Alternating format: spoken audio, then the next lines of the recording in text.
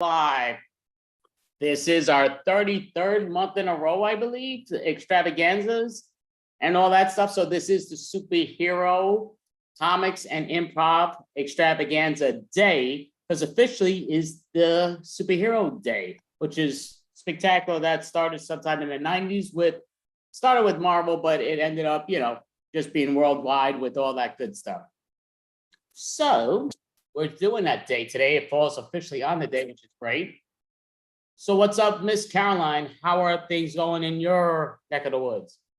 Well, Andy, I'm not very versed on superheroes, so I feel like you can talk a lot more about superheroes now. I know you have a superhero shirt on. What superhero is on the shirt? Well, some people will tell you he's an anti-hero, and some people say he's a villain. But that's Venom right here. I'm looking at the camera angle. It's throwing me off a little bit off my whack, but it's mainly Venom. Mm-hmm. And all that great stuff. I do love my whole salon. I have many, many, many shirts, but this was a gift at, I believe, in Christmas, which was very cool. So I'm missing that. I'm hearing something ringing here. Can't even see where my phone is. I took the ringer off. It's definitely his tinnitus, everybody. So yeah, so we basically do have definitely superheroes. So I know Caroline's not a big factor into the superhero mode in general normally, but I will say she's I would like for today for us to open up the doors where for people to donate for different things, different charities. It's just a great thing for one day, even if it's only one day. I would say if you can do it more, but you can be a superhero for one day. Give to a charity. That people don't realize it adds up. It's like different things here and there, whether it's for animals, ASPCA, different animal charities, but there's many human charities that are great, different cancers and all that stuff. So I would say always give to a charity because it never fails. And even if you don't trust it at times, it's going to be less if you don't give. So to me, give to what, any little charity that you can give. Be a superhero for one day, which is spectacular. My goal is to definitely do so for different charities. It's a great thing. So if you're worried about charities, I always like to tell people to go to Charity Navigator, which actually gives scores on the different charities. So you can kind of see where is the money going? Is it actually going to the charity? Some charities don't have a great score because it goes a lot to buying fun things to hand out. So you can actually see is it going where you want it to go? Maybe you do want it to go to the fun things to hand out, but you can at least know that. So that's always a good place to check out if you're skeptical of a charity or you're not sure. It's always my go-to. Okay, most definitely. I don't disagree with that. So what I would say, just for people in general, because I do know some people say they're not lazy, but they are lazy. It's in my faces all the time. And some people are not lazy. That's a fact. So what I would say, just in general, it's easy to donate. And I'm not saying, listen, if you don't have it, don't even think twice. Sometimes money doesn't always speak volumes. I mean, it does help with a lot of things, but some things it doesn't. But I would say, Caroline, I think she's a great individual. No question. I'm lucky to know her in person. And she's actually was the first one for our improv team, which will be performing later in the show today. We have many, different acts going, but we are the improv professionals. She was the first member ever to perform in that in New York City. It was the first member that grabbed in our team. And I'm an enormous fan of her. I do think that even though she doesn't feel like that she knows much about superheroes, she's a great superhero. She's my own superhero. I love Caroline where I take it, I'm a big family person. Caroline was the first non-blood related, but improv professional, which to me, we're an improv family.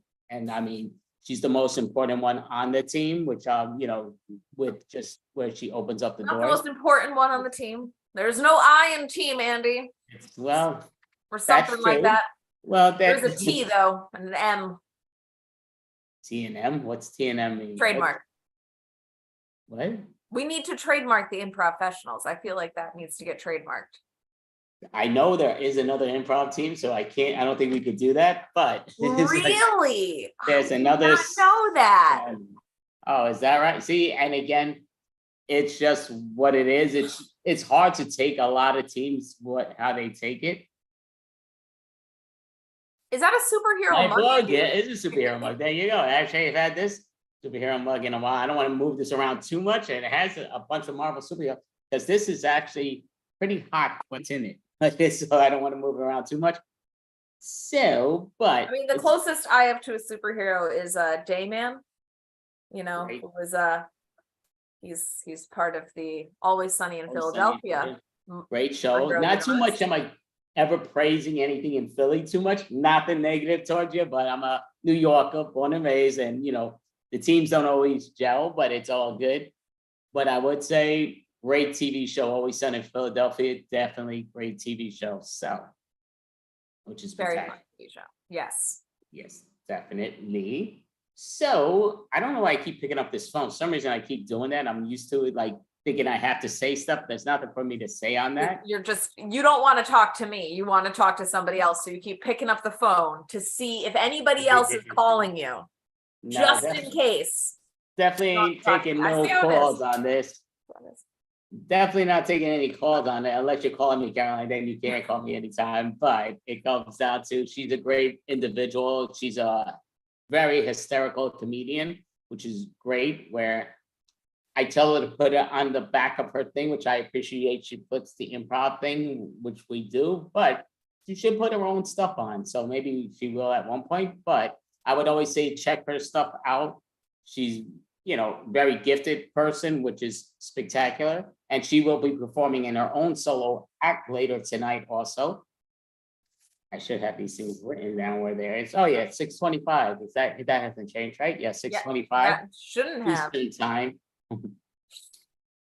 So, oh no, but I don't change anything except when people force our hands. Sometimes that's just so automatic, but. So, Caroline, in general, do you have anything that's coming up that we should be looking out for in person or online? Well, I did just finally start posting sketches on my YouTube channel. And I should have my third one coming out next month.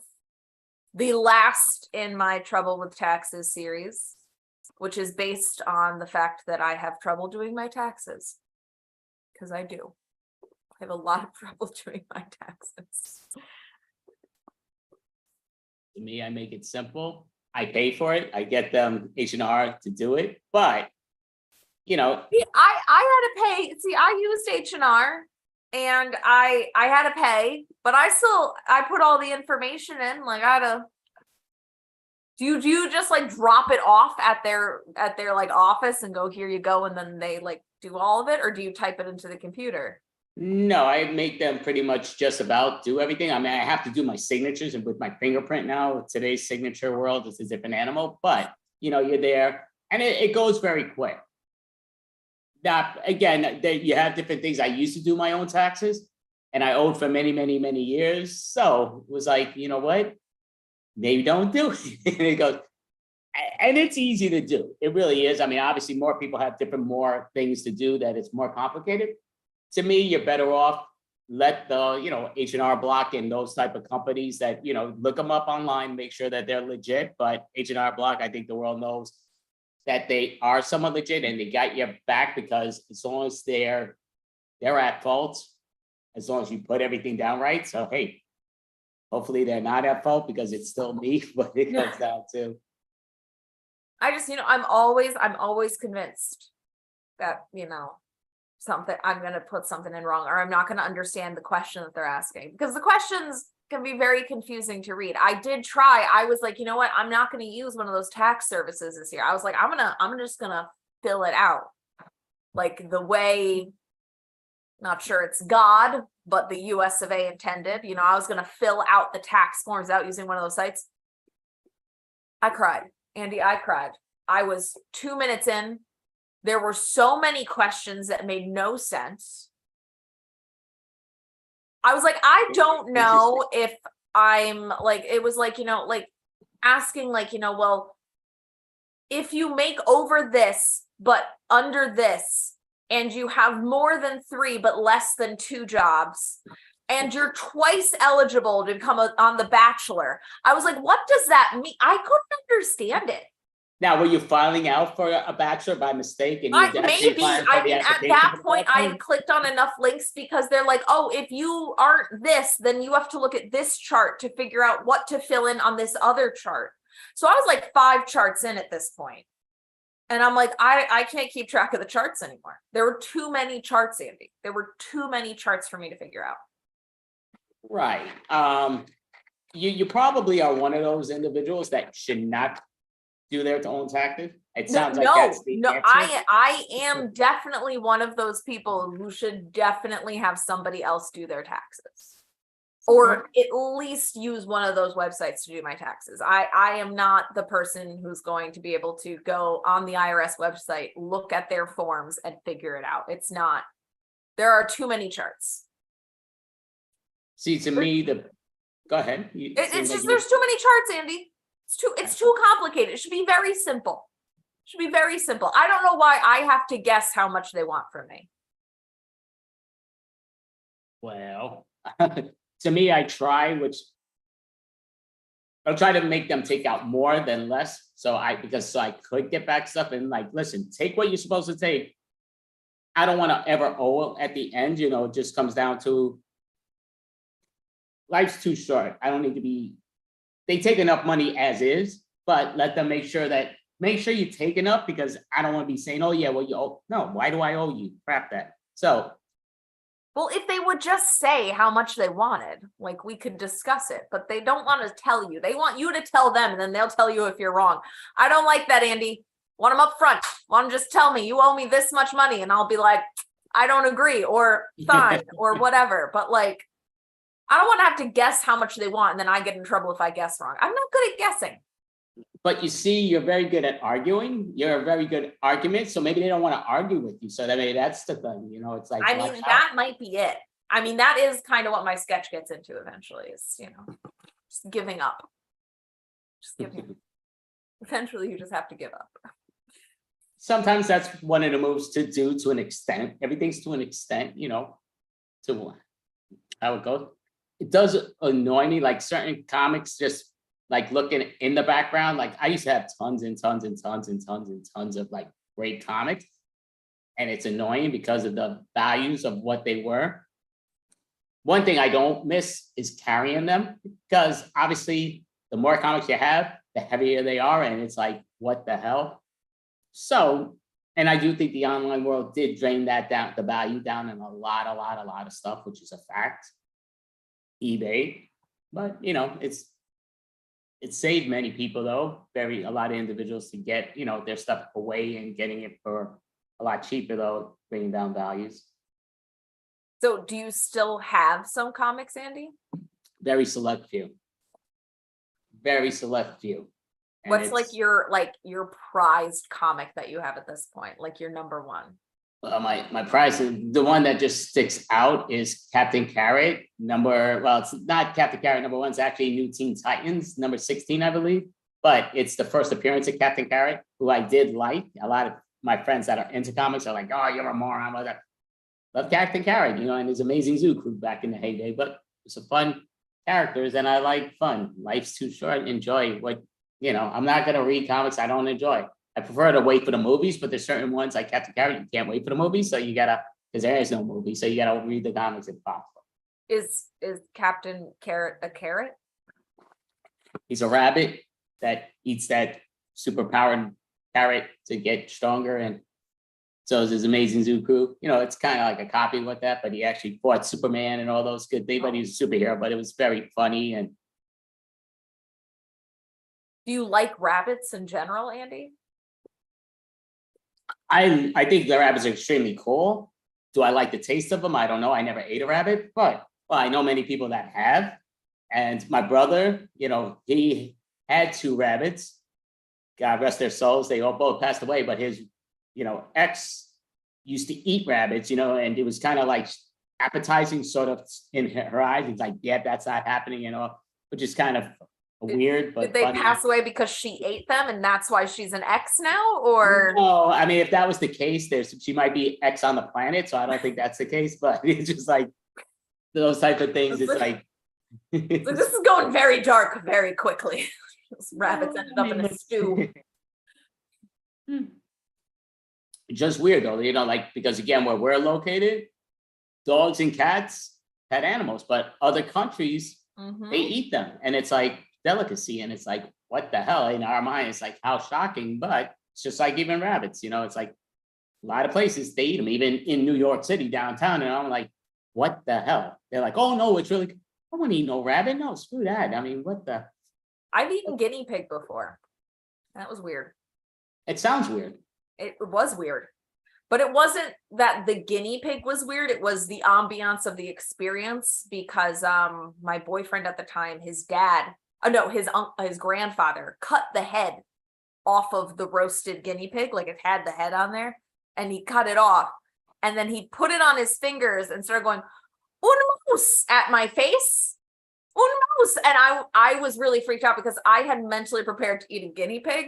Like I went through the process of getting ready to do that. I was like, all right, this is going to be different. It's going to be an experience. We're going to do this. And then when he kept on saying "un mouse," I was like, is this a mouse? Are you serving me a large mouse, or is this a guinea pig? And it was an actual guinea pig. He just didn't know the word for guinea pig in English. But reality is, I don't know if I prefer to eat a guinea pig over a mouse. Not that I'd want to eat a mouse. I don't think either one am gonna. I would certainly. I'm just like, bones wise, you got to go guinea pig. Mice are small, Andy. Like that's not. Never thought about it. Don't want to eat a mouse. Don't want to eat no rat. Don't want to eat no guinea pig. Pig, I love. I love the taste of pig. But like I said in the past, if I see the face of the pig, I'm never going to eat. It's just like, people say, well, do you think you eat those faceless pigs? Like, no, don't. I do not want to see any part of their live body. You just and don't then once they're dead, nope. Even if they're dead, I cannot see the face because I will not eat it. It's just a nope, no thank you. I'm not eating no eyeballs, no nostrils, and I know we did have a science teacher once who made us eat the eyes of a fish. He made you? Yes. That sounds like a major lawsuit. He made you? You know, Catholic school is real weird, Andy, and they got away with a lot of stuff that I don't think would fly anywhere else. But you know, I actually did more weirder things when I was in public school than when I was in Catholic school. They made me dissect a live frog in public school. A live frog? Yeah, dissected a live frog in public school. Yeah, we had to cut it up. And they did the thing, so just ridiculous. Live frog. They did it at the camping. They actually cut off a big snapping turtle's head, live one, and cut its head off, and then said, make sure you never, if you see it, put your hand in front of it. For 24 hours, the head still snaps. So you got to watch out for any snapping turtles, because a big snapping turtle like that one could take off your wrist, but those regular small snapping turtles could take off your finger. Even the dead, until 24 hours, their head will still be when their whole body. So like, make sure you don't, nope, weird. But Andy, did you go to school in some sort of a mountainous area? Was there like a fence around you? No, that's you. That's you. I'm a New Yorker. No, I'm not. No, I'm a real New Yorker. We're city, but that was in camp when they took us out in the camping spot, and they grabbed the live snapping turtle and the guy cut his head off with an axe. But I don't think that was a camp, Andy. I don't think that was a camp. I think that's a memory from when you got abducted by the hill people. I think that's just it is a camp that went downhill. Maybe that's the reason, but it was called Camp Nida. That was at the bottom of said hill. I think they were digging into the ground at that particular moment. If let's teach these kids some stuff, and then they just whacked the head off of the snapping. Well, they weren't showing people let's cut a bunch of heads off. It was one big snapping turtle that the guy showed you. Make sure you don't do. So that was just saying. Okay, so I'm just seeing here, this is the next act. This is saying. Oh, good. Okay, I don't know what he's saying. He's on, but not on. And okay, he said something to me. it's in English, but I don't understand what the heck he said. It's kind of, maybe it's like, maybe he works for the tax people, but he's the next act, so gotta keep up that, but we're Did he still. just send you a series of emojis? No emojis. It was just all his word messaging, but now I'm going into my own. Yeah, I gotta love Thank you. sometimes, like when I'm because I drive a lot now. When I'm driving and you're like you can get your phone to text or email for you, but like so you're talking out loud to it. And it will make up some really interesting phrases if it hears you wrong. Really interesting ones. Okay, do you have a good example that you want to give us, an interesting thing that you tried to send out, but you sent the wrong thing out? Well, a lot of my things are about like, like I'm gonna be late because like that, time management is a whole thing. So I'll be there soon. I'll be there spoon. So when you said I'm gonna be late, were you talking to your tax people and you said, I think it's fate, and they changed the words around to fate and thinking that. I think it's fate. It's not late. Oh. I got it in on time. I did them on time. I did not like it, Andy. I did not like doing my taxes. I did not like it. I'm one of those select few that I know people, like I'm always, as soon as the January 2nd, 3rd week is up, I'm already did my taxes. They're done. Like I'm out because I'm like, get my W-2s by then. Oh, no, I get them pretty quickly, but like, and I send it just with the H&R, just because to me, even though it's only a little bit coming back to me, I'm like, give me the money. Now, if I had to owe money, I'm like, yeah, freak it. But now I make sure I take up enough, even though it's not plenty, but at least I get something back. So I'm like, yeah, give me back my money. I'm not guaranteed to be here tomorrow, but I'm here now. So give me my money. That's how my mentality, I don't know, but it's. Well, then you could make the same case for just pay a little less up front because then you have your money then. Right, but then if you do survive, which so far I have survived so many years, where's our money? Now they're going to be taken out of my paycheck. I don't want that. So it's like, be safe than sorry. It's like, what the hell? But wouldn't it be nice? I'm just saying, Andy, like, let's imagine this moment that they would just do the right amount, like whatever the number is that they're looking for, that they would take that. Right. Wouldn't that be? There's none of this. I don't have to fill out any crazy paperwork. Like they just, Well, I would, some reason we're in 2023. I would think that would make too much sense that they would automatically, okay, how many dependents you have? Boom, boom, boom. Okay, this is what we're taking off. You're not getting a penny back. You're not going to get a penny. This is what we're taking. To me, that would make too much sense. In 2023, you would think, why is that so difficult? Yet it's still insanely difficult, and it seems like that'll be a forever situation. Andy, I bought yogurt this week, and I paid almost $9 for yogurt. You bought a tons of yogurt, or just like I bought like one of those like containers like that big of yogurt. It's $9, Andy. A yogurt, I don't know. To me, $9 a yogurt is going to be something like a lot of yogurt. I'm not a big yogurt person unless it's frozen yogurt, but yogurt, I mean, they have some decent ones, but frozen yogurt. It's not yogurt. Good. It's like a good amount of yogurt, but it's not like a lot of yogurt. For $9. For $9, I would have expected twice as much yogurt. Okay. Do you love yogurt? It's good. Okay, here's an easy question for you. Should be an easy question. But if right now they said for 2023, the remainder of the year, you cannot have yogurt or you can't have any liquor whatsoever, what is going to be your choice? I would pick to skip yogurt. Oh, you would? Okay. So that's, it's like, to me, that's an easy answer. If it's between yogurt and beer, I pick beer, You really don't like beer that much, huh? I love beer. I don't. I love beer. That's what I just said. Oh, sorry. I'm saying I would pick to keep beer and leave the yogurt. Oh, okay. I thought sorry, you said I did that. That was me. I did it backwards. I did that question backwards. Yeah, no, I would leave the yogurt. I can live without the yogurt. Now cheese. That is a tough one. A beery cheese? Beer and cheese, like a beer soaked cheese. Beer like, cheese. That sounds good.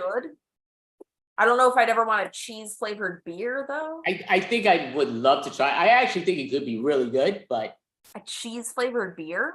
I think that could be really good.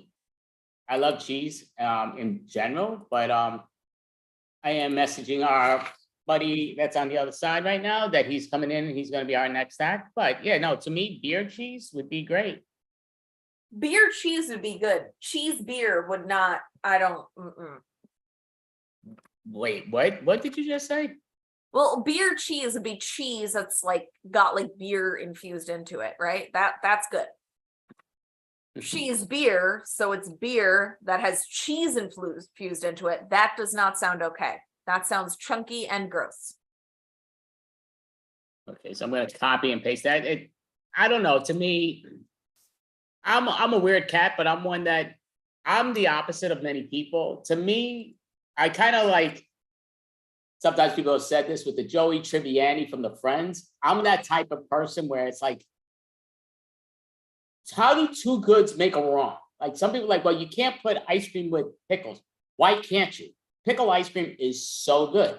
And to me, there's like, I don't know if I could take two goods and make it bad in food wise or drink wise. And I know some things seem like, oh, that could be an odd thing, but why not try it? People don't sometimes will refuse to try it. And it blows me away. Why refuse something that you like? If there's three things that you like, but they don't mix, well, why not mix it? No, because some things just shouldn't be mixed, Andy. But why? What I mean, officially, why? Because it won't taste good. That's why. But that's how do you know that? If you Do you like like orange juice, Andy?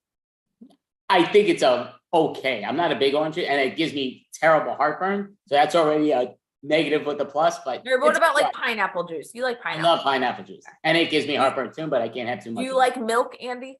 I like milk. I don't love milk. Would you mix the two?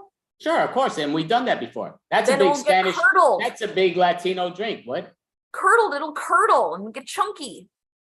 Okay, I don't know. Again, I'm not a chef or a baker, but The I know curdle, that's Andy. You're gross. a big Hispanic drink that they put together with those type of things. And a lot of times people tell me, no, I'm like, what are you talking? That's in the Heights, you know, what that's what they make all the time. And it's like really good stuff, a lot of that. But how do you milk a pineapple? How do you milk a pineapple? Well, listen, Oh. I came in late. I'm sorry. Is that out of context?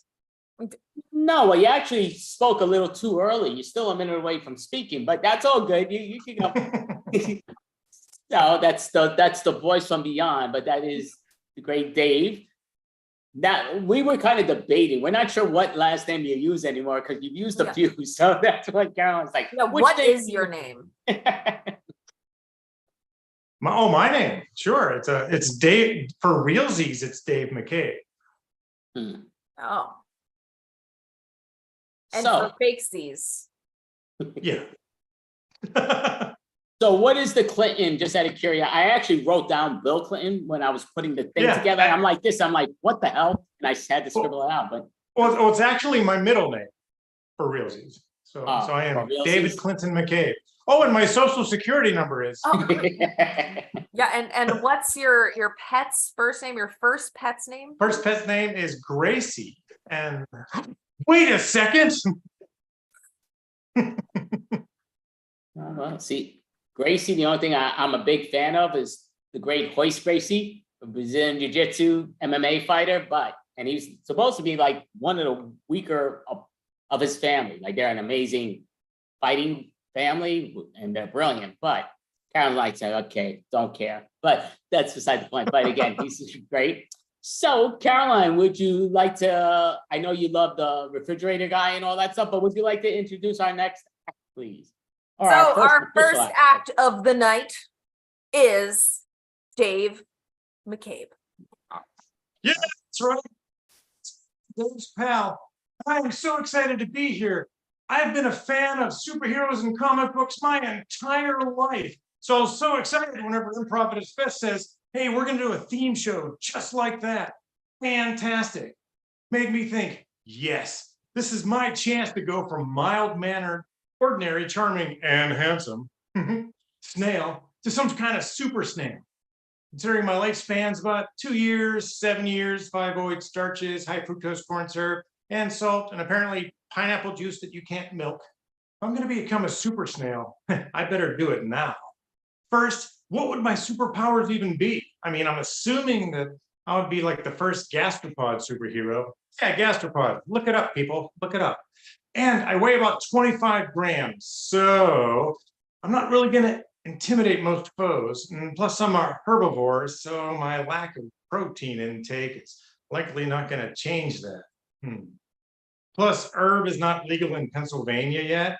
And from what I'm told, that herb may not enhance my general quickness, motivation, or agility. Yeah, and I'm thinking that maybe Flash and Quicksilver have that speed thing well in hand. And then Superman gets pulled into that conversation. And then so like there's just no room for like a super fast snail. I mean, how fast could I be? Well, I'm glad you asked. I clock in at an astonishing 0.03 miles per hour. Do you know that's about 0.005 miles per minute? So doing the math, which us snails are very good at, it would take me 33.33 hours to travel a mile. And that wouldn't, of course, include pee breaks and road snacks.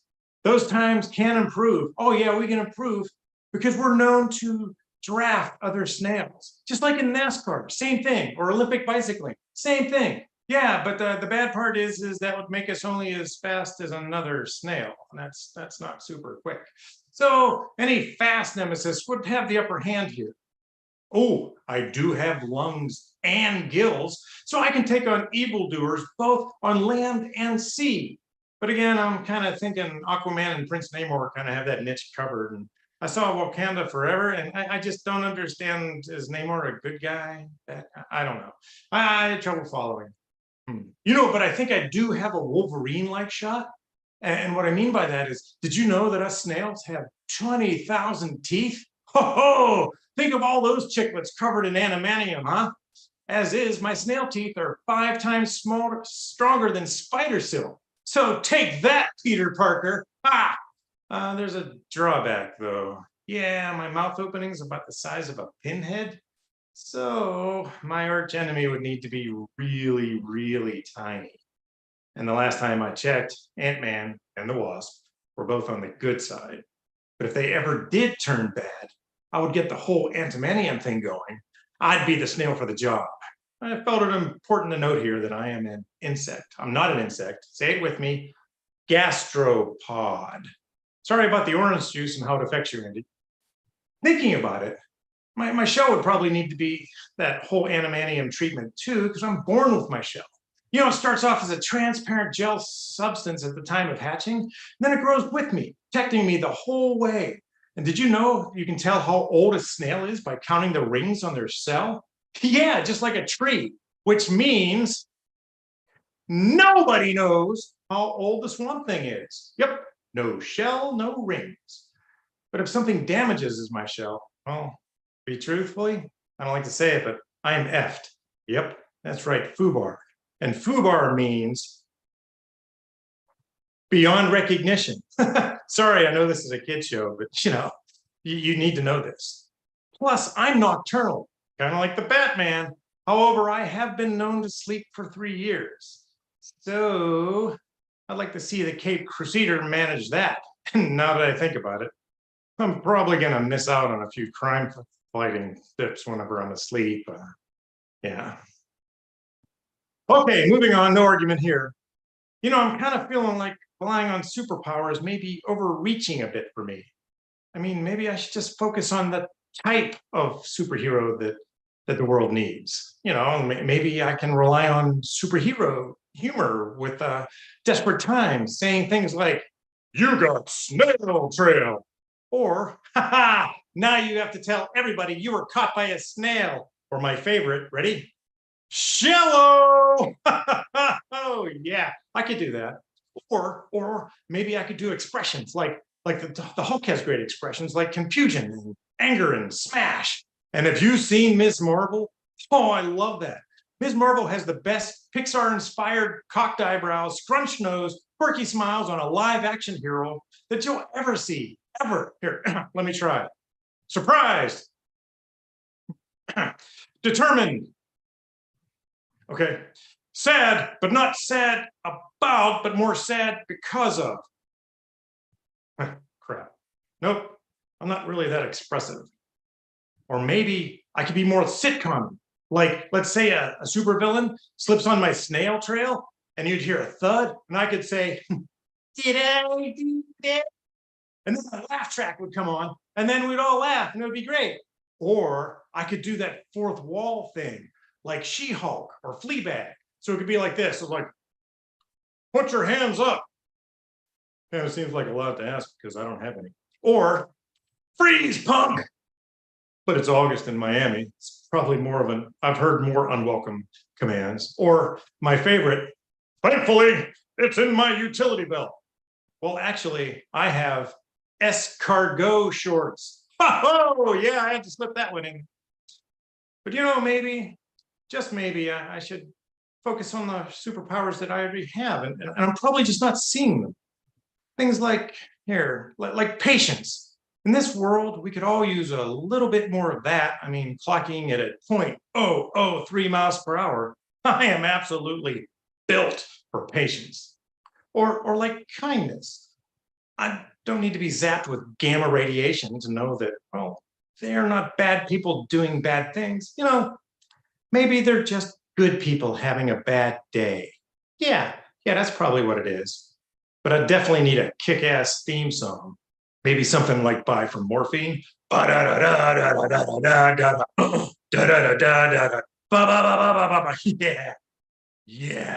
I'm hyped now.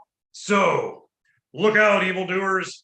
Super snail is on your trail, and you'll know you're gonna get caught. Eventually. That's my pitch. What do you think, guys? All right, great job. Definitely like that a lot. So, Caroline, I know me singing with no music, huh? I'm a little concerned here. I'm a little concerned. I'm gonna say I'm a little concerned. Because your kryptonite is literally found on every dining room table. Oh, you aren't kidding. I mean, like, who doesn't love French fries? And it's like, I got to keep the pasta because, carbs. I'm a diabetic, but I'm not a practicing diabetic. But dang, the salt. Whoa. What I mean? Just say no.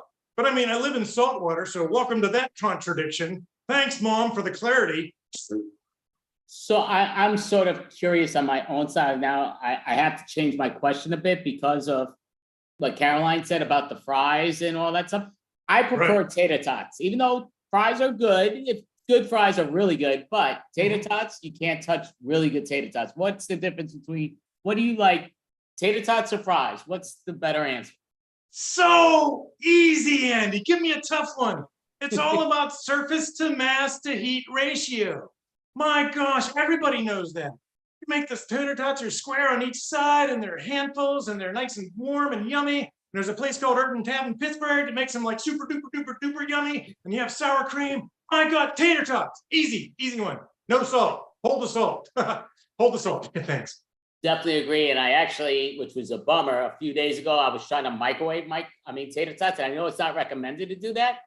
So I put it on a very high number, and now I've really burnt up my apartment smell, which is really annoying. So technically you gamma rayed your tater tots. So you've got a bunch of Hulk tater tots and She-Hulk tater tots. And it's like, she's a lawyer? How is she a lawyer? I don't even know. It's like that CGI is so distracting. What? So Caroline, I mean, because we're not going to have time to get too many words in, obviously. But Caroline, would you like to ask? I'm not even sure what superhero he is. The super worm, I'm a snail. Oh, My God. Maybe I should have mentioned speed, Andy. Maybe that would have been a clue. Or maybe a shell, Andy. God. Okay, so the super snail, is that the name you go by? Yes, that's working title. I'm waiting for Disney to get back to me. So eventually it's going to be, whatever, and it's going to turn into another Marvel Disney movie, which is nothing like a Marvel movie. Have you noticed? So you prefer the Marvel over the DC? Is that, and why is the difference? If you're a superhero, why do you prefer the Marvel over the DC? Well, really, I grew up with Marvel, and it's really not Aquaman. It's wow, Jason Momoa looks good in that sort of thing, and it's really not Flash. It's really like wow, that's kind of a red blur. But the Marvel movies, DC's trying, dude. They're Yeah, trying. but you just named 2 DC characters. You didn't name Marvel characters. You just named 2 DC characters. That's correct, Andy. Oh, I'm sorry. Anything else? Would you like to? Of course, yeah. Caroline, would but you I like was, to ask? Well, as it happens, I'm an empath. I feel of others' feelings. So we all love the Marvel characters. The DC ones need a shout out. I mean, like, I still don't quite get Superman. I mean, it's like Kryptonite, really? And what's with the dog? And it's like, is that jumping the shark? And where's Sharkman? Oh, he's a DC comic. Ha ha. Welcome to you know who and the you know what's and whatever Joker's girlfriend's name is. Caroline, would you like to ask the super snail a question? Well, Yeah, yeah, so I'll eventually answer. So there's obviously they have like the Justice League. What is your league? Well, number one, just not to call it out, not that I'm easily offended, but I do feel excluded because whenever you call it the Just Us League, that means that it's not me, and it hurts my feelings a little bit. But eventually, I don't know. I'm sure there should be something. I'm going to say, give them a hand. Mostly puppet troupe superhero league. So eventually, it'll be a little bit of comedy in there, and I can say that the Florence Pugh is amazing in Hawkeye. It's just hilarious. And she's faking the accent. She's not Russian. Nope, not Russian. Loved it though. I guess I'm just concerned. I'm concerned as a citizen because if I were to try and call upon your puppet troupe hand blasters anonymous group, that's a large mouthful. And I feel like in a moment of stress, in a moment of crisis, as the world is falling apart around me, I don't think I could get that out. Oh, here, I'll make it easier for you. Just scream, "Oh crap!" and then we'll all come running. Oh, good. Okay. Well, I'll find a way to trademark that, but I think "oh crap" would probably work. Okay, but you have to in like that deep guttural tone. The "oh crap!" Like if I go "oh," crap. like you're You not try, gonna Andy. help me. You try. Oh, crap. Oh, I'll be right there. Oh, see, it works. Okay, one more time, Lena. Let's do it. Oh crap! Oh crap! There must be justice that needs to be handled, but not just us. See where I pulled that in? That's spectacular. So I do want to ask one more question, but Sure. before you run off or snail on or off, but it comes down to Snail off. now with your superhero troupe that you mentioned with the, puppeteers or the puppeteers. I'm not sure what the name was officially, but Oh my God. You don't even know my last name and now he's pulling this. Yeah, go ahead, Andy. Keep going. But so now, would you guys or girls or a combination of the both, would you all be able to save the world, being the puppeteers or puppeteers, or would the string puppet be able to save us faster? We will save the world, Andrew and Lena. No strings attached. Bye, bye, bye, bye, bye, bye. All right. Well, thank you so much. That was a great set and a great way to take it off. So, you could snail on by and, I never had snails to eat, so it doesn't sound too tempting for me. But, I know Caroline was talking about how she just finished some snails, so I was just kind of curious, but.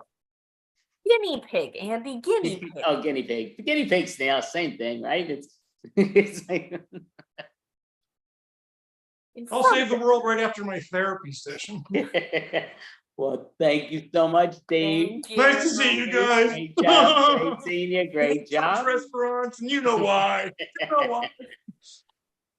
Perfect. So that was Dave McCabe and company. Great job. So, Caroline, would you like to introduce the next improv team? Sure. Up next, we've got Get a Room. Thanks.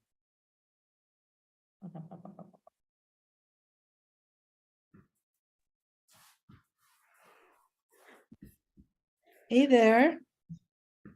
Hi, Andy. Hi, Lena. Thanks for having us back again. It really means a lot to us. We are Get a Room. And I just have to say that I mean, I probably shouldn't, because I now have a new favorite superhero. I thought he was really cute, but I do kind of like to eat snails. I've eaten them in France with butter and garlic, and their name is escargot. And it doesn't diminish their power as superheroes, just saying that that's a little weird. Okay, that's creepy. Okay. Anyway, thank you so much for hosting our troupe.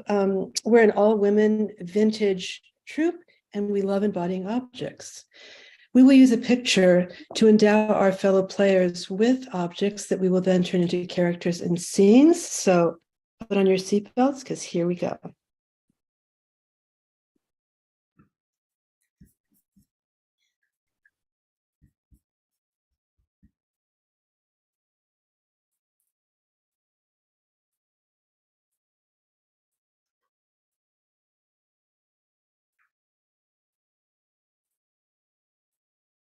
Okay, thank you.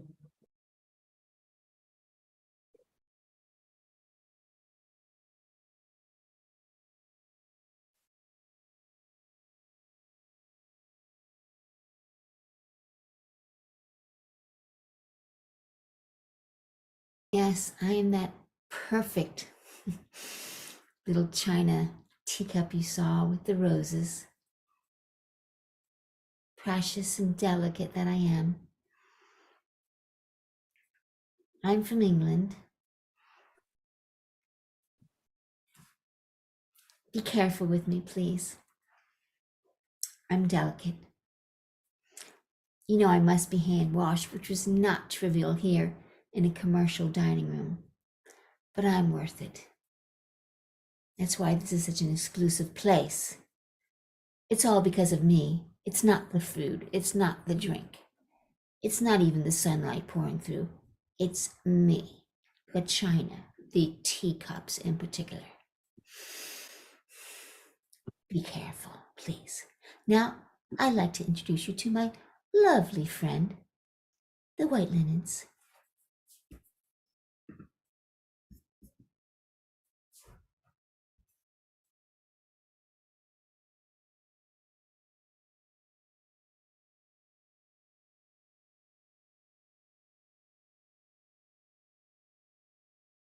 I'm quite sturdy. The thing is, one spot, I'm finished. I live in fear of stains, but I'm also there to soak up stains. So I try not to be worried. I try to lay flat on things and flatter and flatter and flatter and flatter and flatter so that things can sit on top of me like that teacup over there. She can sit on top of me and she can look pretty. I'm here to serve. And there's nothing wrong with that. Nothing at all. I would like you to meet delicious, the yummy watercress, white bread, cream cheese sandwich.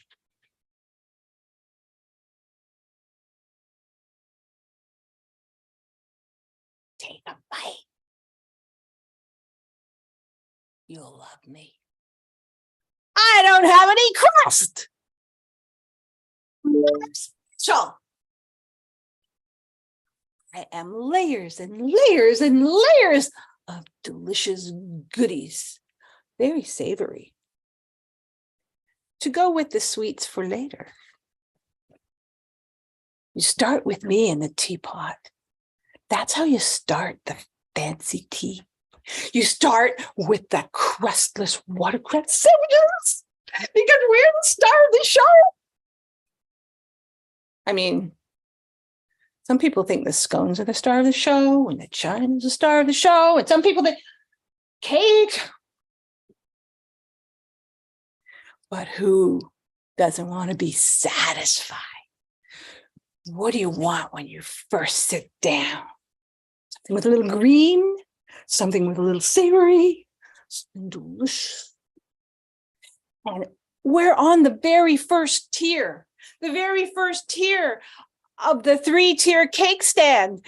And that is who I want to introduce you to. My friend, the 3-tier cake stand.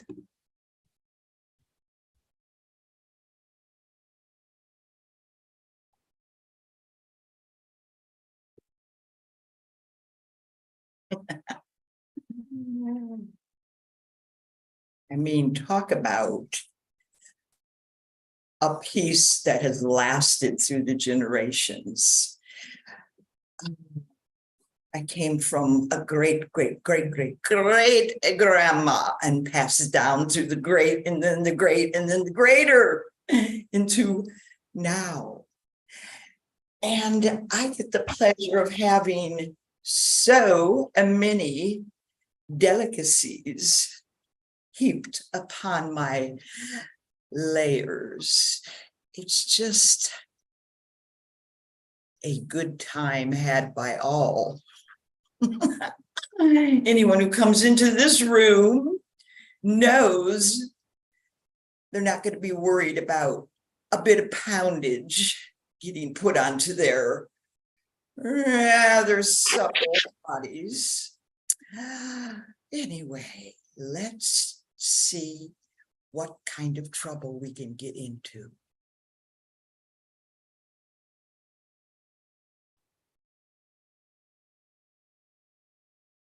Oh, I see a little Earl Grey got on you there. You know what? I'm polite, but you really are a bee. You're such a little bee. And no one knows more than me. Doesn't that drive bee and me? Oh, whatever you're saying. What are you talking about? Whoever's been handling you is quite clumsy. I'm fine. Well, we'll make sure you don't fall off the table this time, because if you get cracked, that would really mess up those little rosebuds. Oh, those little rosebuds, those little rosebuds. Ooh. Are you threatening me? I'm just teasing with you, Tippy. You're my only friend in here. I like you. Ha ha ha. Ha, I do. You're a little, but you're not as delicate as they say. I like you. Sit on down. Sit down. Go ahead, sit down. All right, you did make me a little nervous. Well, I'll make sure I don't do this. Or this. Don't you like to live dangerous, you little delicate little thing?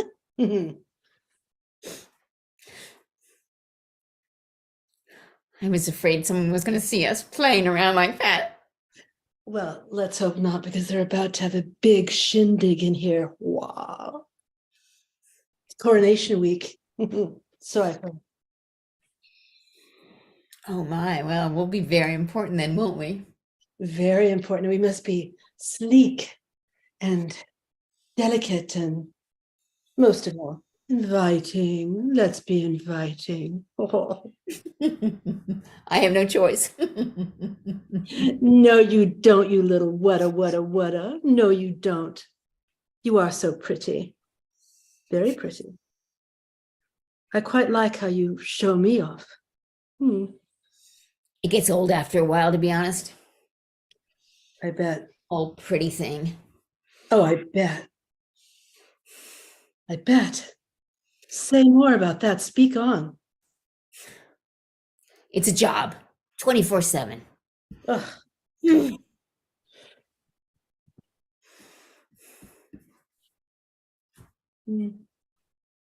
They got rid of too much crust this time.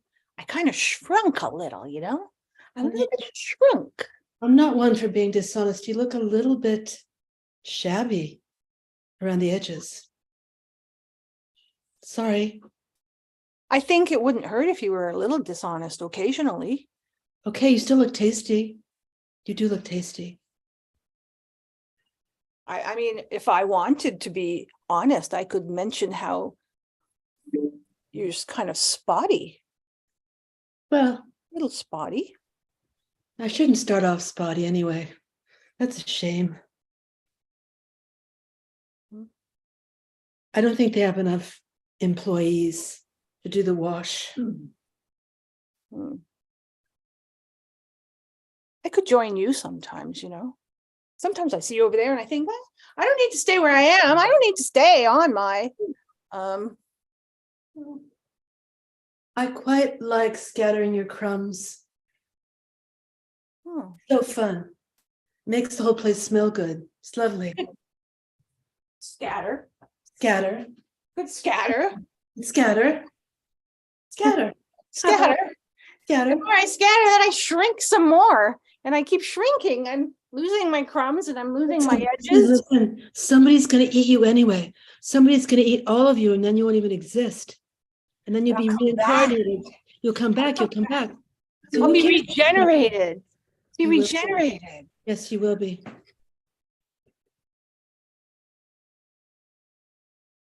Even though you're shrinking, it has to do with how much you are liked.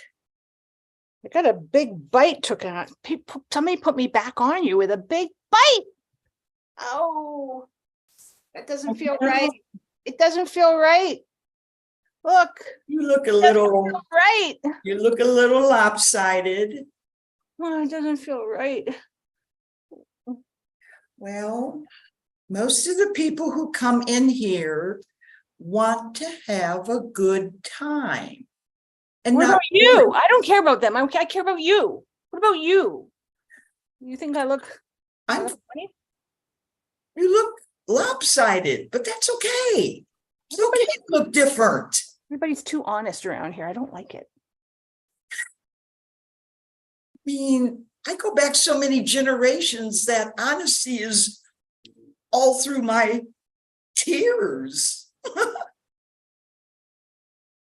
I'm just used to, regenerating and coming back new and fresh. I don't understand this. You are so old. I know. You are But so very well preserved. You are very well preserved, except for the crack. And the chip. You got a new chip. Big chip on the underside of the bottom tier. I'm just saying. I'm being honest, like you guys. You know, when the celebration happens later, hopefully they'll take you off of me and completely finish you up. I hope so. What will happen with you? Maybe my new generation of watercress sandwiches will meet you again. Maybe. Maybe. He talks a lot for a delicate aperitif. I think it's that combination of the protein and the fiber and the water content and the watercress. Fat. Don't forget the fat. Oh yeah, the fat, it's like all that chemical content. That's why so many people come in here to take part in all the fat that gets laid on me. Not forget the carbs and this bread. They love that stuff. I know. But meanwhile, we are the oldest things in this room. And we have such flair. Some of us more than others. Well, I know you're still talking about both of us having an equal amount of flair, of course. You might. I want you to believe that. I want you to believe that. You know, the things in this room seem to be getting a bit uppity, including present company.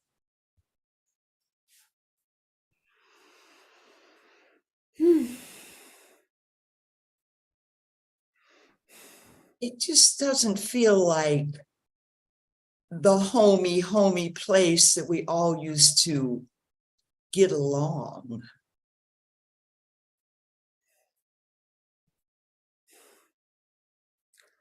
You know, you're right. This whole shtick I've got is getting old. Oh, wait a minute now, wait, hold on.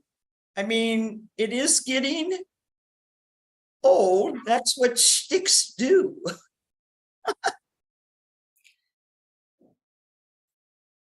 I mean, my superior attitude. Oh, yeah.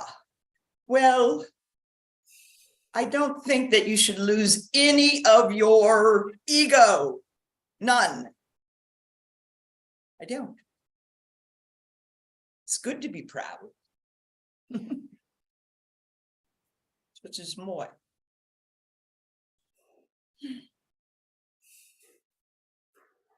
Later that day, just before the big tea party.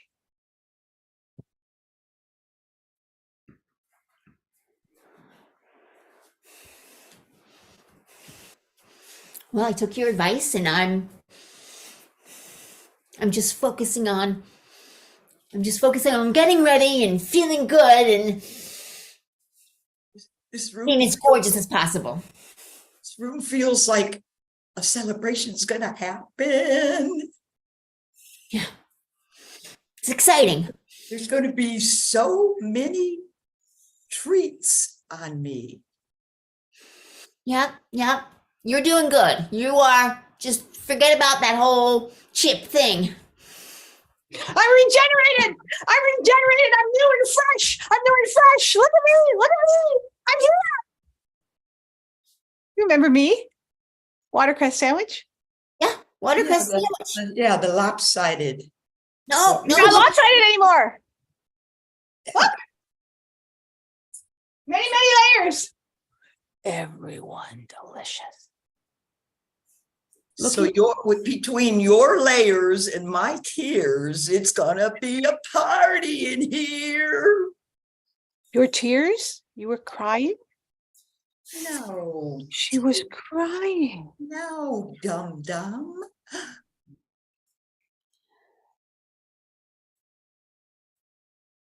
Who is that? She's here for the tea party. Maybe she's organizing it. Does she look familiar? Take a bite. Come on, take a bite. I'm delicious. I think she had some treats to put all over me. Come back. Come back. People are going to want the treats. Savory is good. We need a human. There she is.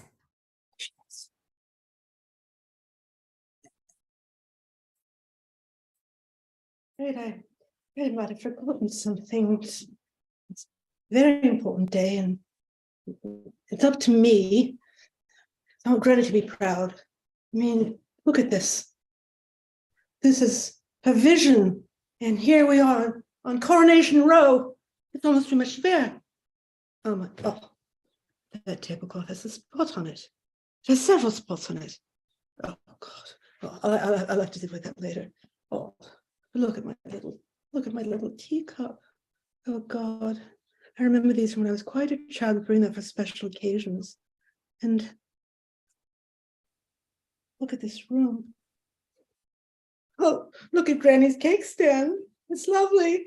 It's a lovely thing. I think it's one of the reasons that we were chosen, because it's a Victorian cake stand. We were chosen for Coronation Row because of the. Oh my God. Okay, got to calm down. Breathe. I'm doing my mindfulness. Breathe. Oh God. No one's here. Maybe if I just have one of those little crust sandwiches, I would like Bite me. but sugar. I don't know. Okay, what's this? I'm going to take it right now before anyone comes in and sees. Bite me.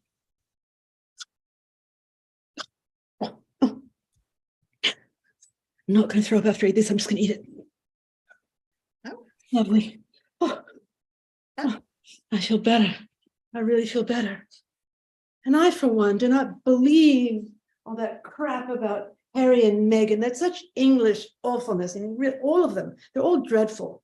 Not Harry and Meghan. I like them. They're my favorites, but for coronation, it have to be, Charles and he's the epitome of colonization all over the world. Dear God. For that, I'm not proud of being English, even though I did like Queen Elizabeth, who I wish would, in fact, wish she did come in here one time and had a crust sandwich. She had a crust sandwich and she took it right off of the Off of me. tray. And Off of me. yes, she did. And then she had her favorite bergamot tea from the tiny teapot. She said, "Oh, lovely. How delicate. I had some of these when I was a child," she said. My God.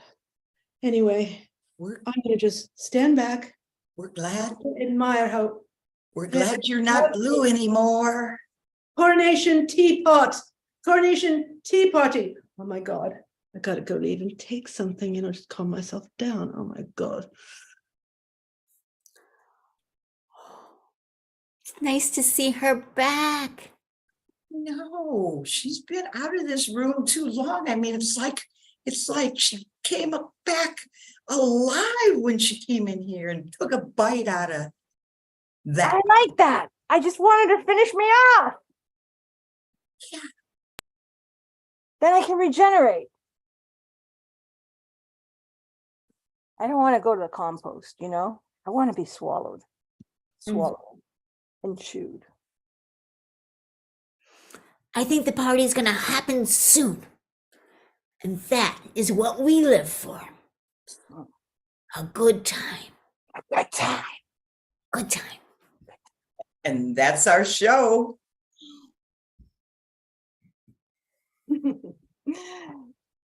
Have a cup of tea then, eh? Great job. Thank you. Thank you. It's like looking here. You had a lot more time, but thank you, ladies. Caroline, would you like to ask these lovely women a question? Yes. I mean, obviously we know you guys are get a room, but what would your superhero names be? I don't know why, but I want to say Ant-Man. But there is an Ant-Man, unless it's an AUNT man. Oh yes, I'll be Aunt Michelle Man then. I would be Delia, the dog whisperer, lord of all dog parts, far and wide. I would be Curly Coil Me Now. I don't know. I don't watch. I would be Delish because all the sweets that I can consume and give out to everyone would be so appreciated. Well, then what would your collective team name be? How do you translate get a room into the Justice League, Right. Grabbing the space. ooh, I like that. Okay. And filling it with sweets. Yeah. Grabbing that sweet space. Grabbing that Yeah, sweet. yeah, very good, Sue. That's Grabbing good. sweet That's space. Grabbing the sweet and grabbing is great. So it does sound like that Sandy favors the cavity, the dentist people. She's like, Oh, you have yeah. to get the cavities. It's She like- does. She I tries to have a Yes. really, really cute dentist, so I love to keep them in business. How about you, Andy and Lena? Do you have superhero names yet, or maybe not yet? I mean, the first time I met Andy, he was Amazing Andy. So I would imagine that would be his Amazing Andy, that fits him. That does. It really doesn't, but I guess that was my superhero action pack name, but I'll take it.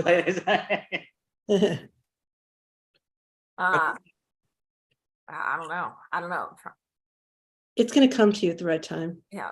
My Yep. go-to name is always Cucumber Caroline, Nice. but I don't know what kind of powers that would imbue me with.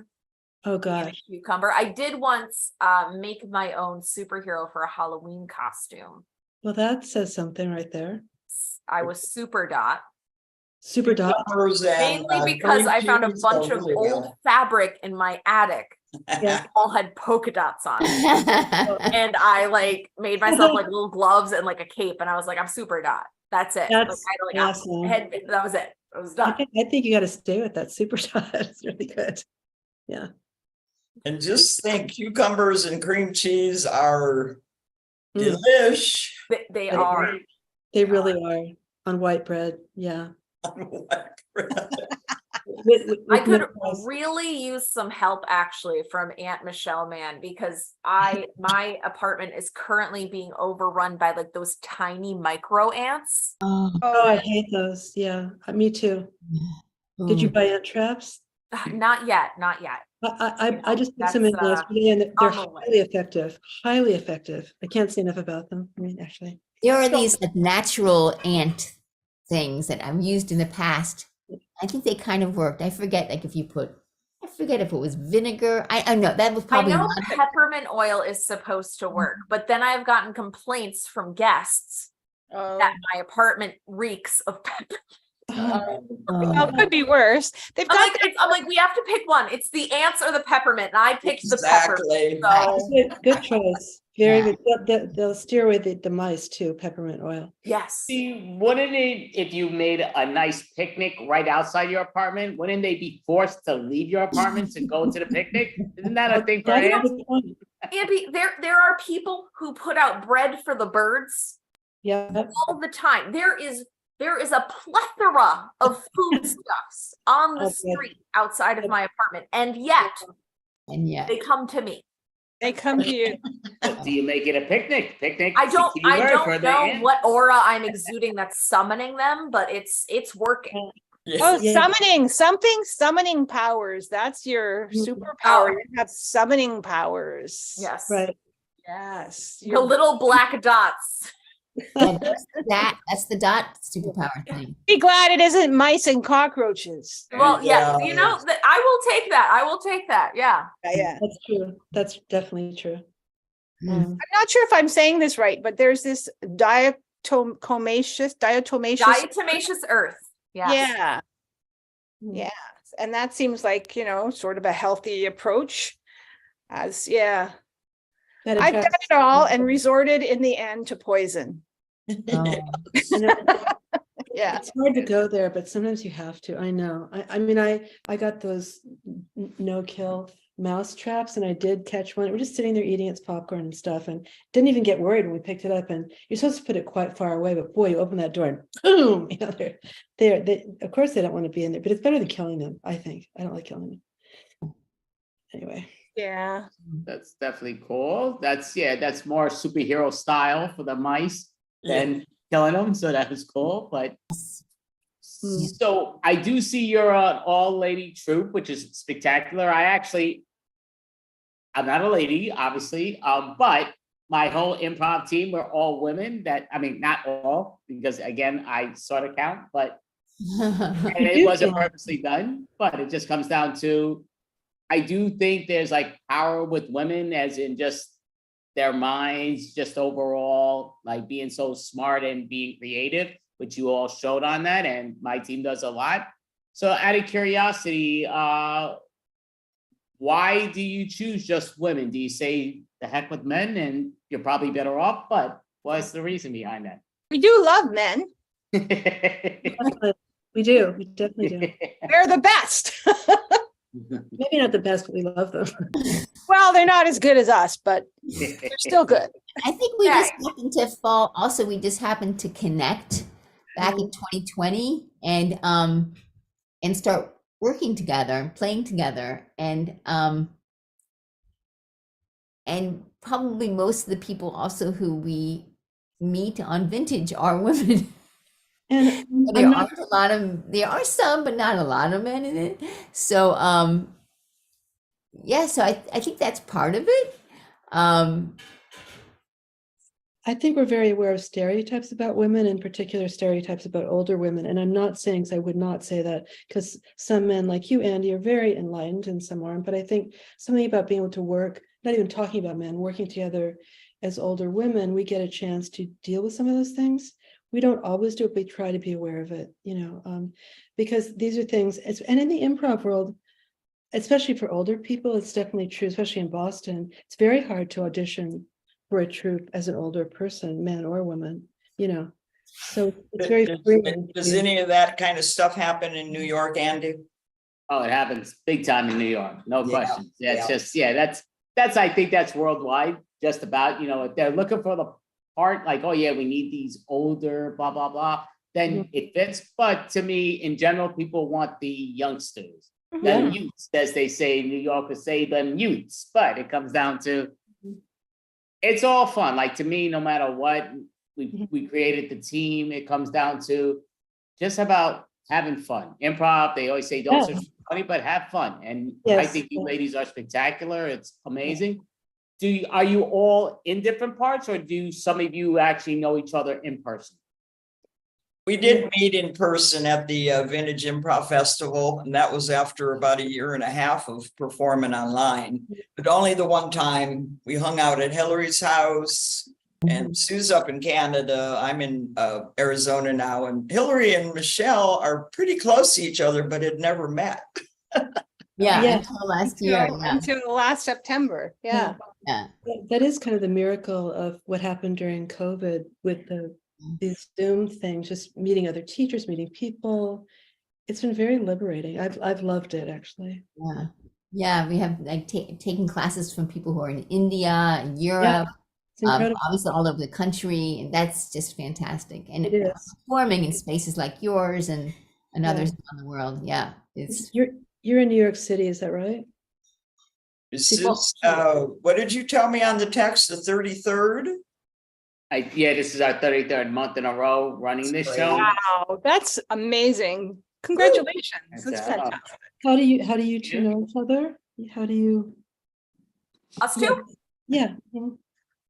Well, all started, I took a random drop-in improv class. Yeah. And Andy wasn't running it. Andy was participating in it. And I thought he was really funny. And then at the end of the class, the guy running it said, oh yeah, and Andy runs his own class. And I was like, well, I want to do the class that he runs. wow. Nice. And there it was. That's nice. Wow. So how long ago was that? 5 years. No, it's been longer than that. We've been together, the troupe, we've been together over 5 years. February 15th is our 5-year anniversary for the improv professionals. But it's probably been about 7 years, I would guess, close to 7 years. Oh, nice. Uh-oh, here comes the 7-year itch. Oh, I How like did that. you, How did you get started putting Extravaganza online? How did that come to pass? It was something that just out of left field, I was like, you know what? Because improv was my savior. I was like big in improv in person just to perform here and there. So our team was a big savior for me. And it just came down to, now that the COVID world hit, I mean, I work at a hospital, so I had to be there, but there was nothing open. Everything is like, everybody's like, get back, get back, get back. And it was like, oh my goodness. So I never thought I could gel with the improv world as in online, but I felt very comfortable very quickly, which I'm very grateful for, because I really do think it does save a lot of people, where the COVID world was really in such a bad situation that, like superhero, day, officially it is superhero day. So to me, it just comes down to, it was a savior, it was a terrible situation, but they made it into a big positive. Like, thank Zoom, even though they have other Zoom style things with the Google and all, I didn't care for them, but I love Zoom, and it was very quick. And I think overall, great job with that. Yes. Somebody shared an article about how doing improv literally changes your brain in a good way, that it brings out hormones or whatever that bring joy, and other things just light up. It makes you more comfortable with uncertainty as well. Right, which is huge. Improv in general, it's okay to fail. It's like, like everybody always wants to be, not saying everybody, but too much of the world has just too much hate in the world. And it's like, why? What's the point? Let's like, I do want to go around before we do, lose you all. I kind of want to know, because we kind of want to do this each month if possible, kind of not to put it on us, but to let the world know. We want to do stuff for charity, just to give people, even if we get those select few that start donating to certain things here and there, it's always a great thing. So I'm just going to go in the order how I see it. So Michelle, is there a nice charity that you like, that you think you can let the world know that people could donate for this? Okay, yeah. So I'm going to be in a mid-May, going to be going to the Massachusetts Envirothon, which is this wonderful, and you can donate to at massenvirothon.org. It's a wonderful environmental education program, and there's actually in every state has it, and it, I adore it. It's fantastic. It brings high schoolers into environmental science and policy. So yes. That sounds great. Thank you so much, Michelle. That's, yeah, definitely I would listen because she seems to definitely know what she's talking about, and that sounds like a great thing. Sandy, what about yourself? Something that you love to, whether you like to donate or just something if you could, you would, what would you like to let?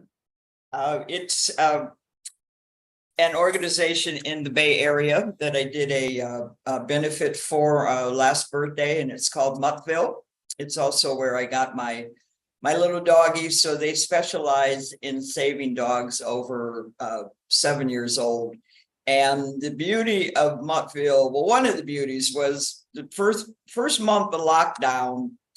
I think their adoption rate was, I think they did like 70 adoptions that first month when people went into lockdown. And these are all literally older dogs. Yeah. Some people come back when the dog passes because they'll take like a 10 or a 12-year-old dog and they'll just come right back to Muttville and get another older dog.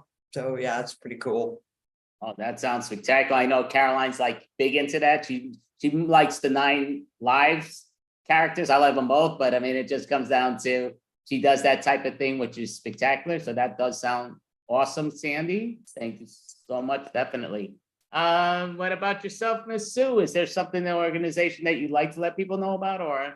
Well, I like animal ones, but I guess Sandy's already mentioned that. So I think like Amnesty International.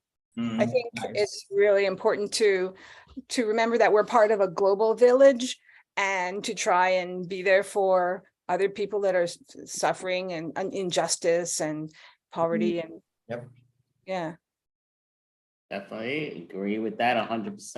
And how about yourself, Hillary? Yes, I'm not going to mention the animal ones that I love because it's been mentioned, but I'm going to mention the Southern Poverty Law Center, which is a very, very old organization that fights the radicalized right and helps people with voting rights, about discrimination. There's so much that they do. And my father was really into them as well. So I just think, yeah, that would be the one I would choose. And if I hadn't also, I could have chosen Amnesty, but I'm choosing this one. No, thank you. And that definitely sounds awesome. So Thanks. no, thank you so much. And I mean, to me, like I say, it's Superhero Day month. Officially, it's the day, it's not the month, but we took it because it fell on the day.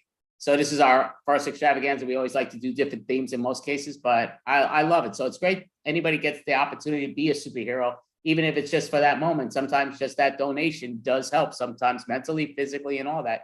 Yeah. So, but you ladies were spectacular. Thank you so much. Let's get a room. See you next month, I hope. Yes, that would be great. And just for the record, May 19th, isn't that right, Caroline? I think it is May 19th. Yes. May 19th is the next one, which is 3 weeks from today. So we have that little short cushion month. But if you all will do that, we'd put you right on the schedule. But you need time to, you're all in it? Yes. Awesome. So perfect. Thank you for being so supportive. Thank you so much. No, you're all great and no take back. So we got you in now. Just messing with you. Thank you. God, get a room. Thank you so much. Thank you both. Bye, Lena. Take care of yourself. It's Lina though, isn't it? Lina, sorry. Oh. Lina, Carolina. I go by pretty much anything. Thank you. Bye. Thank you. Thank you. Have a great days. Thank you so much. Oh, Karen. Well, Andy, you asked them what their where they would donate to. Where would you donate to? What's your place? What's your charity? I'm bad with memory with stuff like with certain things, but it comes down to like I like to do different donations. My mom, God rest her soul, passed away from breast cancer many moons ago. So like those type of organizations I think are great. It's always great to open up the doors. I love the animal organizations, like I said, with ASPCA, North Shore Animal League. And again, I'm sure they're worldwide, which some of them mentioned. it's just spectacular. I mean, there's just so many, like, what's wrong? Like, almost, you know, it's like the world has too much hate and we shouldn't have hate. Like, life is short, so treasure it, enjoy it. We should worry about diseases. Let's try to, and again, if you financially can, that's great. But if you can't, so be it. Even donate your time. Time is, you know, means a lot just to help that, whether it's the elderly, the youngsters, what's what. If you have that opportunity, give them a chance, enjoy life, and let people realize, like, it's just great. Sometimes it's when we're just alone, we have nobody to speak to. All they need is that friendly voice, that friendly person that gives them that. So to me, yeah, it's always spectacular in that motion. Superhero official day, but to me, every day you could be a superhero just by those simple things. Like I say, Caroline has no clue how much I treasure her. I think she's a great individual, and she definitely is. She's a great talent. What I would say is, if you're an agent, people don't realize how good she is, and she doesn't even realize how good she is. There's certain things, like, she's a spectacular person, but she has a spectacular gift. She actually has a great voice also. And I mean, it just comes down to, you know, we don't get to show that off more, but, like, I mean, to me, she should. Like, Caroline's a spectacular, like I say, I definitely very thrilled she ever here and there. Now, you know, once she does cross that border where she does get that contract, I don't think she'll ever know me. She's gonna put that block of cinema, like, Andy, who no, get the bounces. Think so little of me, Andy. I remember my roots. What? So, Caroline, overall, just because we do have a little time now, what I would like to say, I'm just going to be so bad with this, which is annoys the crap out of me. It's what I do best. But what is, just because we did have an improv team that was supposed to be up there, and they're a spectacular group, they weren't able to make it tonight, and they're Extreme Improv. They're a great organization out in the UK. And I mean, they really do unbelievable stuff.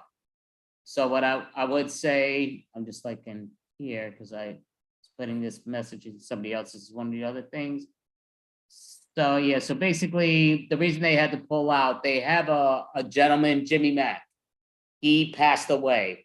And, you know, he was a pretty young individual. When I'm saying, like, young individual, so I'm not sure if anybody's aware with what happened, but it was a big part of Extreme Improv. So that's the reason they just, in respect for him, they bailed out. And again, Extreme Improv, spectacular, David Riley Pruzansky and company. But what I would just say in general, like, just again, was a great entertainer, improv, stand-up, did podcast, Jimmy Mack. And, you know, like, God bless him. I wish nothing but the best for his family and his loved ones. And even with that, sometimes, like, any charity work, just give somebody that thing. Like, even if you see, you know, life is tough. We don't have, some of us have it better than others.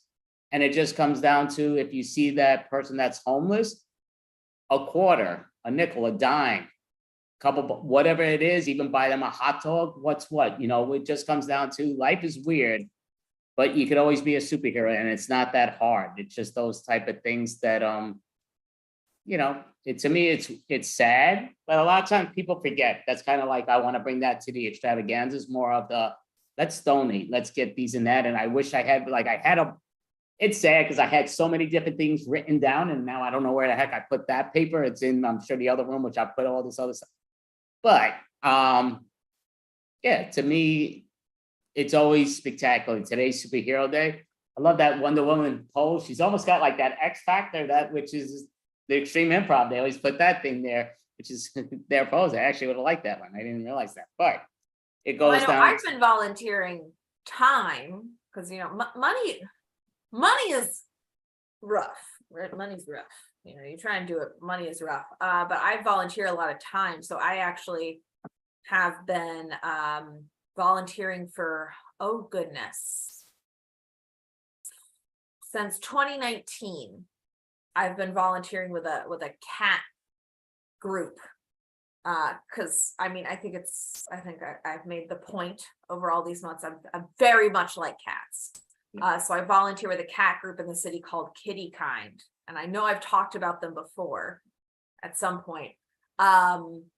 but yeah, like, you know, they're always, you know, like a lot of those shelters and stuff are always happy to have people come in because, you know, animals poop, Andy. I don't know if you knew this. I don't know if you were aware, Andy. No, I thought animals didn't have to poop. Is that- They do. They poop. They poop a lot. And so somebody's got to get up in there and clean out that poop. And so I am one of those people that once a week goes and cleans out that poop. And that's actually where I got my cat from. I started volunteering them right before the pandemic. The pandemic hit, everything shut down, you know, then where I used to work opened back up and I started going back in for that. And then they were able to open their doors again. And I was like, well, I'm going to go back and be volunteering again. And then, you know, ended up adopting my cat from there and he's been terrorizing me ever since. But they have some lovely cats. Oh, there's one cat who's there right now. Her name is Jill, and she is an absolute treasure. And I would love to bring her home with me. But I really don't know how my cat would react, Andy. I don't know how my cat would do with another cat. I don't know. He's Right, so well, weird. He's That's so understand. weird. How old is Jill, out of curiosity? Jill is 2.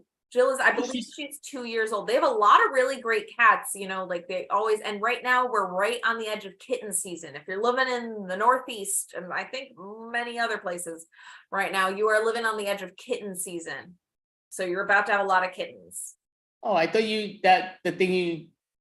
and that's a spectacular thing that you donate your time with that. I thought it was all older kittens, so you have the combination. Oh, of so that. Jill, who's currently up for adoption, she's around 2, I believe. But my cat who I adopted, he is currently 13. He's going to be 14 in June.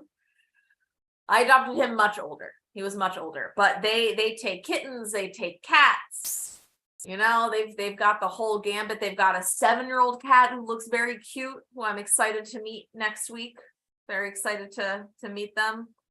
You know, the best part about, you know, like volunteering with the cats is every time you leave, we volunteer in pairs. So me and the other girl are always like, okay, we hope we never see you again. Because the goal is, of course, that you never see this cat again. The goal is that you never clean that cat's cage again because they get adopted by somebody. So you always get excited when you come back and they're not there, which is one of the weirdest things because you're usually excited to like see something again, but you're like, oh, I'm so glad you're not here because that means that you're at your new home and it's fun and you're loving it and you're running around having a whole house to yourself or to yourself and somebody else. Yeah, no, I mean, that's definitely, I mean, spectacular way to look at it, no question. Like I've always felt with animal, I love animals in general. I've had dog, only one dog. I've had cats in the past, but it's hard, you know, I mean, because again, life is short for everybody, but it's really short in the animal kingdom, but they still need someone. And it just comes down to, it'll benefit each one of you, whoever, you know, if you have the time to give it time, you know, I mean, like animals, sometimes it's worth the effort, you know, like sometimes we're like, oh, it's too much of an effort. Well, why? And some people are like, well, you know, dogs can't live in apartments, but of course they can. You know, you got to realize they're better off living in an apartment than being put to death or, you know, living in, I mean, it's just the reality of it though. It's just like a lot of people I know are like, oh, I don't know how you rate. I had a 100-pound dog in a small apartment, and she lived to 14 and a half years. I was very grateful to have her. And it just comes down to, you know, to me, animals are great. They're spectacular. And I mean, what Caroline, like I said, Caroline has a great heart. Caroline's a spectacular person. She does this and that, and she has a great gift talent in her arts of performing when she's able to and doing what she does. So I don't think she realizes how, you know, much she's appreciative because again, she's a spectacular individual just in general, like even with the donations here and there. And I know to me, like it's superhero day, like out in my brain for anything. I'm looking at reading this as I'm saying, I'm like, why am I reading that? But it's actually the schedule that we have that's coming up. And I'm just like, because it got a little flipped and I'm like, make sure I do that in order. But I know our schedule is so off, you know, but for very good reason, you know, obviously, you know. yeah, no, Go out definitely. to them because that's the rough thing, losing a teammate, you know? Yeah, no, it's definitely, it's always tough, life is short. And it's a bummer. Nobody ever said life would be easy. To me, it just comes down to sometimes even you have to be a superhero to yourself. Like treat yourself okay. Like realize life is short, but you're allowed to treat yourself. You're allowed to enjoy life. It's okay. Sometimes it's hard, but make it easier. Animals sometimes are a big lifesaver to many people. And it's just like, it's weird, but it's so true. It's sometimes they're like, yeah, but they need this and that. Don't you need things? I mean, it's okay. The key is be together. Animals have saved many, many, many lives. And it just comes down to many people have saved many animals' lives. It just comes down to, it's a great, great, great feast. But even outside the animal kingdom, even though humans are animals, it just comes down to any charity, any time or money. It's always greatly appreciative wherever it's at. And it's weird because again, I've done different donations at different spots here and there. And I'm a paycheck to paycheck person. It's just what it is. But it just sometimes it's like, you know what? Give what at the moment. I would always recommend to people, don't take a dish off your plate. Don't, make it where the goal is don't make yourself hurt. But if you have that ability to, instead of drinking 5 cups of coffee today, drink 4 cups of coffee today.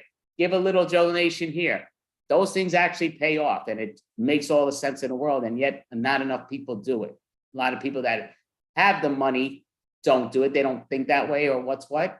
And it just comes down to, sometimes if we all just said, let's take our neighbors and treat them like, the way that we should all be treated, life would be a lot smoother and we could all be, like I say, it's superhero day, but be a superhero because it is the easiest of things to be. It's just we make life so complicated. It's going to be such a struggle. Improv, like I say, it's a big factor. Comedy, to me, it's okay to laugh, enjoy laughter. And I would always say, yeah, like even sometimes certain spots, kind of like comedy spots and different things, ask for donations here and there for certain things, which opens up the door. To me, a lot of times you have it where like you go to improv schools and here and there, sometimes they'll do it where they could do scholarship styles, which again, the donations help that. Nothing wrong with that at all in comedy and for people to explore, to expand on their abilities. So there's a trillion things to go online and it drives me nuts because I did have different things just to say it, but it's simple. Sometimes the sad thing is people needed to be sat on their lap before they make that move. All it takes is that Google search. You know what? We know there's so many diseases out there. There's so many for humans, for animals here and here. St. Luke's, it's those type of things, it's just unbelievable. It's enormous. Cancer, there's so many different cancers. It's just, it's a terrible mode. Nobody ever said life would be easy, but you could always make it easier because sometimes when all it takes is that few bucks, it'll make you feel better. It's just, or give that 20 minutes, give somebody that opportunity, talk to those people. And it's weird. Like I say, superheroes, I'm a big time superhero fan. I know Caroline's not, but the reality is she's way more super than she ever realized. She's a great individual, again, doing what she does for the cats and all that other stuff. But she, she's very creative. I'm really good at scrubbing in the corners. And it's going, okay, You yeah. know? So I don't know if she might, hey, I don't want to touch the crap there too much, but it comes down to, and hopefully it's not only done once a week. Hopefully they have other volunteers. Oh no, Once a yeah, week it's done sounds bad. twice a day. Twice a day, those cats get lots of love. Lots of love, yes. Well, that is awesome. And I do know, like, my brother, he did move out of the city, but it just comes down to, he used to do a spot. I'm just so bad at my areas, but it was pretty much on Amsterdam Avenue. And it was either in the 70s or 80s on Amsterdam Avenue. And it's an animal spot that you could donate your time. And they, a lot of times would have dogs, cats, rabbits, and different animals, and some birds and type of stuff that was spectacular. I went there a few times. You could donate your time or your money. And I'm assuming hopefully they're still around after the COVID world hit, but I mean, it was just such a spectacular thing. And again, they had the different ages. Some were a lot older, some were young. And it was just like really creative of how amazing it was with that stuff. Yep. There's always somewhere around. That is spectacular. Now, I will say, we do have a lot of time. Caroline, which is great. Well, Andy, I know I recently put up some sketches on my YouTube. Okay. We could we could watch those and you could critique me Okay, go. live Well, on the air. You can make fun of yeah. me. No, I would never make fun of you. You're too good to make fun of. But you could definitely, definitely show it off to the world. You Let know, us- we can definitely because I know we have some extra time today. So let me get Yeah, this. that's, and again, just because of a Yeah, you know, thing which that it's good on them taking that time to. and just for the record, if for some reason I wasn't to make it, Caroline, I do want her to take over the show. Don't put it on now. She needs to go that extra step and mile and throw stuff out there, but all right.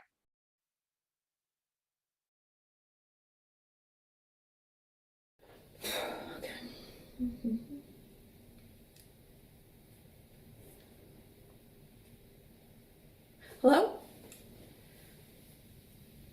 Yes, I had gotten a letter about an issue with my taxes. Yeah, case number 583-5545. Yes, that's me. Yes, I have a dependent. He's 11.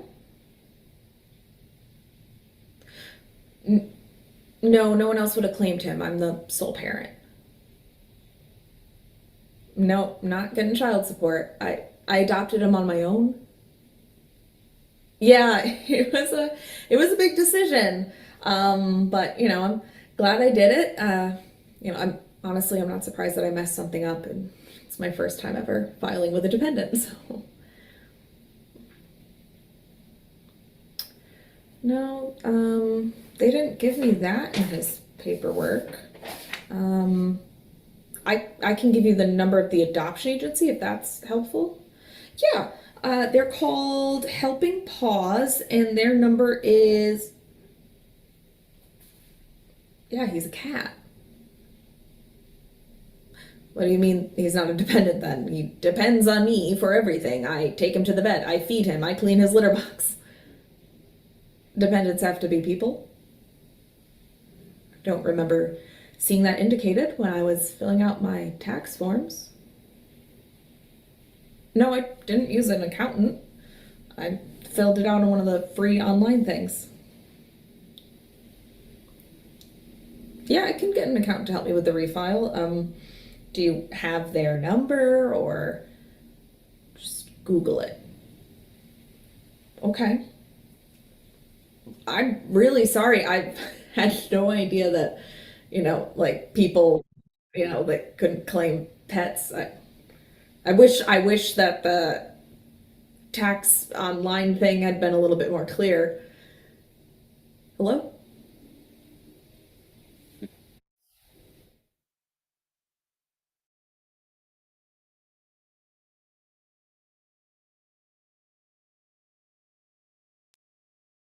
I'm Yeah. fun. Oh, that was actually very funny, very good. Now, just for the world, no, don't call Caroline all at once. She gave her number out, but don't call her at once. But yeah, it's Funnily Oh. enough, I accidentally found out this month. So I put that out, I think in February or March, I can't remember. I found out that there is an organization called Helping Paws. I swear I did not know that when I gave that up. But That's there is an great. organization called Helping Paws. You can donate to them, I'm sure. No, that sounds, yeah, definitely. Those things are open, is open, no question. And I do know you did your little two-parter. Do you want to show the second Yeah. part too? Then people could tune in into she will, I'm assuming, gonna share what her YouTube is and not make it a secret like a hush hush. So you can see the third part when she finishes that. I will do that, I promise, at some point.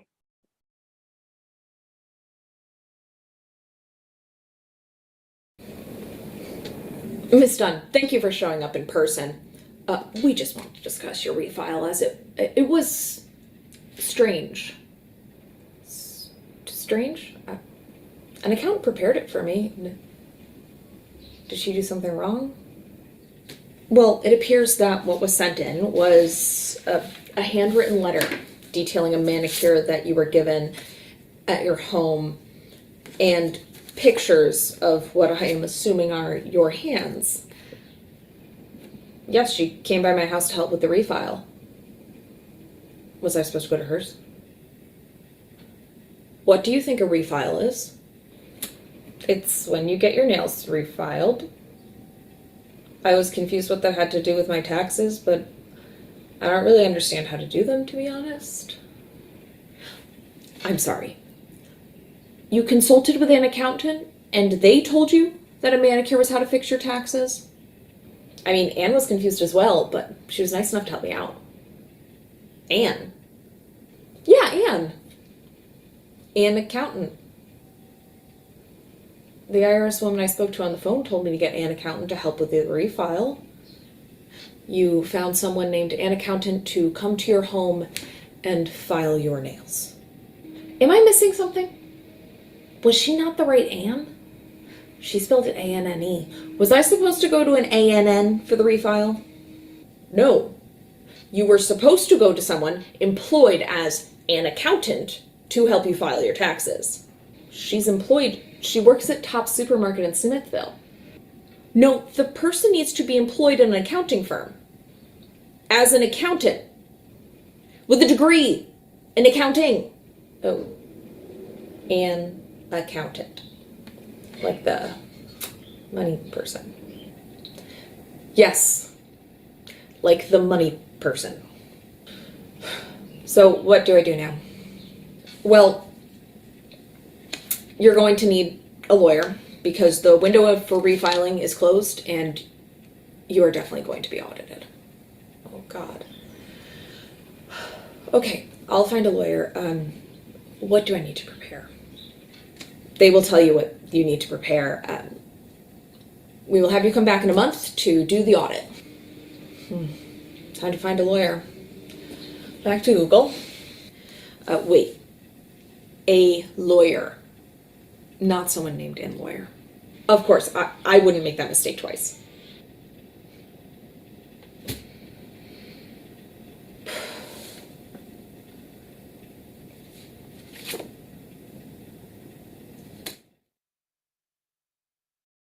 Yeah. Hello, everyone. Welcome back. I'm Ken, and that's Buff Pro. I thought that was somebody coming on. I'm like, I don't see a third person popping up. There we go. Now I'm back. That was my Google autoplay going. You know, and I actually have the letter. I really did write a little letter to the IRS. Look, it even has a stamp and everything. Mhm. Okay, it almost looks like is it a love letter? It looks like a nice. It does, because you know, Hallmark card. obviously this person, it's a little thank you note, you know, because like who knows how you're supposed to address things to the IRS, you know? This is very difficult to show with the background on. Yes, most definitely. That I've seen. It's like. Here we go. Okay. You see? Little thank you note. It's a little letter. It's very Oh, cute. that we see clear. Okay, for half a second we saw. Yeah, okay. These backgrounds are crazy. Yeah. Yeah. I mean, I will give them credit though. These backgrounds are amazing without the green screen. So that to me is unbelievable. We got a little stubborn with it, but Little stumbling blocks here and there. Yeah, so that's based on my own personal experience trying to file taxes. I never did, just to clarify, I have never tried to claim my cat as a dependent. I'm not entirely insane. I'm a little crazy, but I'm not that crazy. So just to be clear. like I'm one that I would actually to me, that would be a great case to bring to court. Be like, listen, what the heck? I know they love to take animals and say it's property, which annoys the crap out of me because it's like, no, it's not You property. can get Right? credit cards in your pet's name. I never heard that. Oh, people have done it. So I'm like, if they can have a credit card, then they can be a dependent. Like So how many credit cards does your cat have? I'm 7. curious. He has 7 and all of them are maxed out. Okay, interesting. But I don't know how he's going to pay him off. I've asked him multiple times. He refuses to answer. that's okay. That sounds like you said he could be stubborn. I guess that sounds like a stubborn type of cat. Problem. And how long have you had him right now? I got Cubby August 15th, 2020. August 5th. Okay. So yeah, that was his official adoption day. I did what they call foster to adopt, which frankly I would encourage lots of people to do. So it's where like they come and stay with you for X amount of time. Oh, here he comes, speak of the devil. They come and like you get the animal for X amount of time to see if it's a good match. And then you tell them like, yes, this is working, or you say, hey, like this isn't the right fit for whatever reason. But yeah, I brought Cubby home. He screamed the entire ride back to my house. He had been in a foster like placement in Manhattan. I brought him back to Jersey and he screamed the entire time. And then the minute he got out of his carrier, he was just like, psh, I'm here. I'm good. I'm fine. I'm golden. And he's just got louder ever since. Louder and louder and louder and louder. So when you drive, do you put him in one of those cage things, or does he get to run around your car? No. Cubby does not like to be contained in any fashion. The first time, well, when I went to get him from the foster, that was a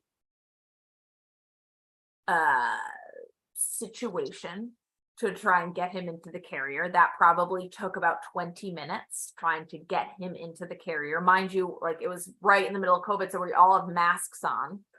And we're like trying to wrestle this cat into a carrier. And does Cubby wear a mask when you're bringing? He does. He wears a little mask. It's got like little mice on it. It's very festive. But then the next time I took him somewhere, I couldn't get him in the carrier, but I trapped him in a box, like a cardboard box that I tied up with string, and then I cut holes in. So I literally, like, I was taking him to my parents' house. And so I showed up at their house with a cat in a box that like I had hacked a hole into after he was in the box, because that was the only thing I could get him in. Now I'll get him in the carrier, but it is, it's always very traumatic. The vet gave me like drugs to give him to try and calm him down, and they work sort of. Oh, so now does that mean Cubby smokes some weed? Is that what? I don't know. A little bit of weed, a little bit of, like a little bit of alcohol. He drinks like 3 brandies, and then he's all right for the rest of the ride. But without that, it's a mess. No, he is not a fan of being contained, and he's not a fan of the car. Pretty much every time we're in the car, he vomits. He's not a fan. But oddly enough, cats usually, they take a while to warm up to their environment. Every new place I take him, like I've taken him to my parents' house. When he came to my house for the first time, he's perfectly at home the minute he's out of the carrier or the box. He's fine. But he doesn't like to be contained. That's his thing. He does not like to be contained.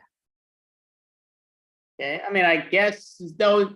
Now, out of curiosity, and I know cats could definitely have some really painful claws that dig into you. Been there, done that. But wouldn't you be able to caress your cat, hold it so you could get it into the car and put it in what's what?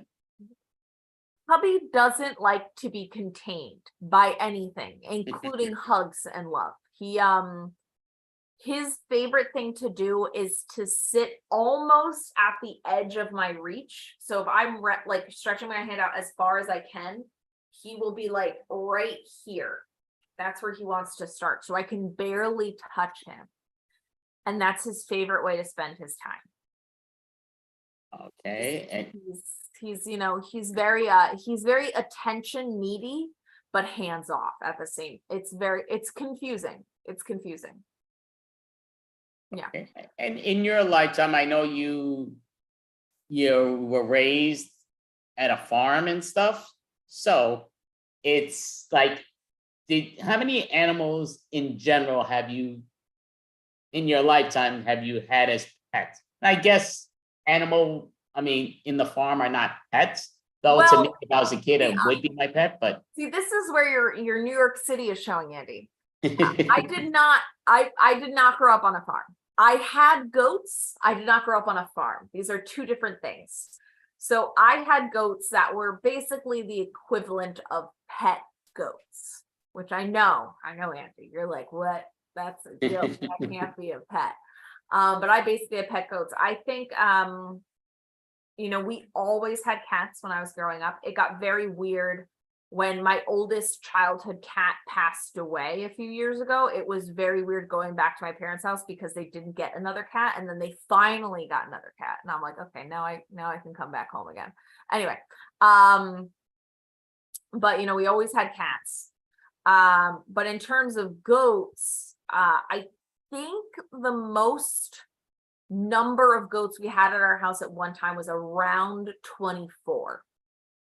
in your house, and it's not a farm, but it's your house.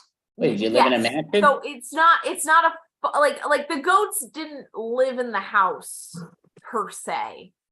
They had a barn that they lived in, but it wasn't like a farm. My sister lives on a farm. My sister is a farmer. She has over 200 goats. Okay. So and- that is a farm, right? Where you're doing it to make money. What my parents and we did not make money. It wasted money. So there is the difference. But we did have goats.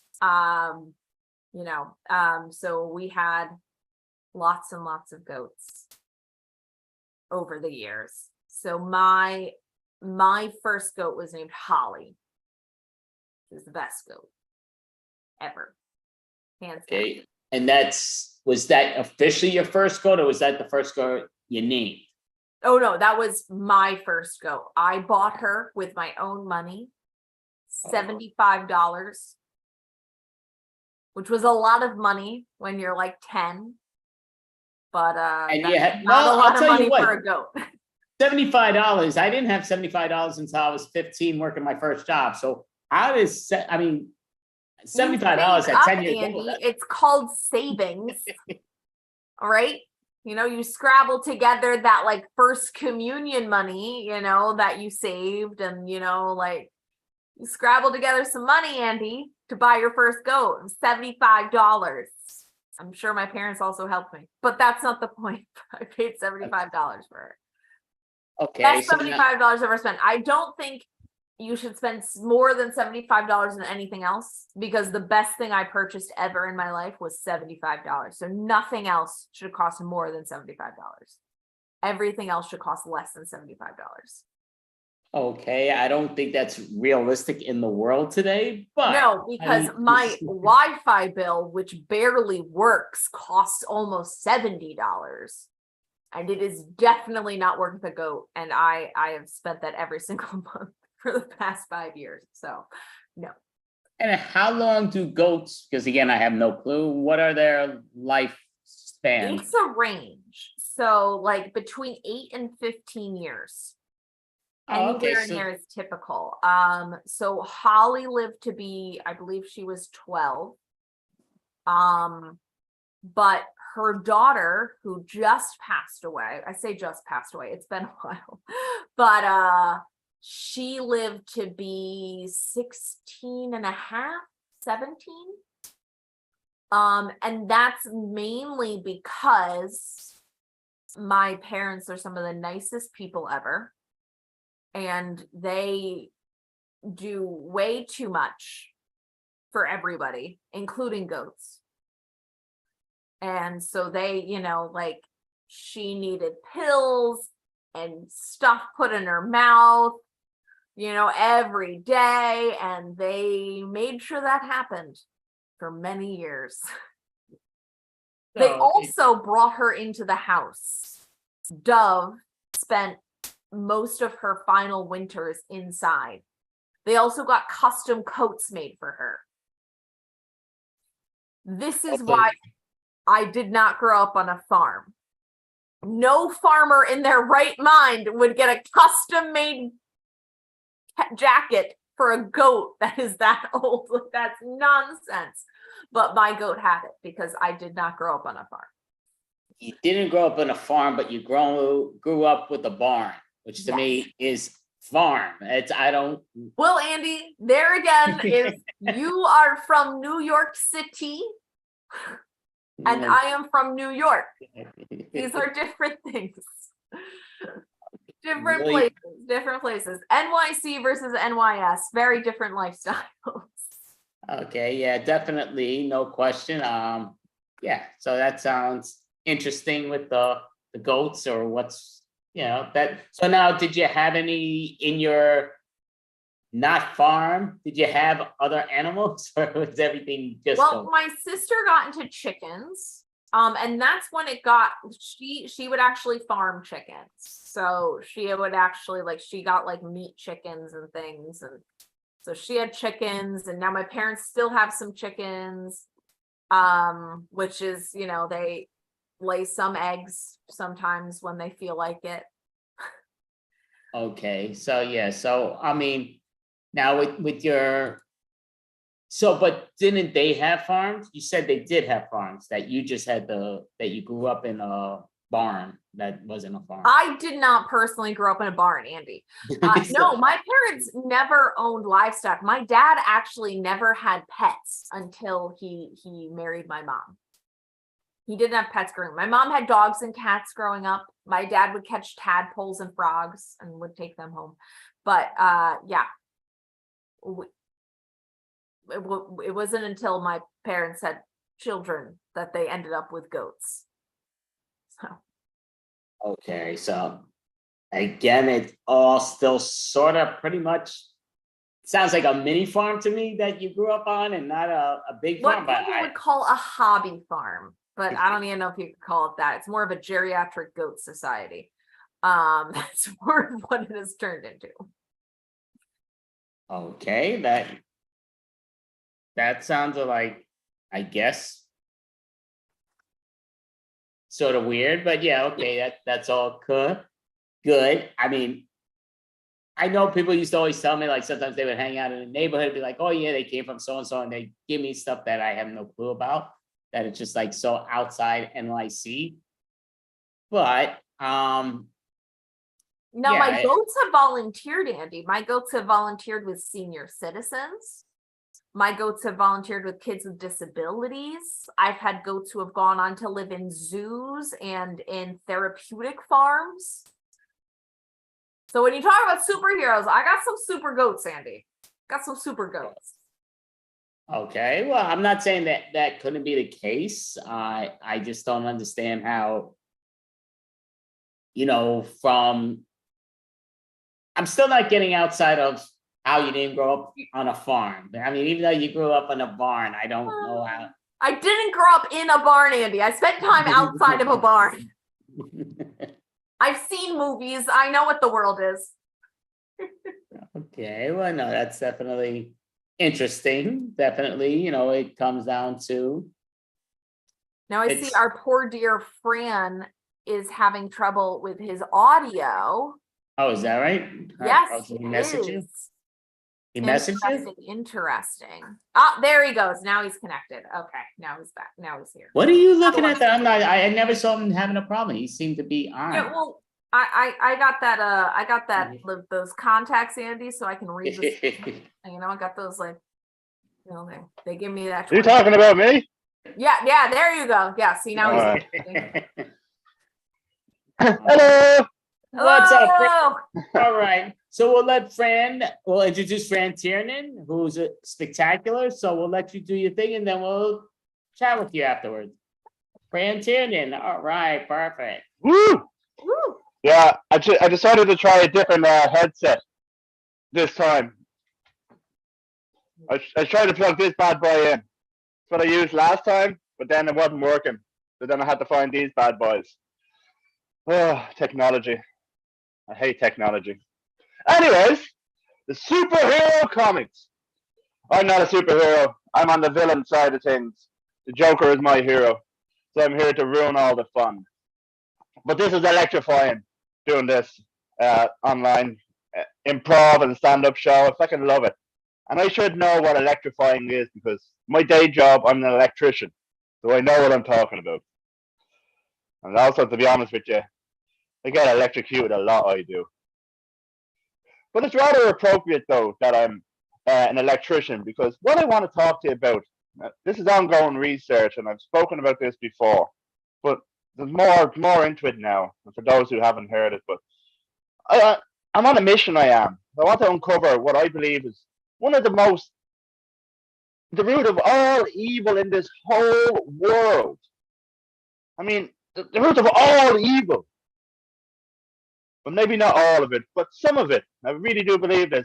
What I'm talking about is nursery rhymes and fairy tales. Oh my God.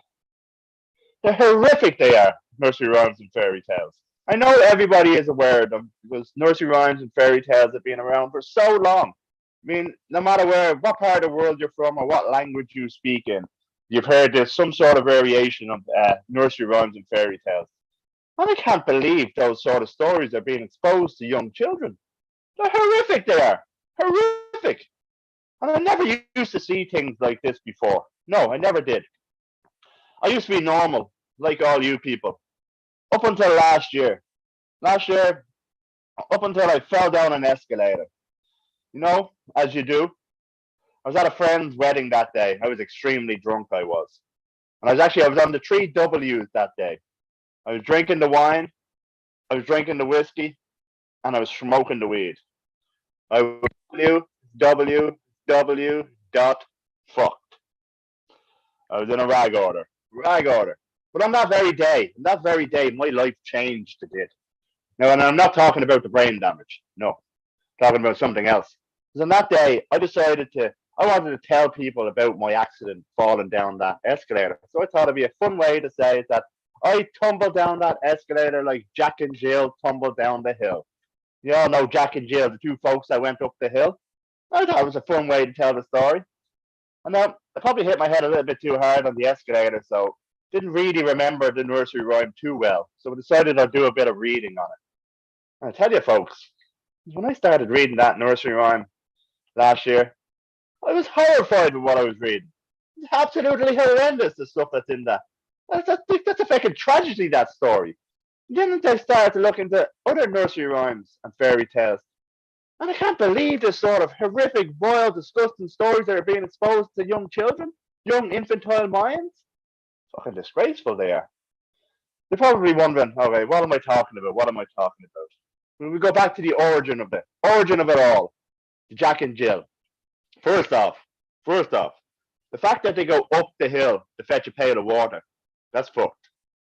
That's fucked, because you don't get water at the top of a hill. You have to dig down for water. I've never seen a well located at the top of a hill before. It's fucking mental. Already mental. Already planting seeds of confusion in your head. Fucking with your mind there. Then you read on. Oh my God. Like Jack falls down and breaks his crown. Like that's a skull fracture. Like a fucking skull fracture. What are we doing telling children about skull fractures? Like, why are we exposing young minds to that sort of stuff? A fucking skull fracture. You know, and then poor Jill, she comes tumbling after.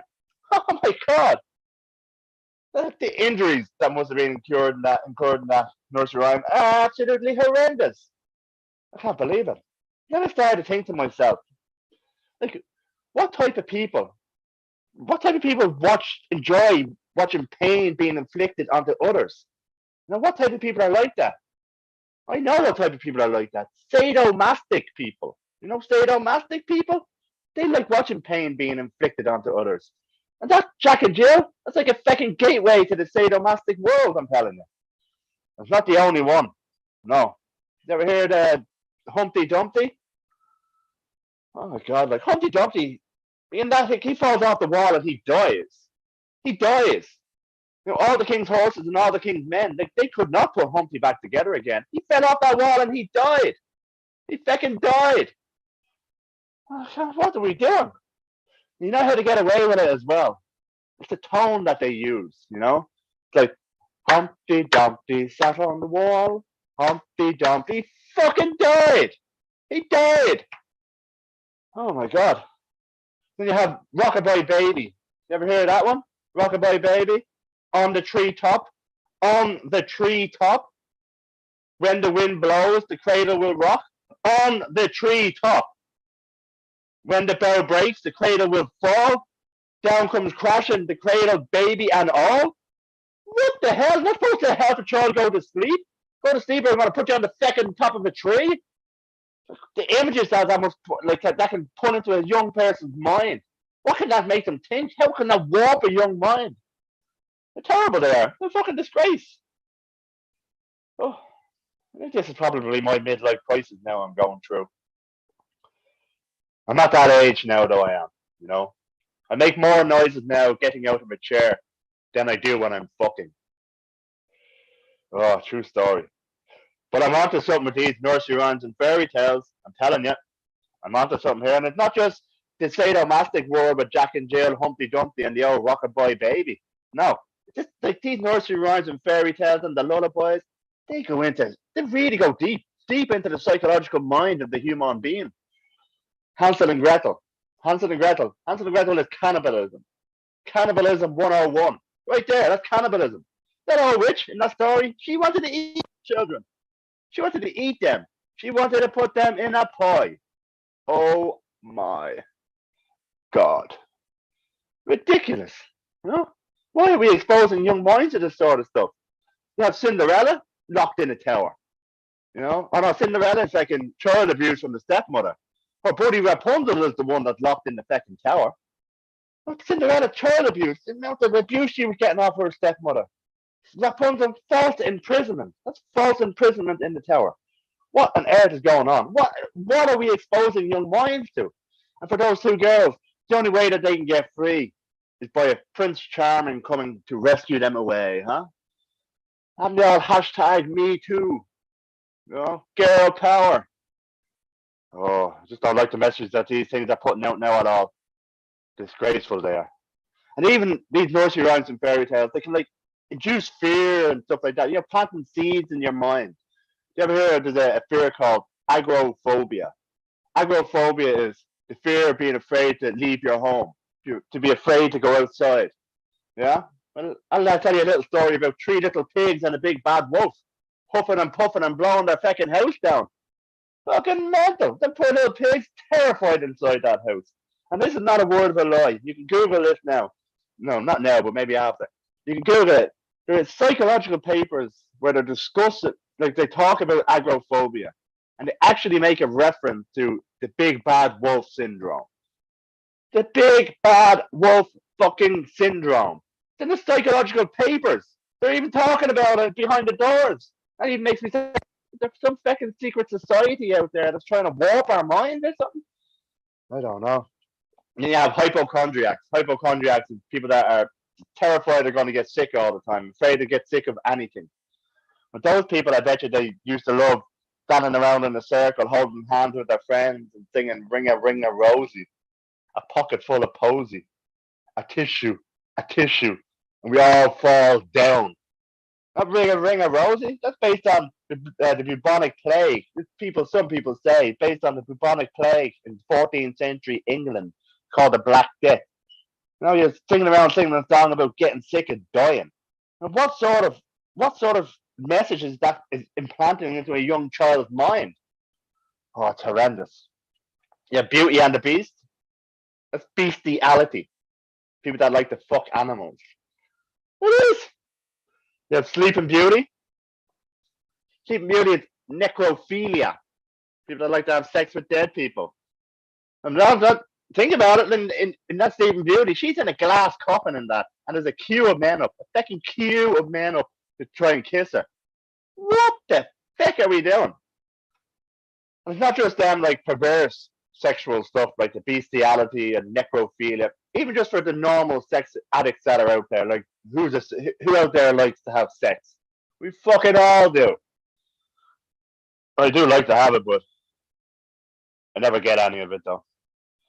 But in all honesty, though, I don't really try though. You know, I'm one of them lazy people that just doesn't bother at all. And I'm not exactly the most handsome man in the world that I have the ladies kicking down my door to want to be with me. I always knew that I wasn't the most good-looking man in the world. Because growing up, my father, he would always say to me, whenever I was at home, he would say, Fran, stay away from that window. You're going to frighten the neighbors. Well, I know how I look. I'm okay with that. But it doesn't mean I'm not addicted to it. I still love it. You know who's responsible? Who I think is responsible for the sex addiction in us all? Snow White. I'm telling you, Snow White. Those little lads, those 7 little lads are walking around saying, hi, ho. Who do you think the ho is they're saying hi to? Second Snow White. He's a dirty one, that. She's definitely doing something with those 7 dwarfs.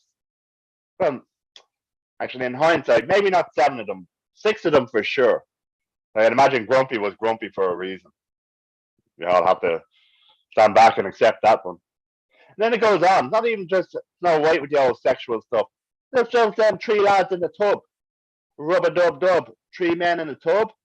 The butcher, the baker, and the candlestick maker on their way to a festival. What the fuck is going on there? Seriously, what is going on there? Oh my God. I tell you what's going on there. The butcher, he's the one with the meat. The baker, he's got the oven. And the candlestick maker, well, that one's self-explanatory, really. That's a fucking messed up one, that. You know? Exposing kids to a fucking threesome in a bathtub. But if I had to say one of them out there that I say is probably most responsible for planting sex addiction in my mind and probably a lot of other people's minds. And it goes a little like this, it does. She'll be coming around the mountains when she comes. She'll be riding 6 white horses when she comes. She'll be wearing pink pajamas, wearing pink pajamas, wearing pink pajamas when she comes. Fucking disgusting. Oh my goodness me. Horrendous stuff. This is ongoing research though. I have a lot more in the tank. I ain't gonna stop now. You know who I'm gonna go after next? Next I'm gonna go after that fucker, Peppa Pig. I'm telling you, that Peppa Pig, she's responsible for one of the most evils of all. Veganism. Fucking vegans. Whew. Anyway, that's all I got. Let's hand you back over to Andy and Caroline. If you're there.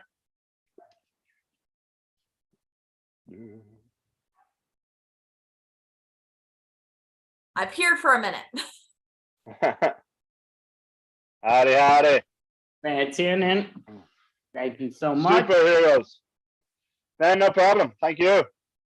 So, Caroline, would you like to ask Fran any questions? Yes. Since today is Superhero Day, Fran, Yeah. what is your superhero name?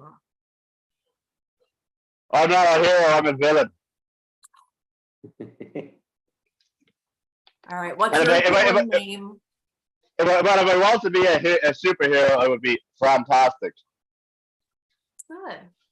And if I was to be a supervillain, I would be fantastic. It works both ways. I'm guessing we can guess it, but I'm still going to have you say it. So what if you're an anti-hero like Black Adam became and obviously Deadpool are? What is your anti-hero name? Fantastic. Just rolls off the tongue. It's perfect. Fran, if you were a racehorse, what would your name be? Shergar.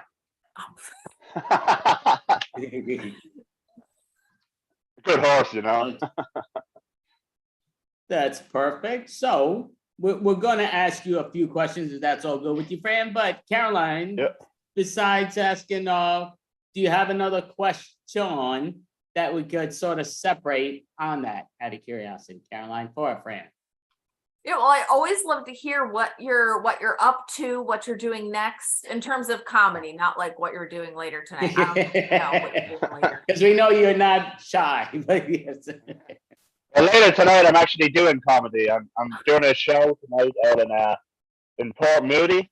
If anybody's in BC and Port Moody, look up 3012 Murray Road, and there's a showcase comedy night on there. So I'm doing a set tonight out in Port Moody. It's my first time out in that area, so it's pretty exciting. And it's pretty much my life now is just electrician during the day, and then I'm trying to get out as much as possible in the evening, get as many open mics, and try to get some spots on shows and stuff. And I'm doing I did a sketch comedy last week also with a crowd called the Unnamed Sketch Show. That was a cat burglar in that, which was a lot of fun. But yeah, pretty much the same as always, just going around drinking, making everything a blur, making friends, making enemies, telling everybody that. Cat burglar, do you mean like cat burglar in the traditional sense, or were you stealing cats? I was you'd like this one, Caroline. I was actually dressed up as a cat.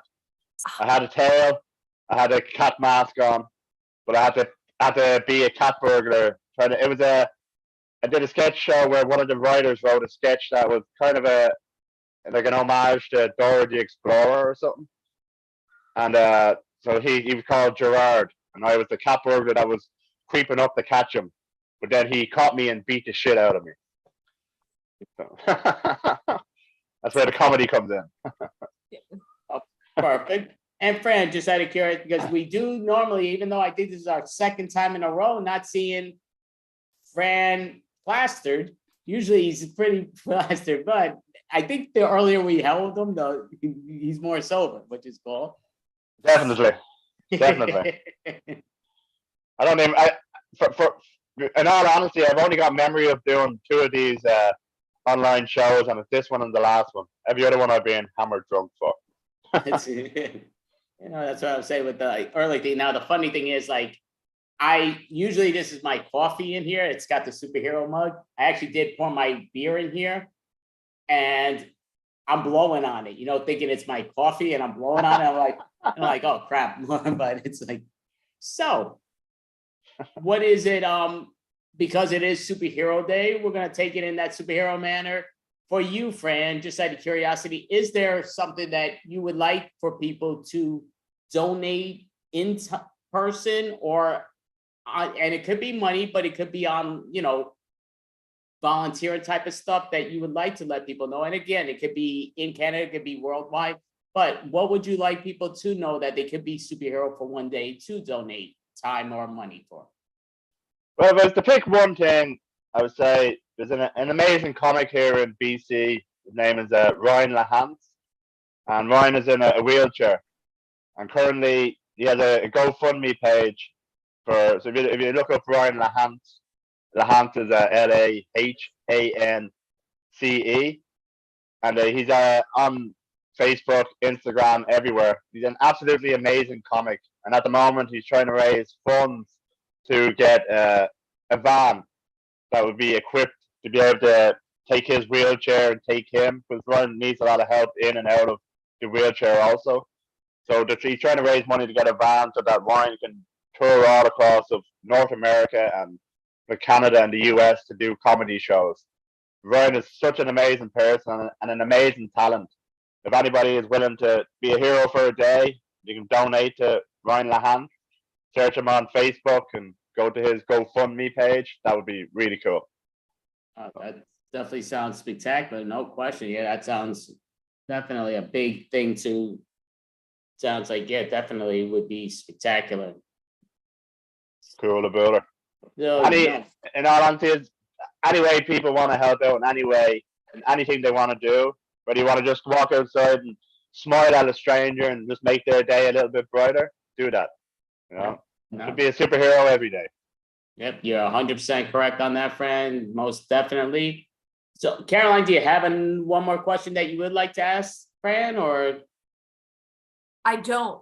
I would just have a comment that if you are going to smile at people, make sure you know how to smile, because I tried to do that once and the face I made was, The thing though, I had an idea.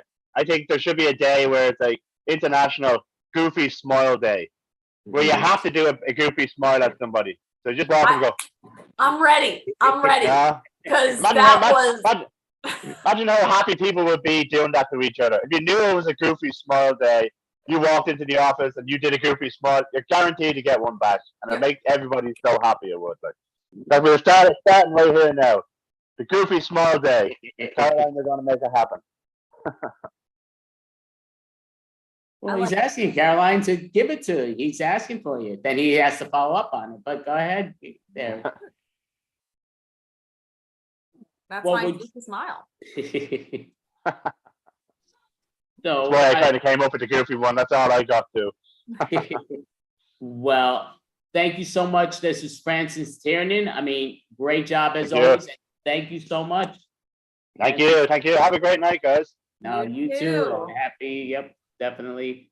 So it is officially, yep, definitely the superhero improv and superhero comics and improv extravaganza day.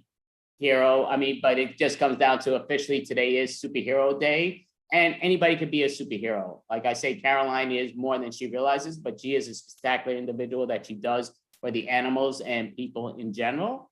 So I am going to introduce the next. I hope I got this all correctly because I'm got the scramble, but I do believe my favorite, even though Fran Taylor was brilliant, but my favorite stand-up. Caroline Dunn, Lena Dunn, not All right. break a leg. Okay, everybody. Well, I've been trying to wake up at 7 a.m. every day, but it's been a struggle. I keep having dreams where I'm so tired, I start crying in the dream about how tired I am. I'm so tired, I can't sleep. But regardless of time, I've always had a hard time waking up. So I started thinking about what if they just made a pill that would give you a ton of energy in the morning. Like we're talking an explosive amount of energy. And then I realized what I was thinking of was cocaine. And they've already invented that. So then I had to cancel my pitch on Shark Tank. Anyone here go to the gym? Yeah, I lie as well. Yeah, the gym and I have an on again, off again relationship. It's a little bit abusive. It hits me. I tell it sucks. I ghost it for months. It keeps taking money out of my bank account. I'm a sugar mama, but I'm not getting any of the benefits. No, it's always good to be active and fit and healthy, but weird shit happens at the gym. I was in the locker room one day. I was trying to get my stuff out from the bottom locker, and the woman above me just starts shoveling yogurt in her mouth, guzzling this yogurt. And it wasn't like a Go-Gurt in one of those, this was an Activia. And I'm watching her do this, and I start getting worried that she's about to be Activia active right in that space. I'm down and I'm up. It was a lot. For a while when I would go to the gym, I kept on running into this woman in the locker room who would come to the gym, but she would exclusively work out in the locker room. And I didn't get it. She was basically paying to come here to do squats in a public bathroom. She could have done this in Penn Station and gotten the exact same experience of people staring at her in confusion. But instead, she was paying $11 a month to do this in a gym locker room. Now, that same woman did eventually graduate to working out outside of the locker room. She started doing a bit of jogging, which is a wonderful form of exercise. But the problem was that she didn't use a treadmill. She would just run around the floor of the gym. just run around the floor of the gym, you know, dodging the weightlifters, looking out for the people who are like picking stuff up, moving around benches. She's just dodging all of them like that. I've yet to see her on Survivor, but I can tell you that she is ready. She is ready and prepared for that experience. A lot of people make really weird noises when they work out. There was one woman who was singing while she was stretching, like a confused Disney princess. The weird part was she wasn't singing along to the song that was going on in the gym, but I also couldn't figure out what song she was singing along to. Never heard it before. So it was a very strange experience. There was another guy who was clearly on the phone, but what I couldn't figure out for the longest time was whether or not he was rapping. So much so, I became so invested in this man that I ended up turning off my own headphones so that I could listen to what he was doing, because he was gesturing that much and talking in rhyme, but it was clearly a phone call. There was another guy who, you know, he was lifting something. He was on one of the machines. He was doing this motion, and he kept it going.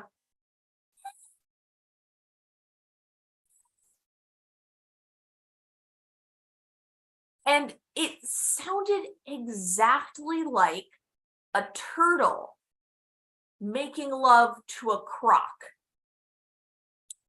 You can look it up. It's a real thing. This is a real video that exists. And what I found odd about it was that I was able to identify that sound so quickly. But one of the oddest things I've seen in the gym was this guy with nunchucks. Now, I don't go to a martial arts gym. I go to a Blink Fitness, which is slightly better than a Planet Fitness, like slightly better than a Planet Fitness. There is no room for nunchucks. This is not a place for nunchucks, but he had nunchucks. PSA, everybody. Blue jeans are not optimal gym attire. They aren't the worst gym clothes, though. The worst is realizing that you forgot to put on a bra and then running into your high school economics teacher as they walk up to you to say hi, realizing that in that moment that I don't have a bra on as your high school economics teacher walks up to you. For a minute, I thought I was having another nightmare, but for once I was actually wide awake. The cemetery near me has really interesting signs. What's an open house at a cemetery like? Do you get a tour of the grave? I would imagine it's pretty self-explanatory. It's a hole, it's rectangular in shape. You put a body in it, you cover it with some dirt. I mean, I don't know what else there is to know. I don't know what else they're going to show you. They once had a sale on. What is a sale at a cemetery? Is it buy one, get one free? Is it 50% off? Is there like a family and friends discount? I mean, they can't be expecting too many repeat customers. They were trying to hire for a sales team for a while. I mean, I imagine that involves trying to find customers like before it's too late. You know, your leads are just birth announcements from old newspapers.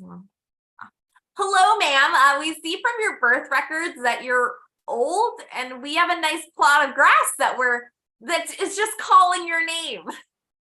You know, maybe they're just contacting nursing homes. You know, hi, I'm calling from the Holy Mother of Saints. Is anyone in your facility looking to move on? No, not to a rehab facility. Or the other direction. No, not walking off the site. The opposite of that. Hello? You know, if you wait too long, though, it's a totally different kind of cold call. And that's it for me. Thank you so much. Calling the wrong person. Caroline, great job. So, out of curiosity, just even though we've gone through, like, I give Caroline tons of credit because she's been sticking with me on this, as a lot of people will know. She's been hanging with me for the longest from the beginning of this, and we've been doing a lot because the team's pulling out, but she's been doing a spectacular job, so I appreciate that. Now I forgot my question. What was it? Oh yeah, do you have anything that you want to let people, counting the websites behind you, the Twitter and the Instagram, but do you want to let people know if you're going to be performing in person anywhere in Jersey or New York or online? I have absolutely nothing planned for performing in person. I will be having a new sketch coming out on my YouTube channel in May. But that's my Instagram, that's my YouTube, in case you want to check out any of the sketches I've done. So yeah. And I'm going back in front of it. Thank you. Yep. I know Linda done. Lina done. Liner. But great job as always. She's spectacular. So Caroline, would you like to introduce the next individual? Sure. Up next, we have Anthony Renda. Hey. Oh my God. How do I follow Caroline Dunn, guys? I don't know why. It's like me following Eddie Murphy or Jerry Seinfeld, Jimmy Gaffigan. Okay, all right. I want to know who's in charge of this ordering. Okay, who put me after Caroline Dunn? Okay, all right. That's a gluttony for failure. No, I'm just kidding, guys. It's great seeing you guys, Andy and Caroline. Extravaganza. It's an extravaganza type of time. It's the last Friday of each month. Okay, what month are we in? Wow. We in April, March? I don't even know what month we're in. Okay. When you have ADHD, guys, like I do, I self-diagnosed myself because back in school, when I went to school, there was no IEPs, individual education plans. Every kid has a portfolio folder. This one has like reading deficiency and is not good with his numbers or multiplication tables.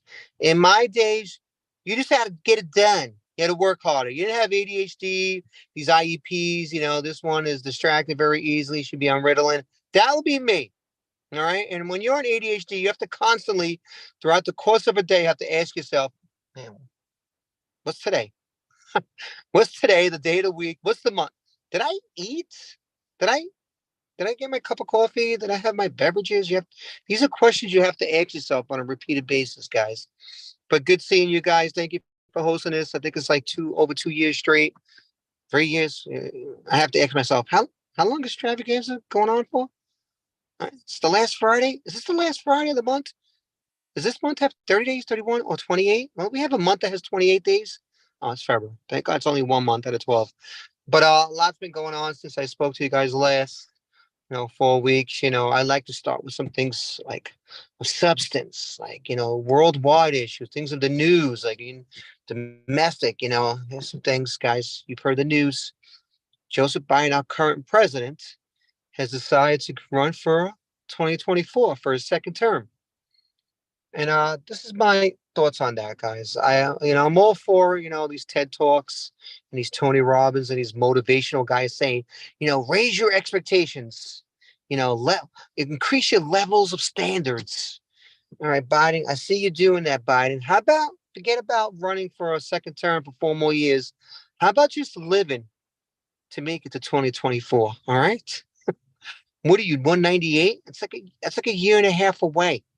All right, give it some time. Actually, no, it's only a few months away. All right, there you go. But so much going on, sports fans out there, this playoff mania, New York fans, New York teams are being represented. You got the Islanders, even though they're down.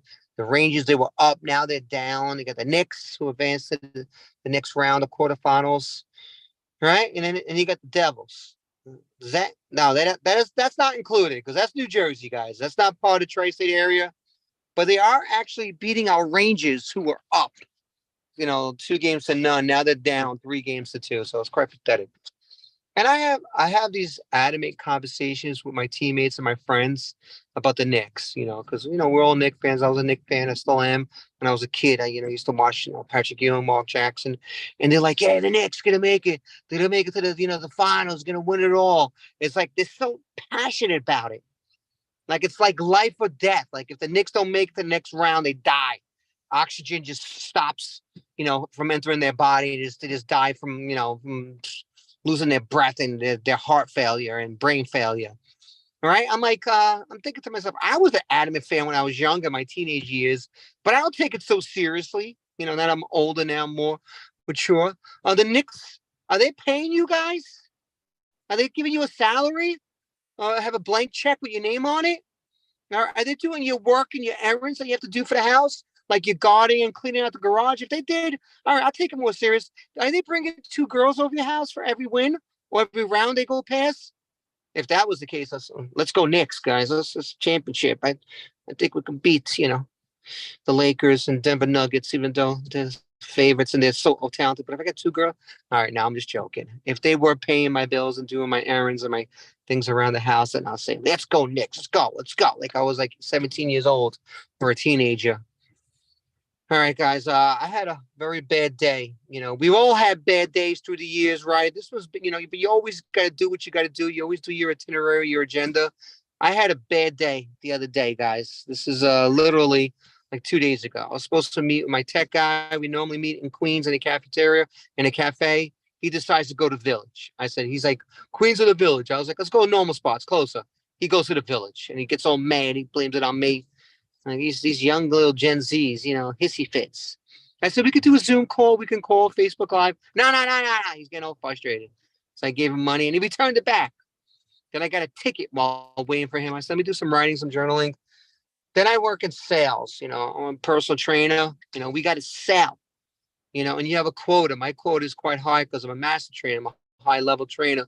So my quota is like 6,200 and I'm always behind my quota for months. I'm trying to sell because we sell training packages and they're $165 an hour just to train with me, guys. We got to sell 10, 20, 30. All right. And it's a sales job. And one time, we could sell Mammoth, which is 50 sessions, or a Century Pack, which is 100. One time I sold 100, guys. There's a few trainers that sells them every few months. One time I sold 100. I told this lady, I said, listen, you need to lose those 50 pounds. All right. You got some shoulder issues. We want to, your hip is also a little bit out of sync. It's going to take you about 100 sessions because they lose a pound a week and train twice a week. We do a little formula. All right. So normal price is about $16,500. We're going to give it to you for 13. All right. As I was saying this, I'm like, oh my God, this girl, I'm laughing so loud. I'm like, oh, she can't be believing a word I'm saying. I was like, she's not going to pay no faking 13,000. I don't care if it's a discount or not. And she said, yes. And I was like, oh my God, if you say it, if you ask it, they might say yes. All right. But it's a sales job. And now it's getting harder and harder because my clients know me and they've been training with me longer for years. And I sell people, now I got to, compromise with them, negotiate with them. If you buy 10 or 20 or whatever, I'll give you some free vitamins. All right. I'll get you a vapor. I'll get you some weed. No, I tell them I'm going to wash their car. You need your car washed? I can go to your house. I do bathrooms and toilets. So I got to negotiate them. Like clean something. I'll give them like a free session, this and that. It's so much harder, guys, sales.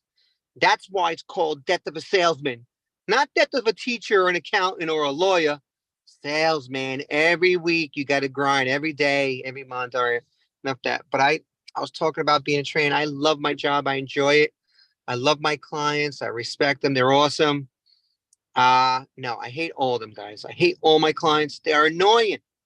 They complain one after another. Yeah, my back hurts, my shoulder hurts.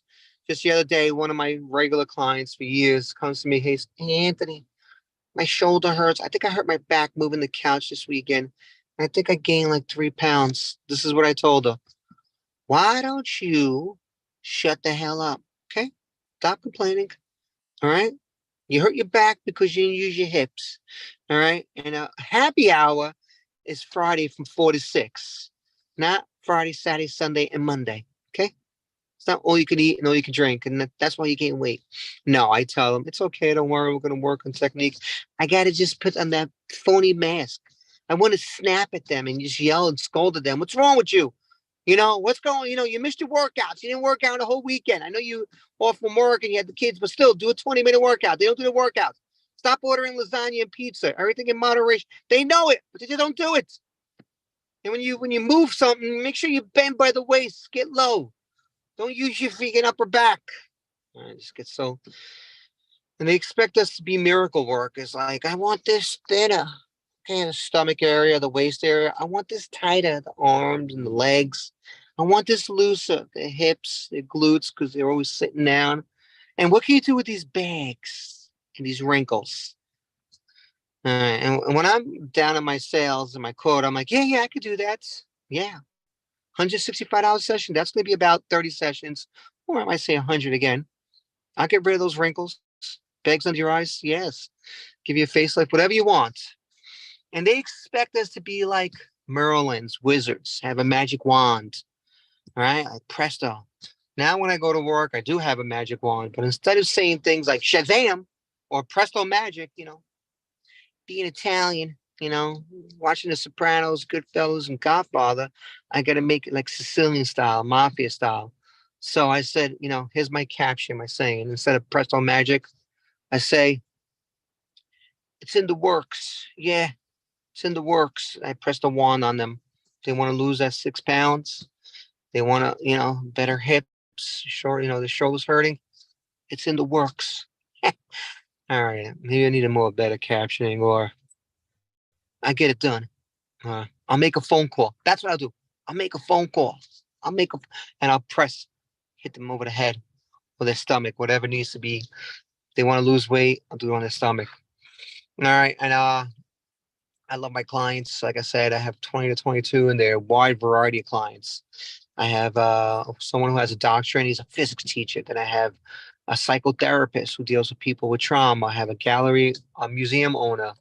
And I have a porno star from Pornhub. No, the last one's not true, but it's a wide variety of clients. And during, one of them has his own real estate team, and he's like a top realtor in the tri-state area. I think he's number 1 and number 2. He was number 1 for a while. Now he's number 2. All right. And every time I have to train him, which is like 2-3 times a week, he has to text me and give me prior, knowledge. Because before he comes in, we have to widen the doors to make room for his ego, his head. All right. We got to make him larger. All right. And every time during the session, throughout the whole hour session, 55 minute hour session, he's trying to sell me property. He's like, hey, I got a 2-family house in South Slope. You want? I said, Alex, I'm a trainer. Can't afford it. Okay, how about a co-op or a condo? I have one in Bed-Stuy.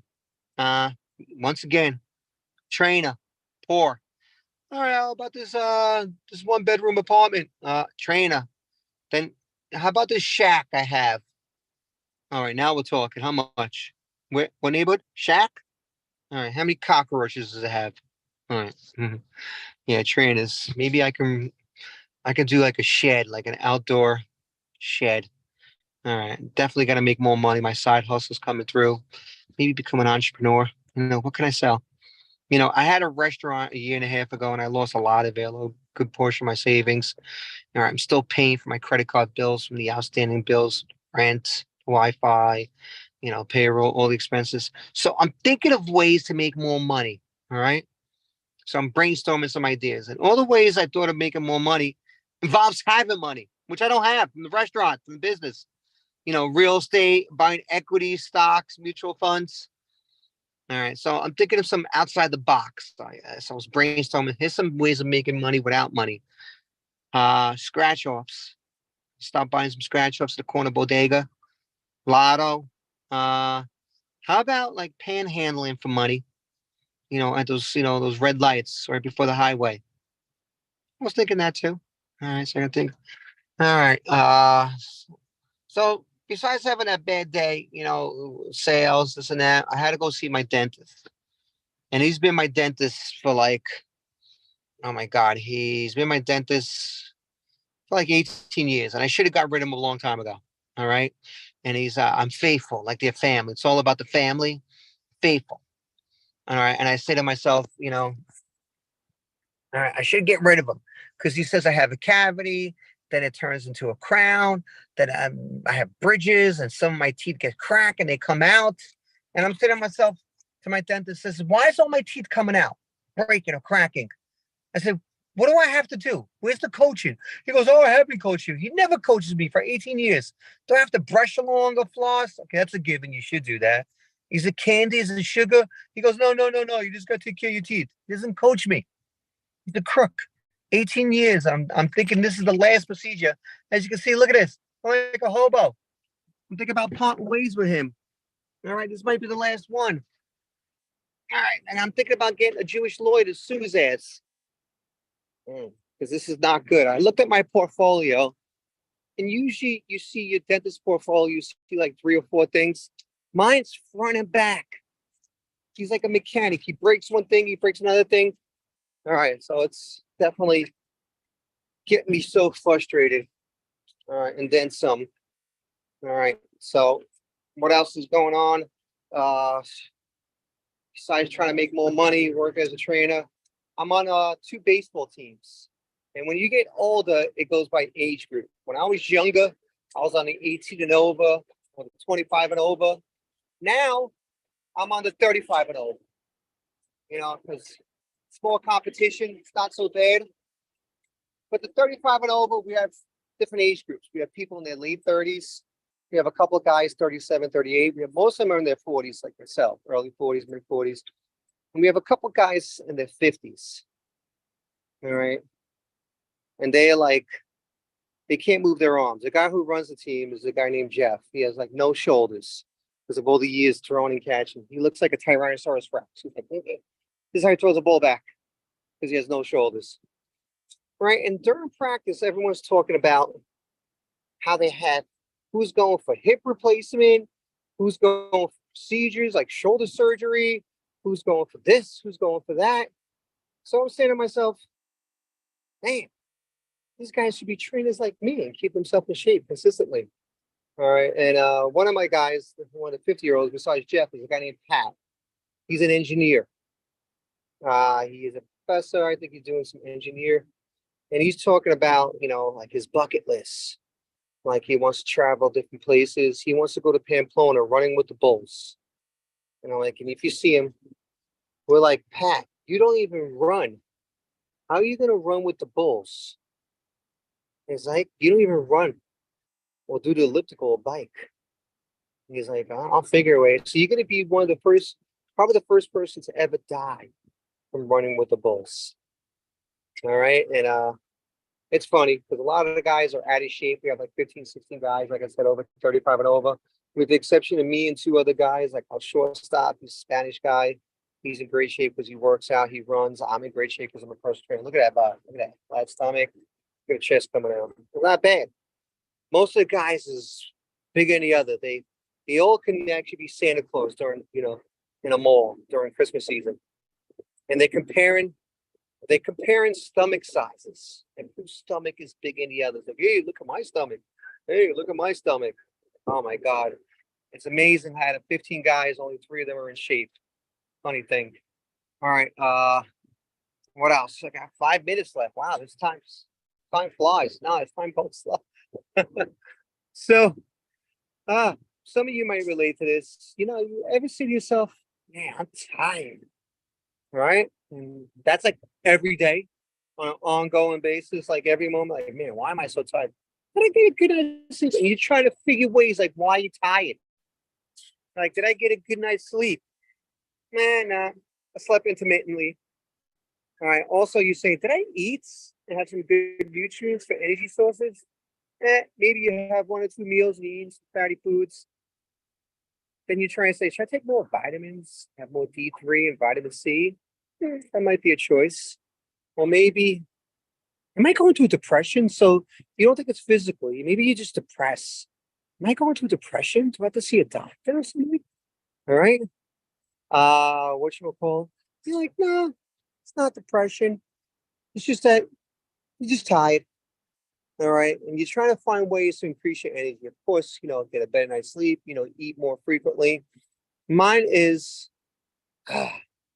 stop taking people's energy. Like my ADHD is like, I'm over there, I'm over there, I'm over there. I'm in the little kid in the playground with the mother who's walking her dog. I'm at the, the group gathering from another country, going to the restaurant in the village, trying to figure out where to go. It's like my mind's in like 20 directions. I'm like, oh my God, I'm exhausted. That's what happens when you have ADHD. The hyperness makes your mind go in many directions. All right. So now I said to myself, I'm going to be more centralized. I'm going to put all my focus, my energy on me. All right. So right now, put 150% energy on me and my responsibilities, on what I have to do. Right now, I'm doing comedy, Extravaganza, with you great group of people. Hopefully there's more than 5 of you watching. My only responsibility is myself. I'm on this balcony outdoors and it's starting to rain. Where's my coat? I'm on this patio. This is the tiny cupboard, guys. This is, if you ever in Bushwick, it's like a backyard and you have to go up these steps because I'm doing a mic after this. This is how you get to the third room. It's called the blue room. You have to go up this fire escape. Look, I'm going up this fire escape with these small steps. All right, look, bam, bam, that's the blue room. The pink room is the main floor. You can just stay in the main floor, this and that. Things you gotta do to be a comic, guys. Going up from one floor to another. All right, I'll end you off on this. I was talking about we're getting old, right? Everyone's getting older. You guys just got older by like 12, 13 minutes during my set. All right, I don't like it. I remember when I was young, and you guys, some of you remember, you were reckless, right? And no fears. You go from point A to point B without thinking, without hesitating. All right, now that you're older, you're less reckless. You got to be professional and mature. I like being reckless, right? And you realize your joints, your bones are talking to each other, and it's like snap, crackle, and pop, like Rice Krispies, like my shoulder joints, to my hip joints, and my ankle joints. It's like they're making music, like the New York Philharmonic. And then your most muscles have like they're having conversations, like shoulders talking to your hip muscle. It's like, yeah, I'm so sore, I'm so achy and sore. And the hip goes, you're sore, achy and sore. I'm always bending down and reaching. Okay, I'm more sore than you. And the hamstrings get involved in the conversations. Yeah, because you're using me to bend down and reach. Because I'm more sore than both. They're all complaining who's more sore than the other. They're all trying to one up each other. It's like a conversation with housewives. All right, on an end note, it's I'm trying to say, like, how do I deal with my old age? Should I take more vitamins? Should I get some human growth hormones? So should I just age gracefully? People say it's like everyone gets older, so what? I'm just saying age is just a number. Okay, if age is just a number, I'm just gonna make up a number. Hey, how old are you? This week I'm 29. Last week I was 32. I'm in that area. So, or I just give him proximity, late 30s, early 40s. All right, guys, it's all here. The cervello, they call it in Italian. The braino. Most powerful muscle. No, organ. Not a muscle. I get my clients on there. So what's the most? All right, guys, thank you very much. Just here for Caroline and Andy. Awesome job. Thank you, Anthony. Great job. Caroline, do you have a question for Anthony Renda? Yeah, what would your superhero name be? Superhero would be, it would have to be, oh man. It would happen to be a cross between Superman and Batman, because I like both of them. So, Bat Superman. Or right, Batman. Okay, Again, yeah, that would be that works. cross between Batman and Superman.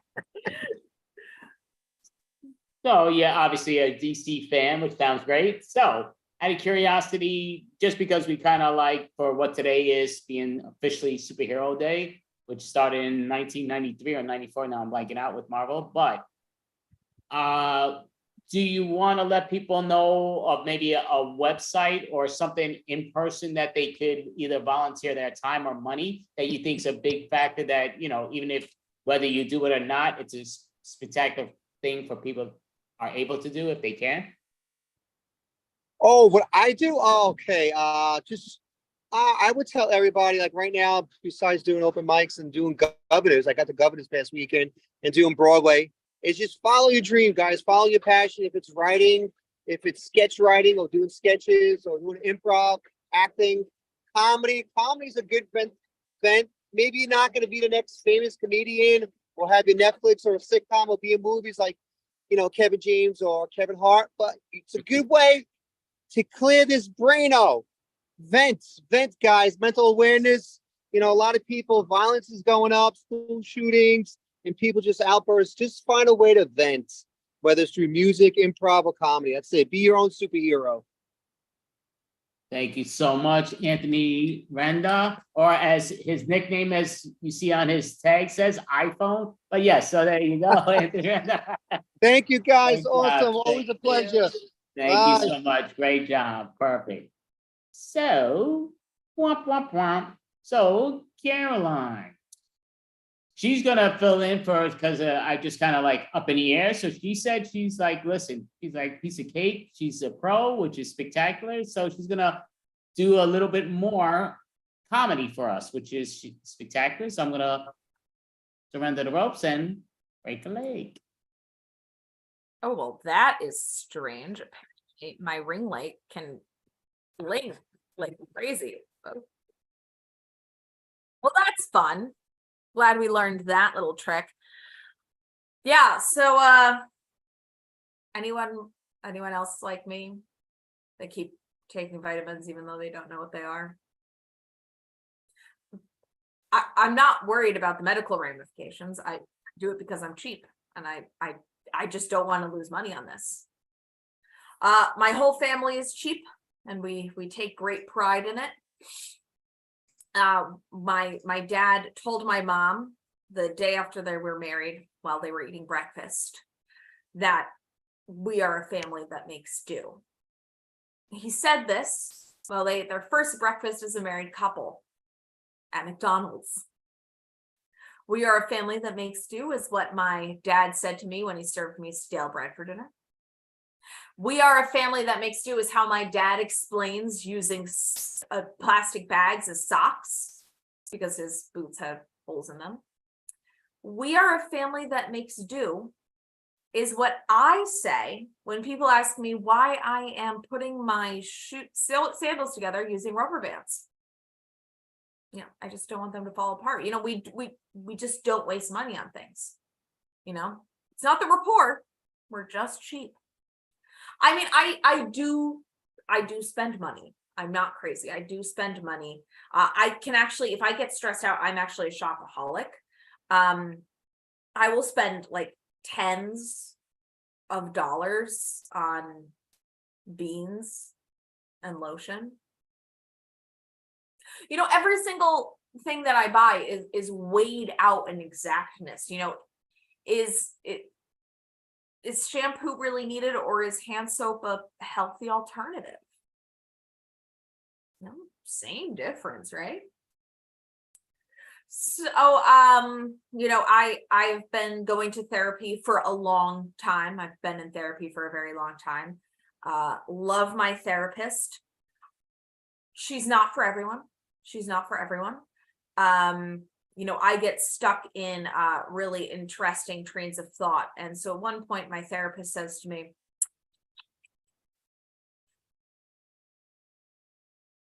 I get the gun and shoot you. She has a Ukrainian accent. She's from Ukraine.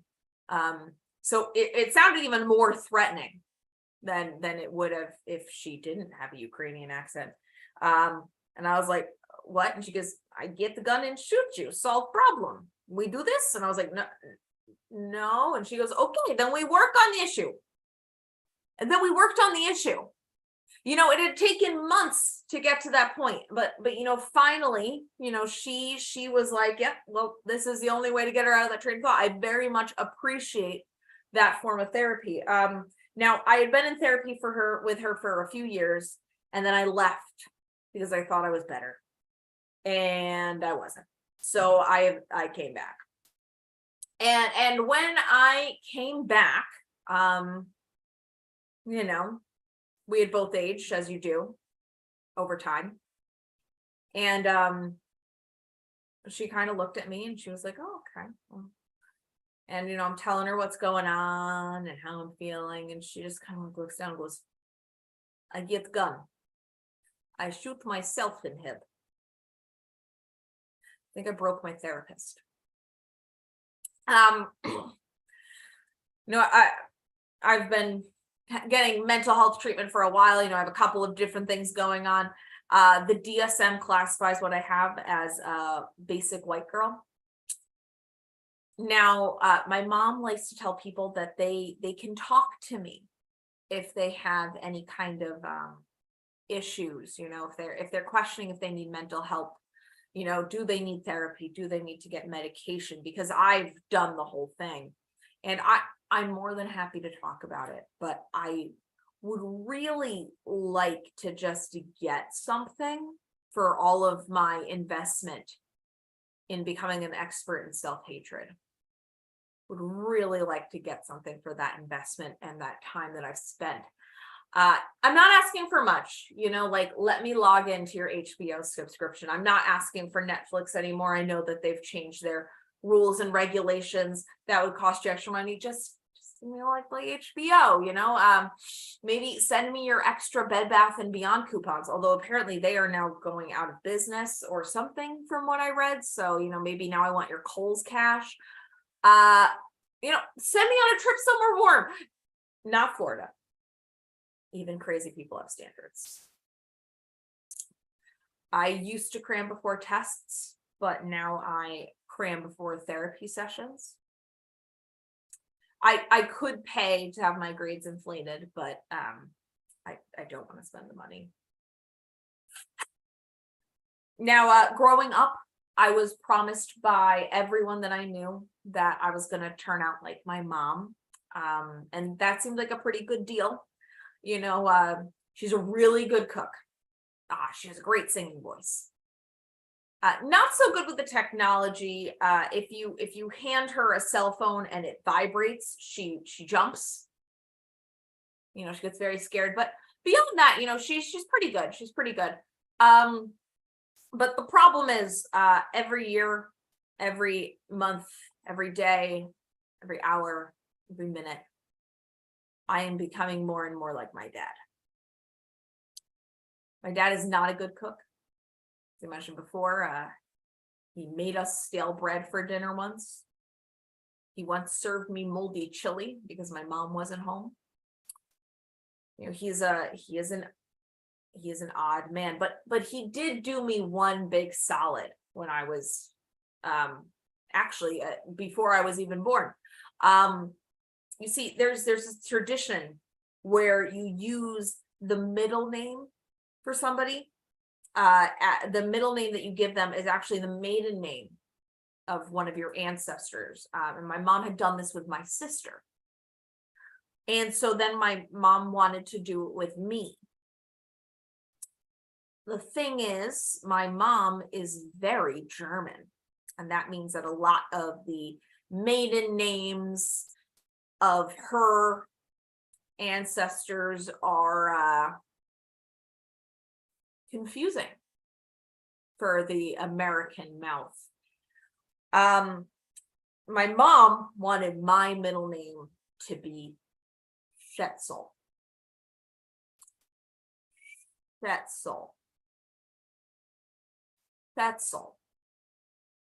Which I suppose for some people would not be bad. It actually turns out that Schetzel means little treasure, which is cute. The problem is no one knows that.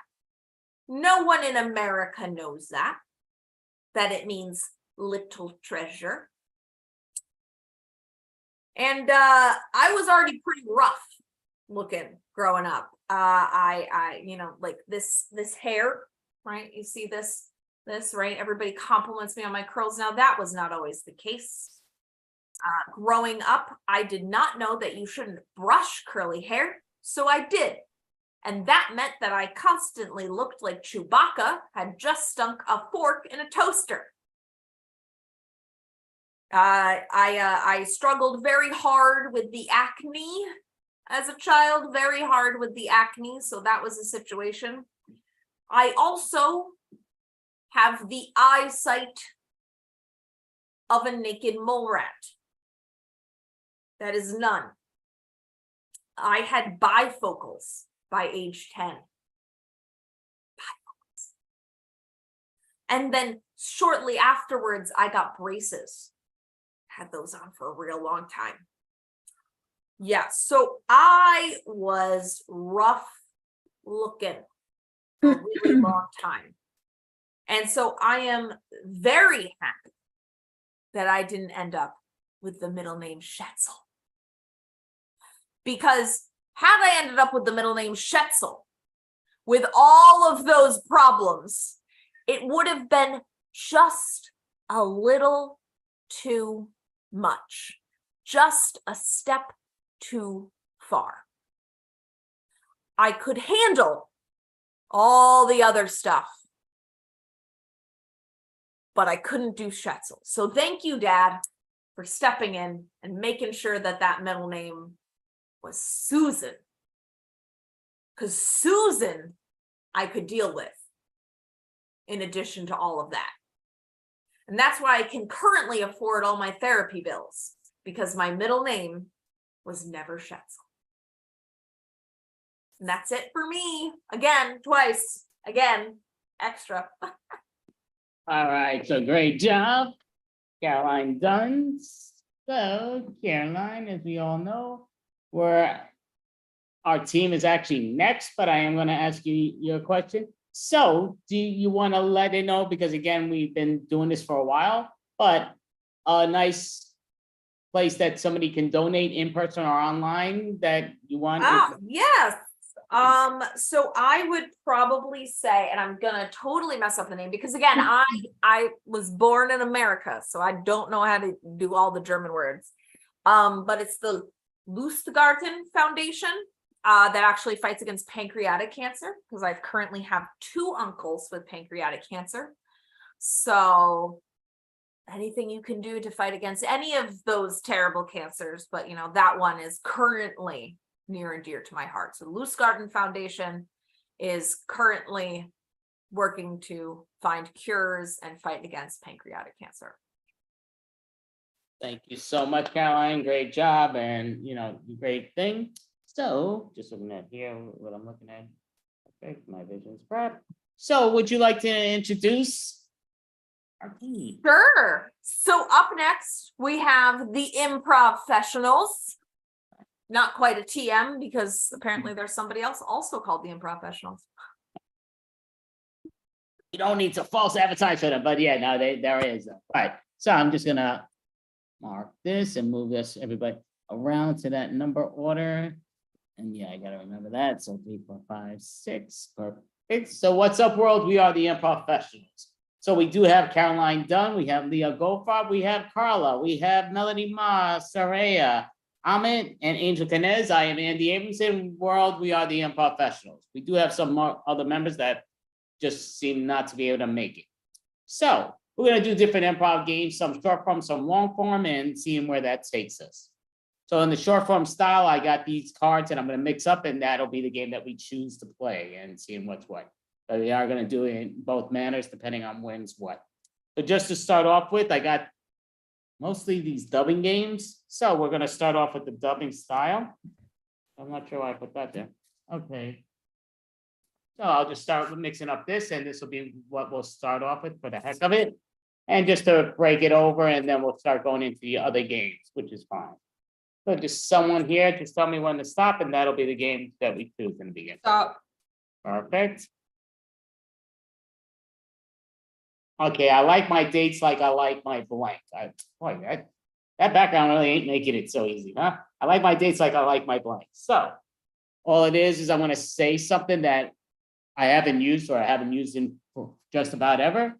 It'll go around. I'll start it. I'll be the one to finish it. Then we'll clap, and then Caroline will give us a new one, and so be it. So be it. So I like my dates like I like my blank. So my blank will be, we will say plug. Plug. I like my dates like I like my plug. Put in. I like my dates like I like my plug. The dream. I like my dates like I like my glove, fitting tightly. I like my dates like I like my plug in the bathtub. I like my dates like I like my gloves. It's warm, keeps me warm. I like my dates like I like my plug. Can really suck you in. I like my dates like I like my plug with a strong connection. I like my dates like I like my plug with a lot of water, and we'll call scene. All right, so I'm gonna push that there.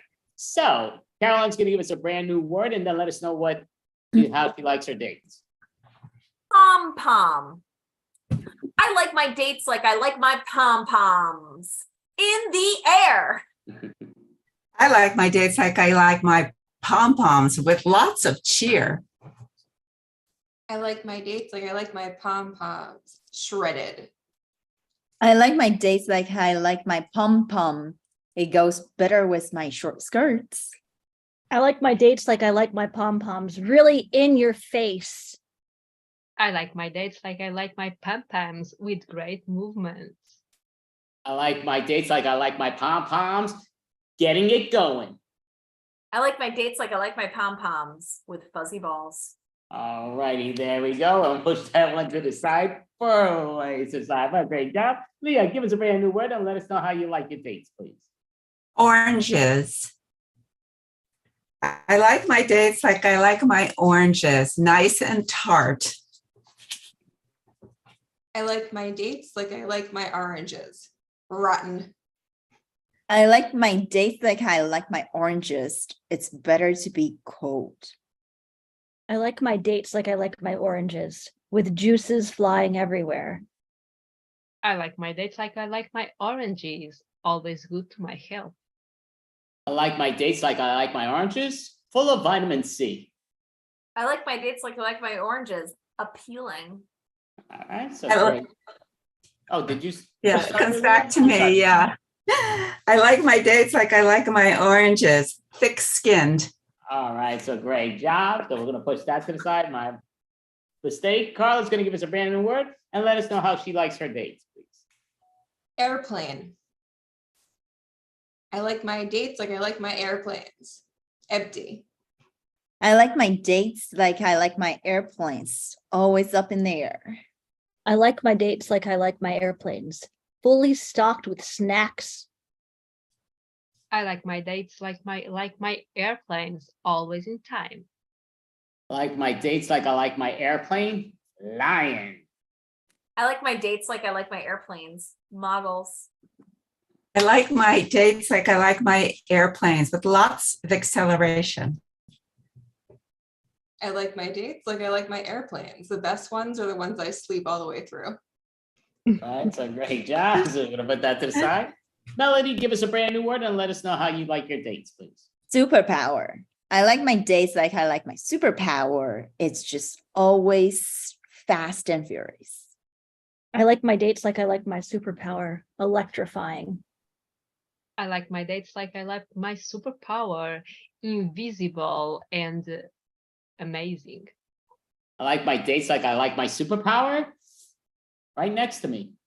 I like my dates like I like my superpower, mysterious. I like my dates like I like my superpower, coming on strong. I like my dates like I like my superpower. They only exist in my wildest dreams. I like my dates like I like my superpower, teleportation whenever they get you upset. All right, so great job. So we're gonna put that to the side. So Rhea, give us a brand new word and let us know how you like your dates, please. Edamame. I like my dates like I like my edamame, raw. I like my dates like I like my edamame, always connected with the future. I like my dates like I like my edamame, healthy. I like my dates like I like my edamame. I want us to be peas in a pod. I like my dates like I like my edamame, lots of salt. I like my dates like I like my edamame, dipped in sauce.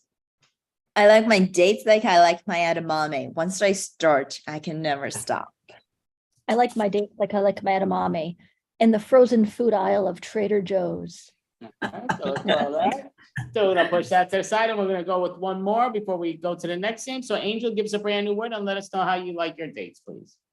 Jobs. I like my dates like I like my jobs, with a great income every month.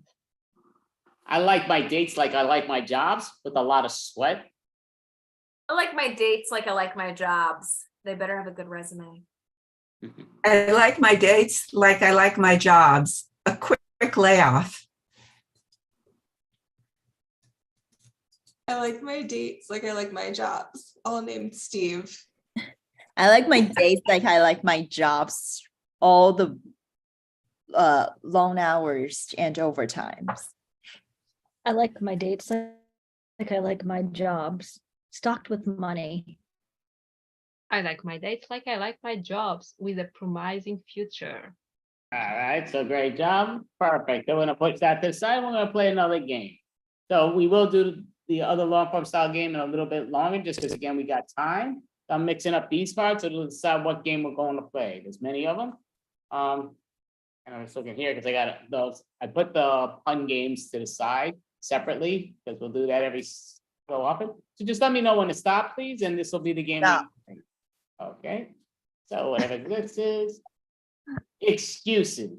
Boy, nobody can see that. Excuses.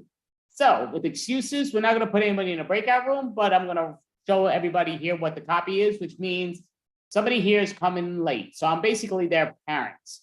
When they come in, they're going to have to give me a good excuse why they're late. So they're going to basically give me why they're late. They're going to give me with who they were hanging with, and they're going to give me a location that they were at. If they don't get it by the time symbol, they will obviously be punished and falter. But so I do have many written down ones here, and I'm going to pick out the cards to decide who's going to be the, you know what?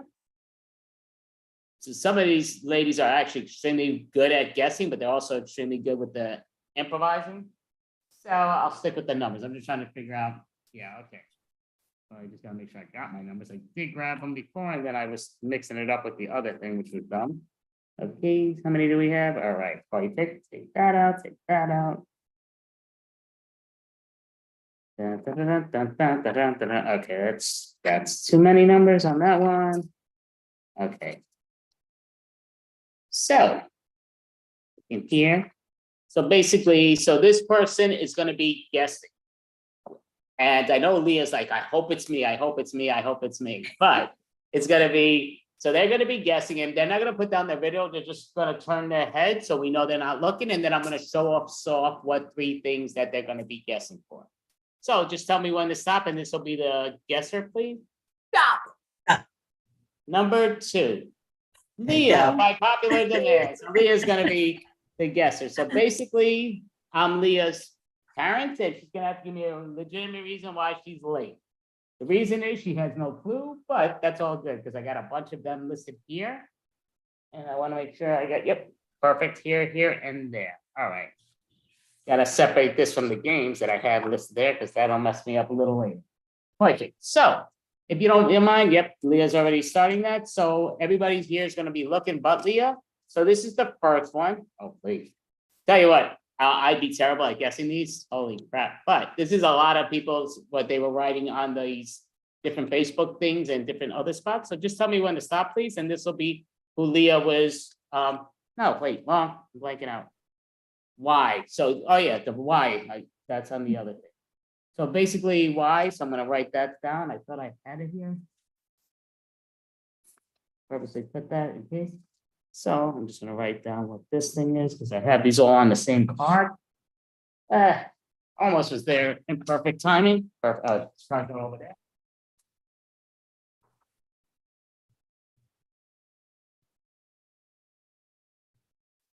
Where's Andy? Oh, the You lose superhero Andy? took the power. He's invisible. Oh no. He's drowning in cards. There are too many. It wasn't cards. me. I wasn't even looking. Oh, All we right, know it was so- you influencing everything, Leah. All righty. So I'm gonna show the card off with this one, the first one, because that was written in multiple cards. So this is the first reason why she is late. So just let me know, give me all thumbs up when we see this. We can't see. Oh, crap, I'm sorry. I'm like waiting for everybody to look. It's like a mystery disappearing art. Okay, I see one thumb, two thumbs, three. I can wait one more. Okay, perfect.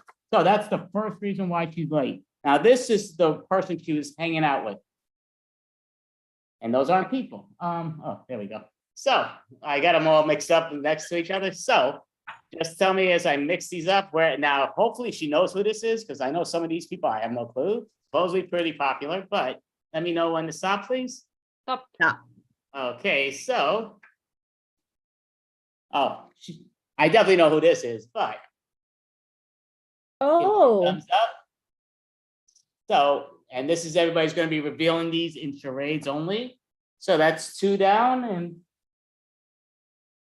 Okay, perfect. And then the third thing is going to be a location that's non-geographic. So let me know. I'm going to mix these up. I think I put these all right, but there's a chance it'll be something crazy. No, I'm not mixing them. Okay, so. It's okay, there we go. Wait. Okay.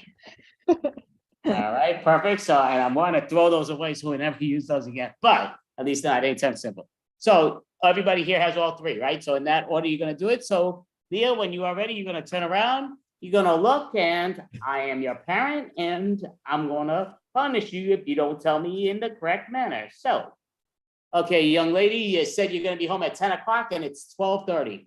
Why were you late? I got caught in a traffic jam. Okay, so just narrow it down. What were you doing? I was driving the car and I got caught in a traffic jam. Okay, well, take out the jelly and all that stuff. What were you? I got caught in traffic. Okay, and another word for what? I don't know what's, I mean, I'm not. I got stuck in traffic. I got stuck in traffic. Driving the car and I got stuck in traffic. Yeah, okay, so that's great. You shouldn't be proud that you got stuck in traffic, but that doesn't matter. Who were you with when you did that?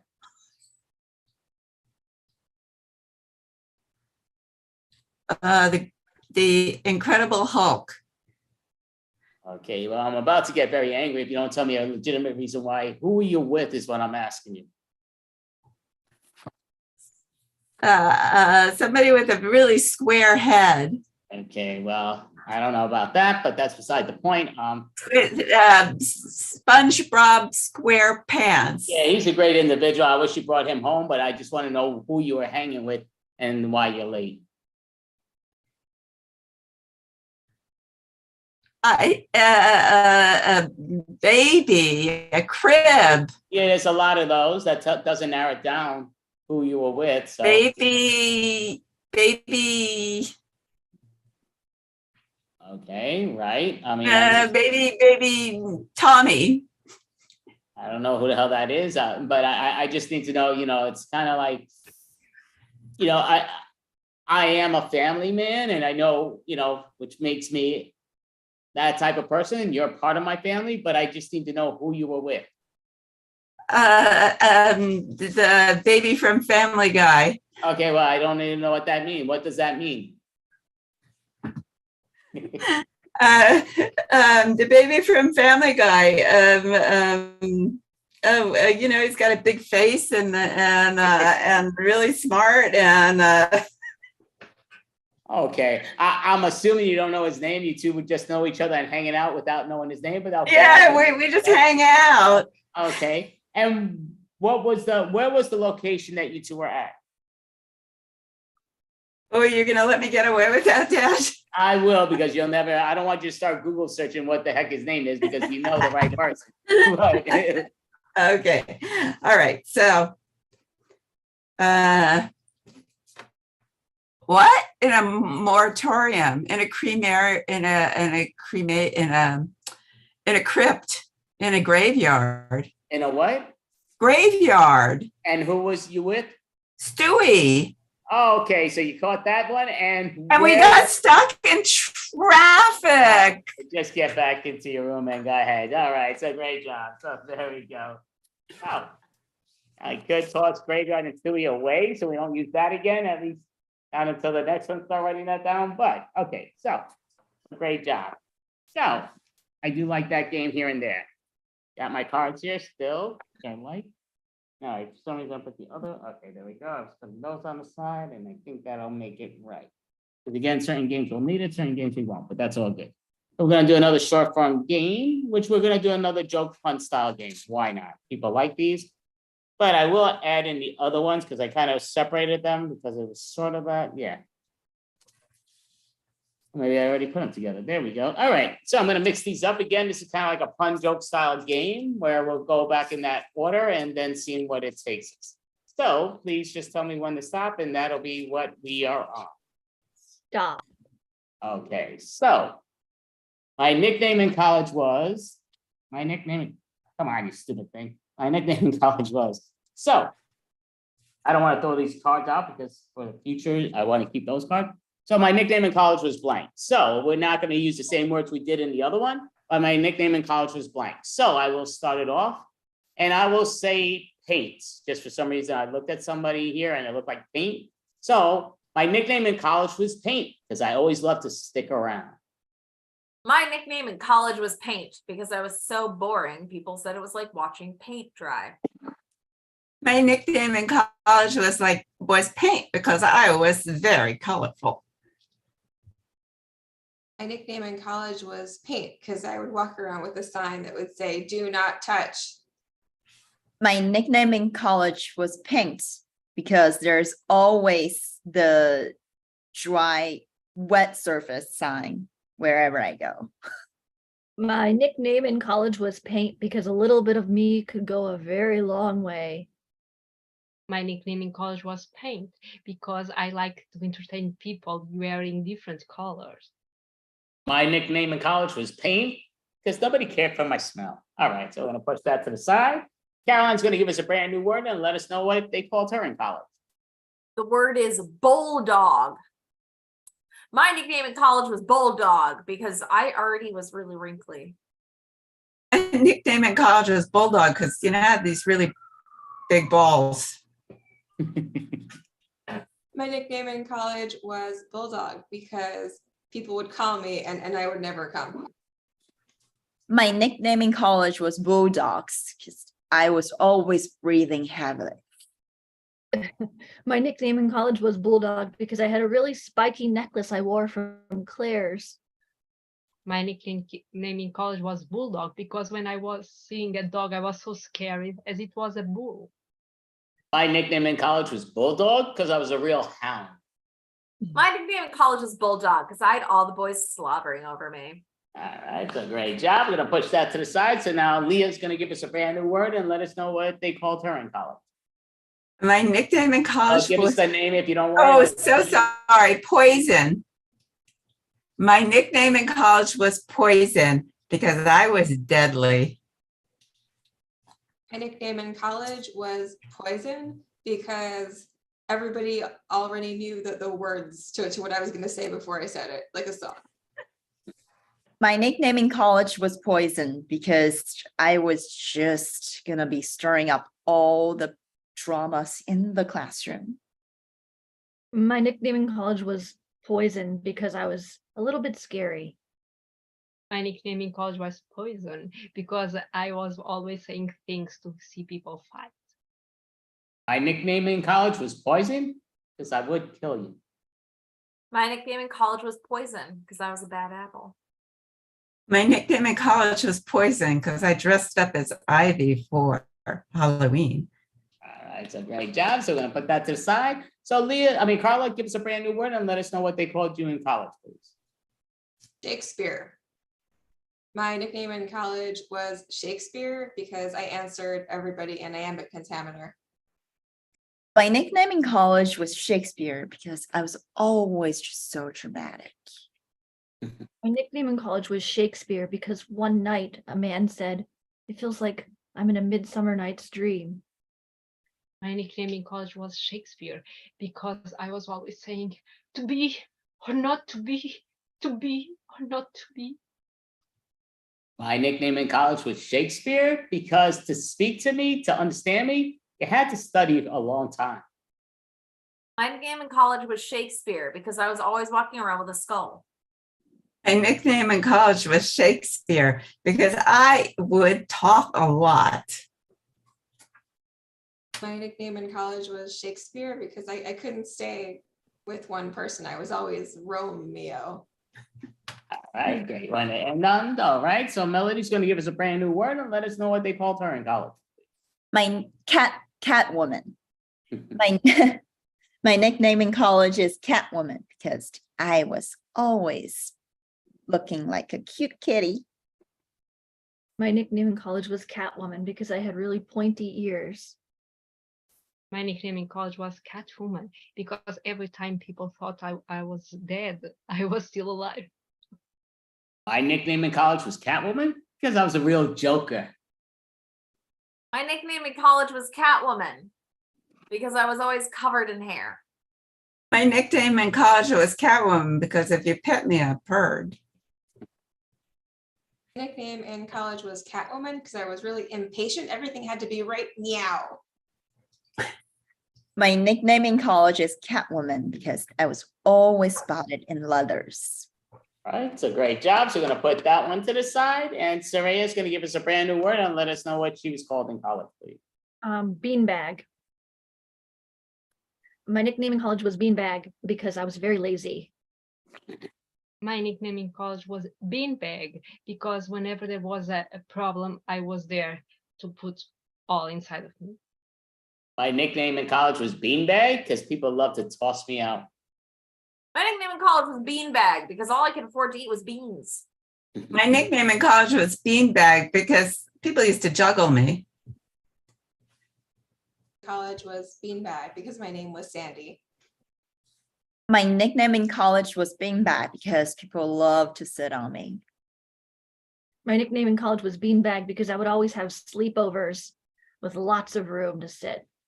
All right, so great job. So we're going to push that one to the side. Now Angel's going to give us a brand new word and let us know what she was called in college, please. Dream. My nickname in college was Dream because I was so beautiful that people said, "Oh, are you real or are you a dream?" My nickname in college was Dream because you didn't want me to be a nightmare.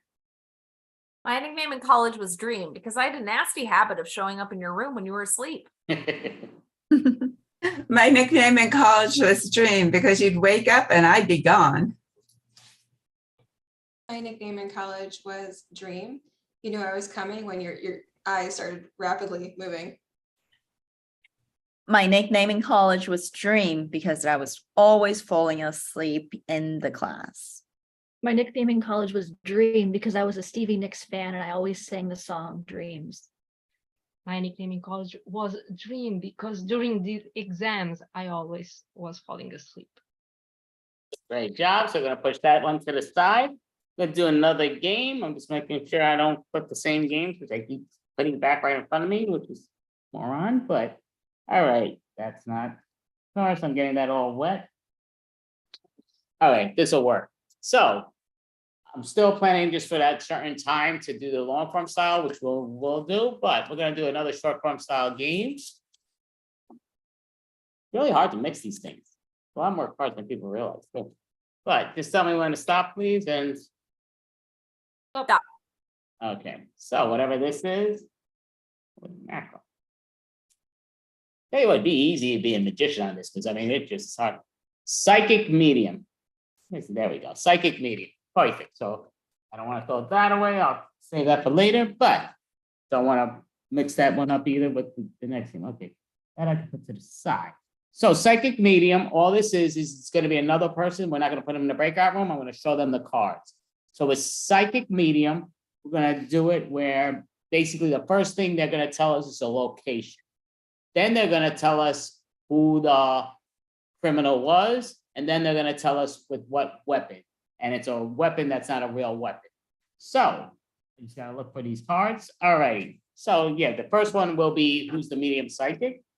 Trying to think, I'll ask Caroline because she knows. You see the people here, and it doesn't mean that it benefits to get the two or the one. Do you think, because a lot of times this is with two people, sometimes we use it with one. Do you think it's better to have those extra person doing it, or do you think two people should guess? Your choice. Oh, I think two people is good. I think having two people guess is good. All right. So I got all these numbers, right? Yep. So my number, yep, not in there. So just tell me when to stop, and this will be one of the medium psychics, so work together, but. Stop. Okay, so the first one is number 4, just okay, Melody. So Melody is gonna be joining this other medium psychic, which I don't believe, but they're gonna prove me wrong, possibly. So just tell me when to stop and. Stop. Okay, and this one is number 5. So 4 and 5, perfect. So Soraya and Melody, you two are gonna look away, just stay on screen so we see you, but just look away from the camera. And if you don't mind, Melody, just kind of tilt your face to the side. So yeah, just so people don't think, because I know you two are gonna get it with no problem. All right, now I gotta remember what clues I'm looking for. Okay. There we go. Boy, I really get annoyed. Well, putting wet drink next to that is gonna do, well, I guess there's not too many drinks that aren't wet, right? Okay, so tell me when to stop, but this is gonna be the location that you all gotta remember. You can write it down if you want, but tell me when to stop, please. All right, so. Proper. Tell me when you all see it, just give me a thumbs up, so I know you all see it. So far, I only got 1 thumb, 2 thumbs, 3. Okay, perfect. I'm actually waiting for Soraya and Melody to give me their thumbs up, but there's a reason why they're not giving me a thumbs up. Okay, good job, ladies. So now I gotta do the next one. So that was the first one, I'll put there. Now, where is the? Okay, where did I put those cards? Okay, here we go. All righty. So you're gonna tell me when to stop. There might have some weird ones in this, but again, I definitely don't know all the people in here. Stop. But I know the majority. Definitely think everybody here knows who this is, but you never know. Just give me thumbs up. Perfect, perfect, perfect, perfect. So those are the location, the weapon, and I'm gonna have to write down this. Again, that's one thing. We've gotten the location and the person, and we're waiting for the weapon. We're waiting for the weapon. Okay, I thought that wasn't a weapon, but yeah, you never know. I don't know where I put it.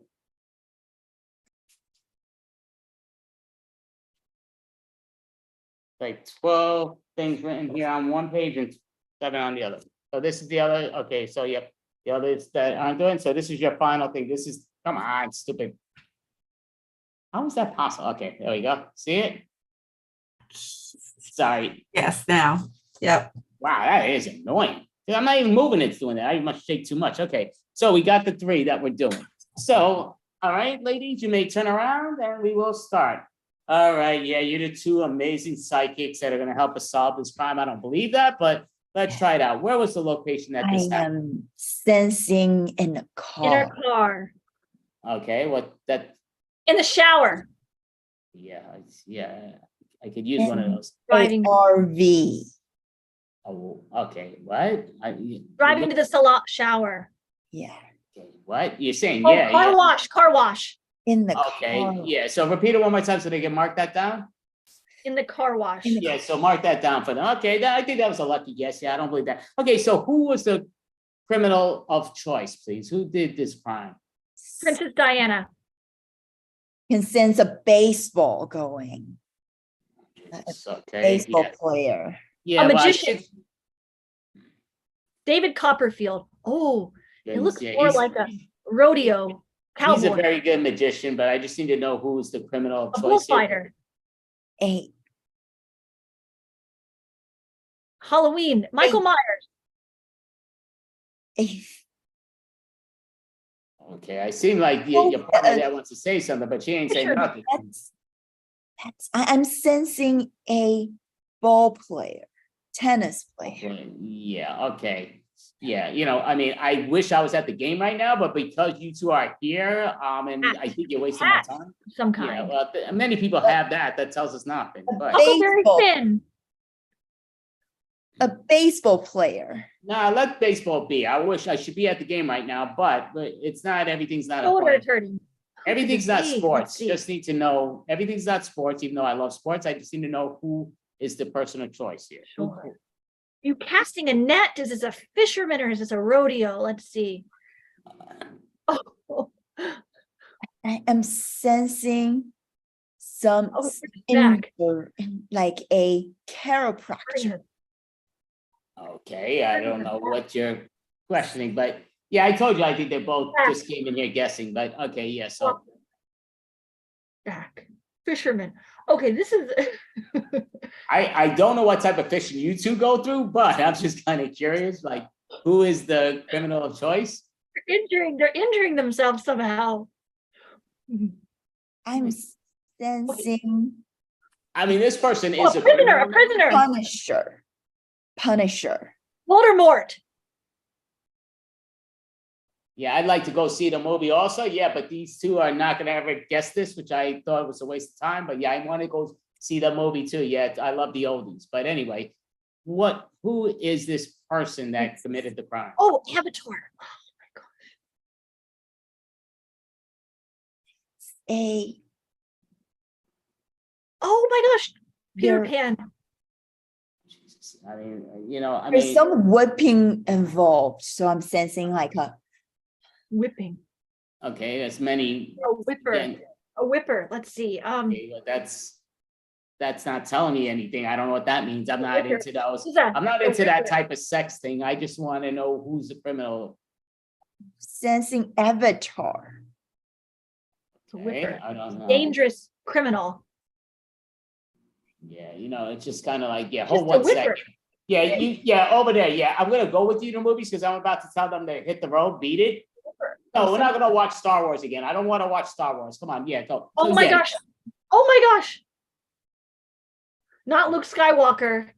What the hell? The- Just need to know who's the criminal of choice. I don't care about. I just need to know. Darth Vader.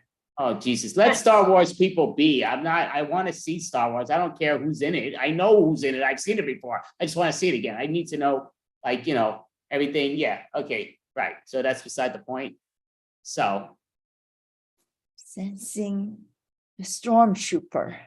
okay. Well, again, I don't know why you're sticking with the Star Wars characters. I'm not sure. I want to go see that movie, especially, you know, like, Oh, clones. many- Star Wars clones. Jesus. Okay. Yeah. I don't know where you're coming with this, but I kind of need you to tell me who was the person of choice that has nothing to do with Star Wars, most likely. So, There is yeah. Hold on one second. You two are Oh my taking. Yeah. We're going to be going in a minute. No, I don't want to see the movie Mask. That was a long time ago, which is a great movie, but I'll see that later. I already saw that. So Actor that's- in Star Wars. Okay, okay. Don't know what that's telling me. I don't need an Actress. actor. Don't need an actor. Just need you to tell me who is the person that committed the crime. Tom Hanks. Okay, now let him be. I don't care. Just again, it's not an actor, so I don't care about any actors. That's why it's okay to listen. I just need to know who committed the crime. The trumpet player. That's a flute or a trumpet. it's Yeah, I told you these two. They A know what the whipper. means. Okay, what the heck's that mean? Listen, I'm not into no sex fetishes. I don't care about the whips. You're both very attractive women. I just need to know who the hell was the criminal here. And I mean, Whiplash. hold on one second. Yeah. No, I don't want to see The Fugitive again either. No, it was a great movie, but again, just give me a moment. We'll watch The Fugitive later. We'll watch The Mask later. We'll watch Star Wars later. here. But just need to know what. Jim Carrey. What? Jim Carrey. Okay, who the hell? What the hell is the? Harrison Ford. Harrison Ford. Okay, just again, it's still not an actor. I don't care about any actors. I just need to know who committed this crime. It's Yeah, this is gonna be. I'm about to be hitting the road, but what?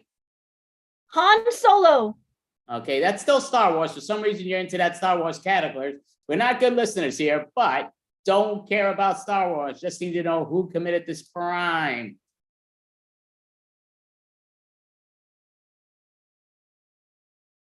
I'm sensing Indiana some Jones. running involved. Indiana Jones. Who? Indiana Jones. And where was this Jones. done at? And where was this done at? Car wash. All right. Okay. So maybe it took them forever, but yeah, maybe we'll give them more time. Yeah. So I just need to know what was the weapon of choice, and then we could commit this crime. CBD gummies. Something really yummy. Okay, A but gummy worm. Floss. Dental floss. Okay, just need to know the weapon. I don't know what the heck if you say, I say Gum. something with my teeth, I just need to. Oh, it's a candy. It's What, okay, that's, Toe. toe. Tootsie Roll. what? Tootsie Roll. And who did this crime? Indiana Indiana Jones. Jones. And where was this done at? Car wash. Car wash. All right, just book him and I could go see my movie. All right, so give me a second. All right, gonna push that to the side. Oh, yeah, you actually got that quicker than I thought you did. I'm like looking at the time, but yeah, so that was done. Well, in here, knock that off, and where was the third one? Well, oh yeah, there it goes. So I could talk the, oh, I could actually talk people away. That worked. So, wanna do another pun game? Which is obviously that. Yeah. So I'm gonna do another pun joke game. Well, I had a lot more cards on this one. So make sure I probably mixed it up with this. Did I put the, oh, here's a bunch of games. I don't think these are the ones that I was doing either, though. Nope. Okay. Oh, yeah, I did put them together. That's, so I'm gonna put these with the puns, because you know what? Why not? So that is one more. Just need to see what the last one is. Yep. All right. I'm gonna mix these up and we'll see if this joins with, because this is another pun joke style game, and then we're gonna do a long form style game right after this. So, wow, these things are sticky. They're not really sticky, it's just so thin, but. Tell me when to stop, ladies, and Stop. okay, this will be the number world's worst. Bum, bum, bum. So world's worst. So we're gonna give a thing of who's the world's worst. And then I'll give a line or something in the scene or something that is the world's worst, what they would do. Then Caroline will do the same thing and it'll go around. So I'll start it, I'll finish it, then Caroline will give us a brand new world's worst after that. And so be it, like we've done it the other way. And that I don't want to toss. So world's worst. And we're gonna give what it is in the beginning. And I will say world's worst. You know what? World's worst housekeeper. Yeah. Oh, Jesus. Yeah. Oh. Yeah, I'll throw that on. Yeah, give me another beer. Oh, my goodness. Yeah. Oh, no, I'm not done yet. I'll be done in about another 5 beers. And yeah. Okay, so I categorized all the dust bunnies by size and then hid them around the house for a fun activity for the kids. Oh, Mrs. Leah, I am so sorry. I broke the vacuum cleaner and a mirror and a couple of other appliances today. I'm so sorry. Gee whiz, Mr. Brady. I'm part of the family. I shouldn't have to work. Oh, oops, Mrs. Margaret. Sorry, like your husband likes me. Whoops, I'm so sorry. I swept up the cat in the vacuum. Oh, actually, the walls. It was the kids. I asked them to paint the walls. It's so fun right now on the house. Yeah, so yeah, I'm gonna charge you. I'm gonna charge by the time and the dust combined because yeah, you're a pig. I'm gonna call that and push that to the side. So Caroline, give us a brand new thing of who's the world's worst, and you will begin. World's worst chiropractor. Yeah, I'm feeling a knot here. I've never been good at untying these. Oh, this won't hurt much. Oh, I'm sure you'll walk again sometime. Going to fix all of your pain with my mind. All right. I know I failed the exam for a number of times, but I got you. I can twist your spines. All right. This is a new technique. We flip you twice. All right. So you were expecting me to touch you? Are you a pervert or something? Yeah, so yeah, that is dynamite I put on your back. Yeah, don't worry, your back will be feeling a lot better, at least maybe in the east side, but it'll be feeling a lot better in a few months. Oh God, okay, when you meant back pain, not that you wanted your pain back. All right, so great job. So I'm gonna put that to the side, and now Leah's gonna give us a brand new thing to let us know who's the world's worst. The world's worst locksmith. I'm gonna get you in your house. No worries. I just lock my keys in my car, and as soon as I get that open, I will be able to get you in the house. All right, stand back. That'll be $300. All right. Like this is gonna take a little bit longer than I thought because I just stuck all the keys in the keyhole. All right. While you were napping, I made a few spare keys and I gave them all to homeless people. Okay, come back. It's going to explode in 1, 2, 3. Oh. Yeah, I'm gonna fix your lock, but don't worry, go to sleep. I'll fix your lock. Good news, you can get in your house. Bad news, you no longer have what we would call a front door. It's more of a gaping hole. Wow, this is a tough one. Do you have a wire hanger or something? All right, so great job. So we're gonna push that to the side. So Carla, give us a brand new word and let us know who's the world's worst, please. Bank robber. Yeah, the camera's right there. Smile for it. Get a selfie too. Yeah, I posted on Instagram. She'll never find us. All right. I need you to put all the dollar bills in this bag and make sure you do it under 5 minutes. Oh, All right, wow. this is 10 minutes already. Where's the money? Oh, wow. I'm feeling a little faint. I don't know if I can rob this bank. Okay, everybody here on the bank, I have something to ask to this man here. So, would you please give me $1 million right now? Oh, he said no, I'm sorry. All right, so yeah, I'm not sure if this is working or not. Yeah. Is this on? Holy crap. Oh gosh, I forgot to bring a bag. I forgot to bring my own bag. Do you have any bags? Oh, you're no longer doing plastic bags. Oh no. Look, don't get so upset. The gun isn't even loaded. All right. I need you to fill up these bags with all quarters. That's right, quarters. I need to do laundry. Perfect. So we're gonna put that to the side. So Melody, give us a brand new profession and let us know what's the world's worst. The worst pirates. All right. This is really getting to me. I'm gonna throw up on this boat.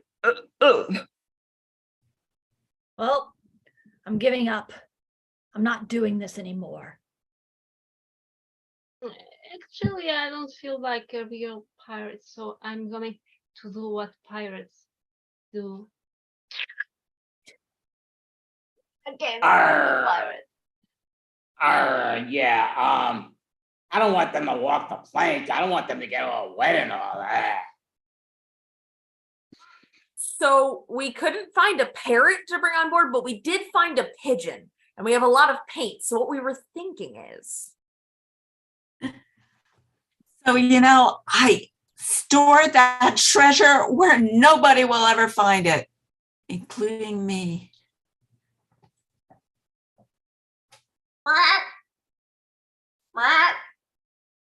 Are you looking for the captain? I killed him.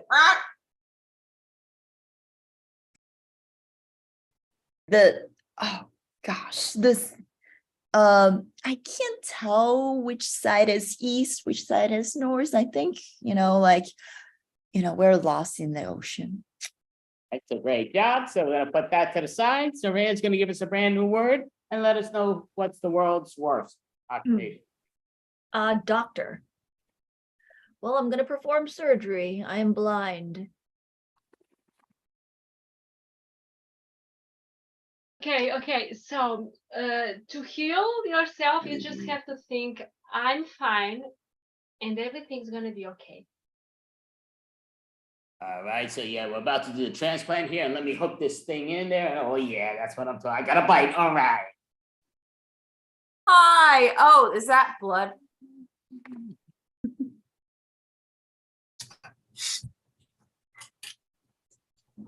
So, those other malpractice suits, they didn't mean anything. I've learned a lot in my second time around through med school.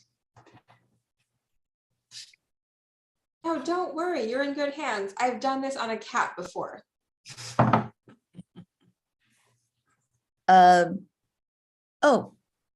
Just, like based on your x-ray, seems like I left a little bit like my tiny Caesar in your stomach. So we're gonna do the option again, but free of charge. All right, I'm gonna use fishing hooks as suture material.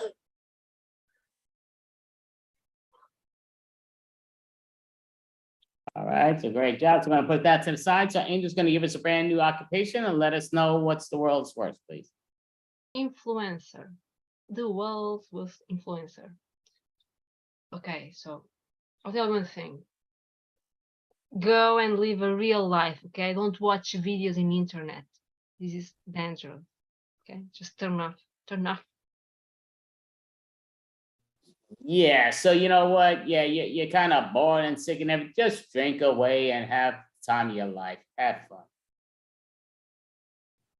So make sure to have me on and watch intently while you're driving. Hashtag follow me for more safe driving tips. Don't follow me. I was a loser in high school and nobody liked me. So, I really suggest you don't even follow me. Bye. Oh, my iPhone needs to be updated. I don't know how to do that. Okay, I guess that's the end. I give up. You can follow me to how to make millions in a day while I'm in prison serving a fraud charge. Follow me, XOXO. Supposed to tell people this, but I bought almost all of my followers, and none of them are real. They're all robots. So today, I will talk to you about my life. All right, so great job. So I'm gonna push that to the side. So we're gonna do a long form style game now. My vision is crap. That's the thing that's really annoying with this, that I'm looking at the paper that I got a design on, but it's all good. So this game, I forgot the name of it. That's what I do best, but it comes down to is we're gonna have it where Caroline's number 1, I'm number 7. So Caroline's gonna open it up. I'm gonna put the number of orders in the chat that you'll all see. So basically, Caroline's gonna start off. I'll give her a suggestion, and I'll actually use one of these cards for the suggestion. And then she'll talk about whatever the suggestion makes her think of. And then after 30 seconds, 40 seconds, Leah and Carla will jump on in and do a scene. So we're all gonna put down our video except Caroline, but then Leah and Carla will do a scene. After that goes for about 2.5 minutes to 3 minutes, Melody's gonna pop on up. So I'd say anywhere from 2.5 minutes to 3 minutes. Whatever their scene was, she's gonna talk about what that makes them think of that gets them out of the scene, but just anything that they were saying. And then Soraya and Angel will pop on up after 30, 40 seconds of what she was talking about and do their scene. And then I'm gonna give a discussion of what these two were talking about, what that makes me think of, then Caroline and all, but they'll see the number of orders. Piece of cake, any questions? We all know the deal, right? So remember, I'm not writing names because otherwise we'd be here until October, but I'm gonna put the numbers there. So break a leg, and the suggestion for Caroline, I'll mix this up just so we all see it. Are you gonna put the numbers? I'm sorry, I need to put the numbers in the chat In the chat, yes. now or after we start? Well, since I wanted to get it going after we start, right? Okay. Caroline's got, yeah, but you do know that you're next, and so is Carla. So we already know the time. Okay, so tell me when to Got stop, it. and this will be Caroline to good. Okay. Junkyard. Junkyard is just, come on, stupid thing. Like, junkyard is just a joke. Well, whenever you want to adopt a cat, one of the first places you should look is a junkyard. You know, they're very hardy animals if they come out of a junkyard. They've lived through a lot. I heard tell of a cat once. He was born in a junkyard. He was born in a pool of gasoline. And then, after being born in a pool of gasoline, well, I mean, he could drink gasoline. He could pretty much do anything. He was Special Agent Jack Bauer, an amazing cat. He went on to work on the police force. Carla, look, there's a kitty. I know you're allergic, but you know, I think it's time that we should add to our family. Phew. Oh, well, you know. Why are you sneezing? And he's several feet away. You want to kill me, Well, don't you? well, you know, I kind of think you can get over this. This is all in your head, this allergy thing. That you don't really have an allergy to cats. You just think you have an allergy to cats. You need to rethink your allergy. This is just what you were saying when we were in couples therapy earlier, that all of my fear of animals is just in my head. Your fear of animals, it's your fear of relationships. So this cat here in the dumpster represents you and I and our love. Yes, the strength of our love. I mean, a cat from the junkyard. What could be stronger than that? You shouldn't hold it by the scruff like that, honey. It reminds me of the way that I hold you. All right, Yeah. cat. Oh, it hurts too. Can you feel that? Does that feel like love? Oh, you know, sometimes pain is not love, Carla. It's only pain. Show me how you would show love. Oh. Nice kitty. Like that. With tenderness and love. Wow, that was really disgusting. You just basically licked this cat. I licked the cat. Mm-hmm. He probably had like moldy garbage on him. I don't ever want to like touch you again. Well, I could see that this may be it for us. If you never want to touch me or be touched by me again or by a little fuzzy monster, then I can't see all the couples therapy in the world helping us, Carla. Maybe if we went to a couples therapist that wasn't your mom. Mom is so good. She helped me with my last 3 relationships that didn't work out, but she's really good. Okay, so my father left when I was young, but she's the best. And, you know, she has 40 cats. I'm just thinking about your mom and All right, you know, like Jerry, this is our 4th session. Like, I really want to spill out your hatred between you and your brother, because I know, like, you know, this is like you seems to have a lot of like hate whenever you talked about your brothers and how he's still your company. So just talk it out. Like, this is a very safe space. Like, we can get to the root cause of this. So hopefully you just need to. Oh, okay. So it's not just your brother, it's your sister-in-law as well. Okay. Okay, Linda, I'll tell you one thing. I cannot live with you anymore, okay, sister? It's horrible. Everything about you is terrible. It's disorganized. I'm going mad with you. You're right, Sarah. You just make me so mad too. Oh my God, our bunk beds, I mean, we're sleeping right on top of each other. What do you expect? I hear you breathing. It's like we're chest to chest almost. Oh my God, I'm going crazy with you. You see, my head is not working now. I need to go to the psychologist because of you.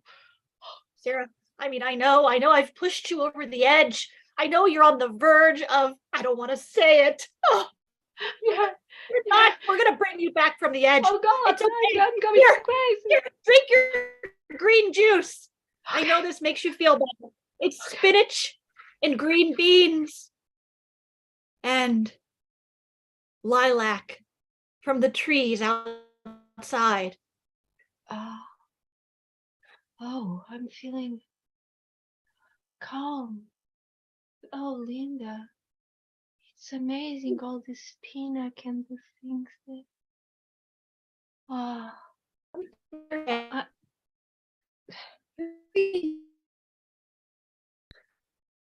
Oh, calmer too.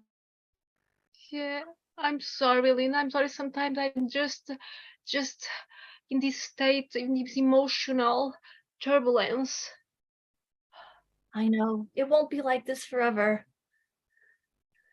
Yeah, Linda, I must admit I have a problem. Would you go with me to the shrink? I'll be right there with you holding your hand. It'll be like couples therapy for sisters. Oh, thank you. We had this hard past in your lives, but we will go through the future. We'll forget all these things. It's going to be so wonderful. And I made a whole vat of the green juice, so just in case, we'll have it for days. Thank you. Thank you. This is better than any medicines. Oh, Linda, you are like a magician. Ah. Linda, look, I wanted to say one thing to you. Even if sometimes I'm so angry, I love you, my sister. Thank you, Sarah. So I was at a nice magician thing. They were calling the audience out of the audience, and they're supposed to read your mind. So I loved it that you go out there, and when I get called, you have these people all falling here and there, and I wasn't falling around. I'm just like in my head, I'm like this. Okay, this is never gonna do it. They're doing the hypnotized magic. So after there's a few of us that aren't doing it, then they pause it for a second. They're like, okay, and they call us over and they say, okay, go back to the audience. And then they had the people that were doing it falling in. And I'm like, what kind of magic is this? Why are you picking and choosing who you're doing it to? Because we're up there for like 3 minutes. And it's kind of like, yeah, we're not falling into your weird. Yeah. I'm not believing this whole magician act you're trying to do here. Yeah, you have a lot of disbeliefs in your life, Carolyn. A lot of disbeliefs. No, I mainly just disbelieve you. Yeah, I could see that. You are a doubter. You are not a believer. You are one that likes to sit in judgment on others. Therefore, you can accept that my act is done purely with magic. Okay. If it's done purely with magic, I guess I'm just confused as to why it didn't affect me. You have to believe to be affected by magic. If you don't believe, you will always be exactly where you are. It's like spirituality and thinking of a higher power. You have to believe without any real rational proof. Okay. Try it. Try it. I believe. Look, I'm your therapist. It's important, very important for you to take this next step in your growth.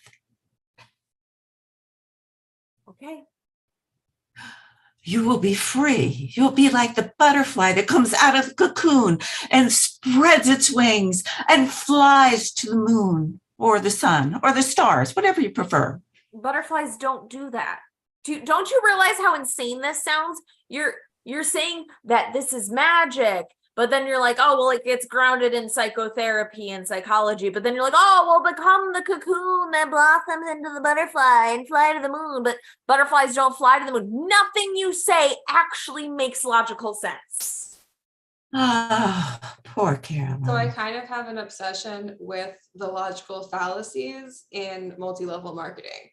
I just can't get enough of it. The things that people say to each other and actually believe are completely wild.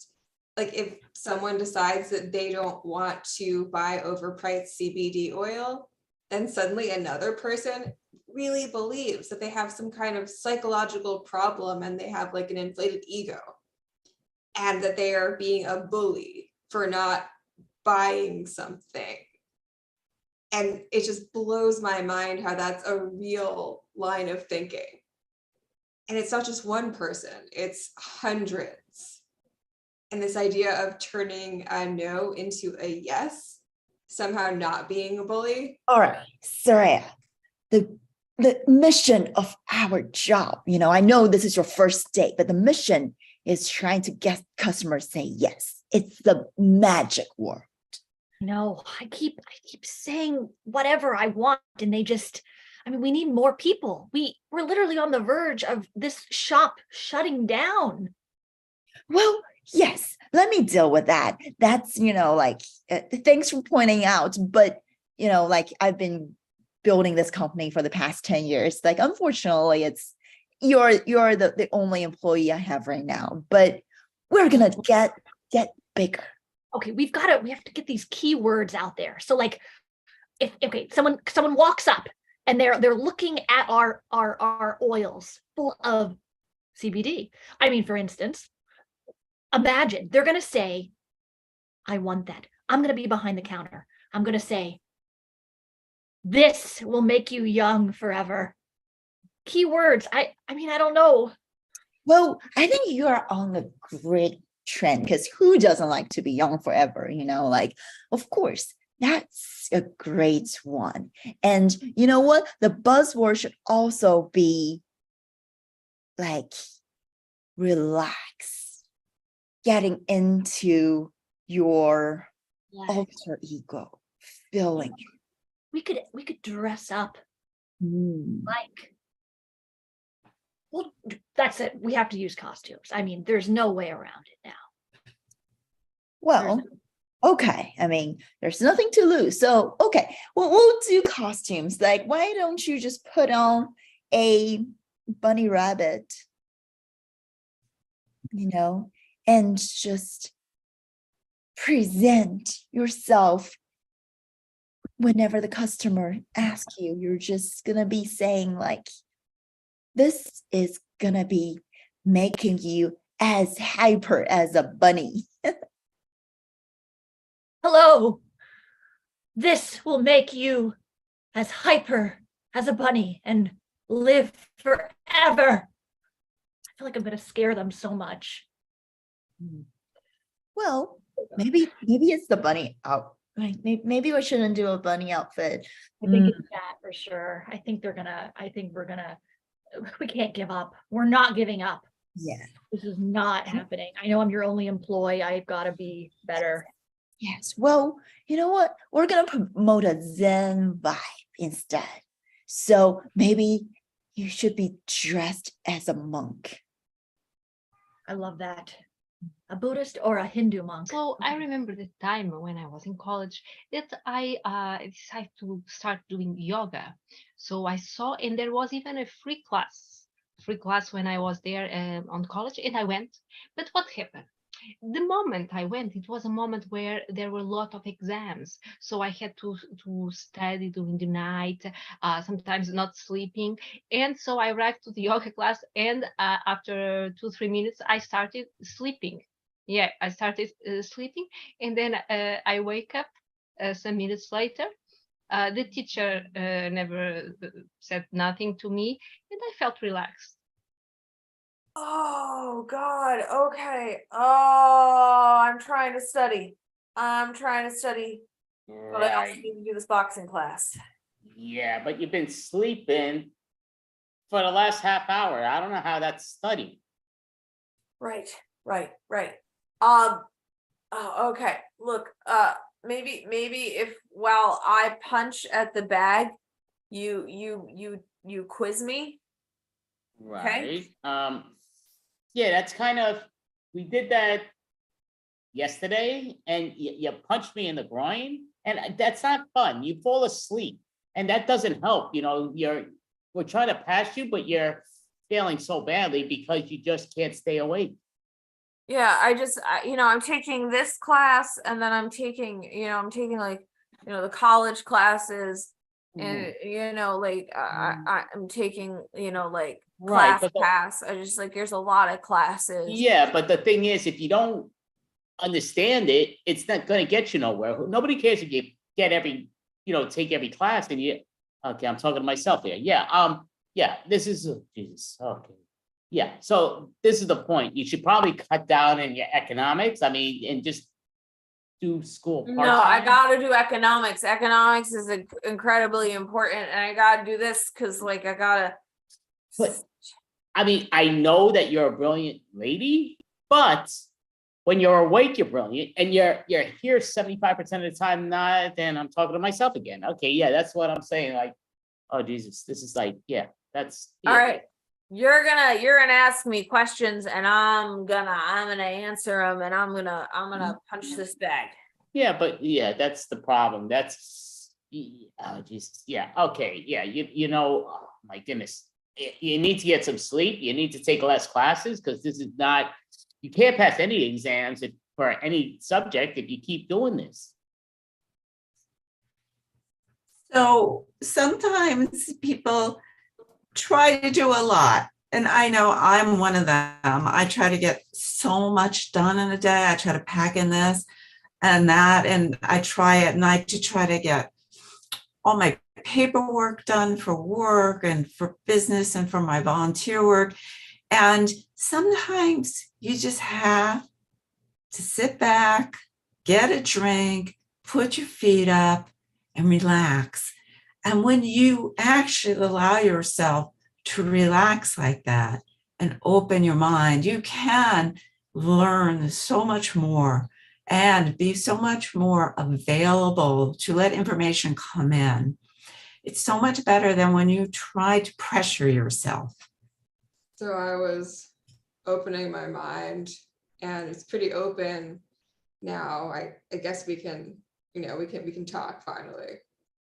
Well, like I know breakup is a tough decision that we've been through a lot. I really don't want to break up though. Here, take this drink. I heard that it helps when you're drinking, and just put your feet up on this stool over here. Okay. Yeah, I'll do this too. All right. It tastes very blueberry. Yeah, blueberry. That's what I thought too. Mhm. And we are so open right now. There's just room for everything. Well, I don't know if I have room for anyone else. You know how much I love you and don't want to break up though. So there's just this expansive space in our relationship. There's just so much room. There's room for other people. Well, but I don't want there's room. I want that room to be closed. Just us though. So this room that we're in right now, like it's a really big room, and you're doing all this volunteer work, and you're at your two jobs, and you just need to relax for a minute to create space so that I can have an affair. You have an affair? That's why you break up with me? I thought it was me all this time. I thought I was suffocating you. Well, it's hard to breathe sometimes when there's not a lot of space. Well, like, is your affair done? Like, do you think there is ways for us to maybe, like, I started drinking this blueberry thing. It's tasty, Looks like your feet are pretty comfortable on that stool with a nice cushion, little foot massager. Mm-hmm. Yeah, there's a lot of room. Yeah, there's room for improvement. There's room for change. Well, I can improve.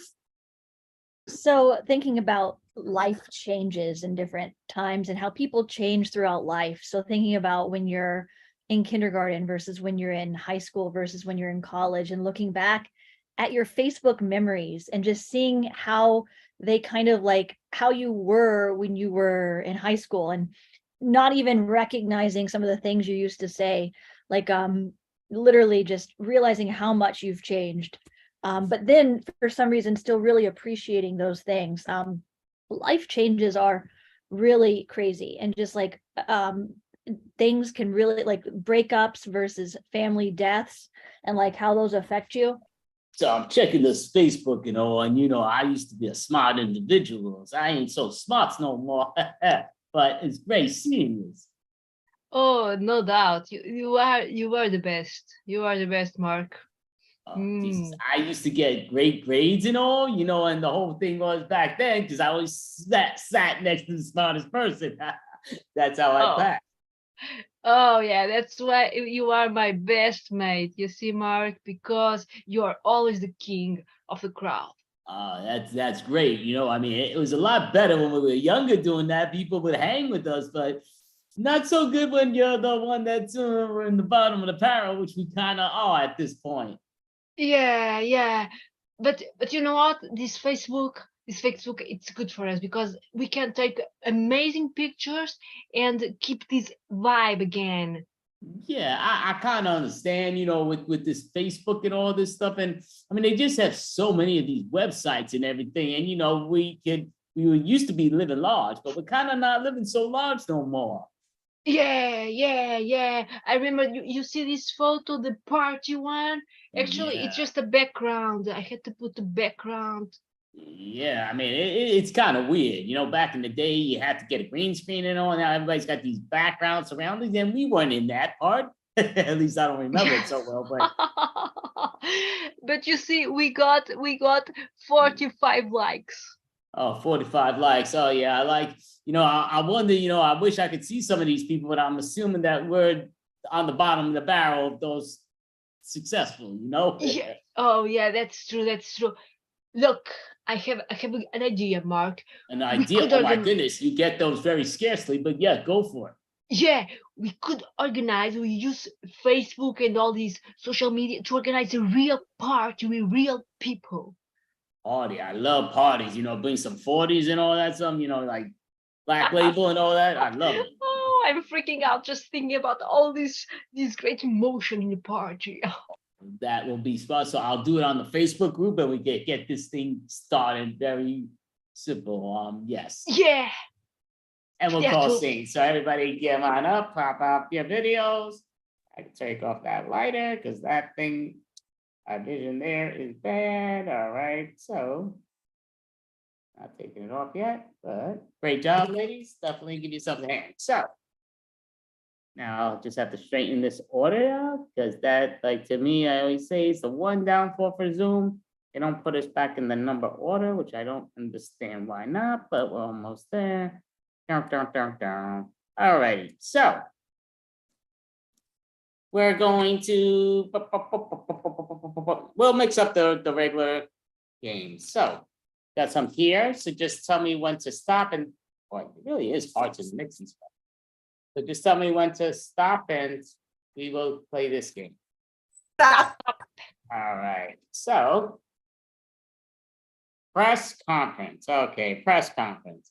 Perfect. So press conference, we'll do it like the same style that we did the others. We're going to have somebody here that's going to reveal something that's boom, big. So there'll be some type of celebrity. I got the cards. I'll mix up the cards.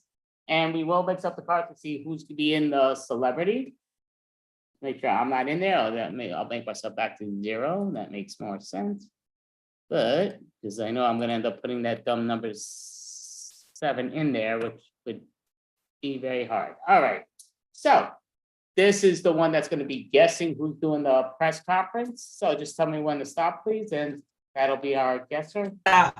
Okay, so this is the person that getting the press conference, number 4, which is Melody. Okay, so Melody's doing the press conference. So she knows the deal. So her whole goal is she's going to end up getting 2 things here that are getting picked out of these cards. So just for an example, I'm going to think of stuff that wasn't on the cards. I've read too many of these cards, but say like if she was Superman and she's revealing that Lois Lane, he's already married. That might be something like that, but so that's something like that. You don't have to worry, Melody, because I don't think she's a big superhero buff. It's not to that level, but yeah, so those type of things that we're going to mix up the 2. Any questions for you, Melody? Because you all know. So the key that for us is we're going to give you hints. We're going to all raise our hand, and we're different press conference people that are raising our hand, and you're going to be that person. And we're not going to give you easy hints in the beginning, but if you could guess it, you're just going to tell us who you are and then what you're going to reveal and all that stuff. So we'll go with our reactions. So if you don't mind looking away for the moment, and I'm looking for, oh, here we go. All right, got a lot of names here, so that's good. Hopefully you know these people. I know most of them. That says nothing though, but so some are superheroes, might be bad news, might be good. So just tell me when to stop, and this will be who she is officially. Okay, so. Okay, she definitely will know this person. So we all see that. She is that person, and her big revelation, I'm just gonna look here because I kind of gotta figure out how I'm gonna make her, okay. I could do it with that, you know what? It's good. We're gonna mix these cards up and decide on how we do it there. So she's that character, so don't get that confused with the other one. So we don't want to give her that easy big hint in the beginning. We want to get her to sort of slowly guess it, but tell me when to stop, and this will be her combination of what it is. Okay, so this will be the second thing. So the whole thing is that the first person, she's revealing that she is going to, I shouldn't say what it is. I can't say what's being revealed. So I will write it down on the marker. I forgot that part. Almost I got it right, but okay. I actually like this. Okay, so that's perfect, and that was on the feet. So remember the first one to the second one, she's the first one.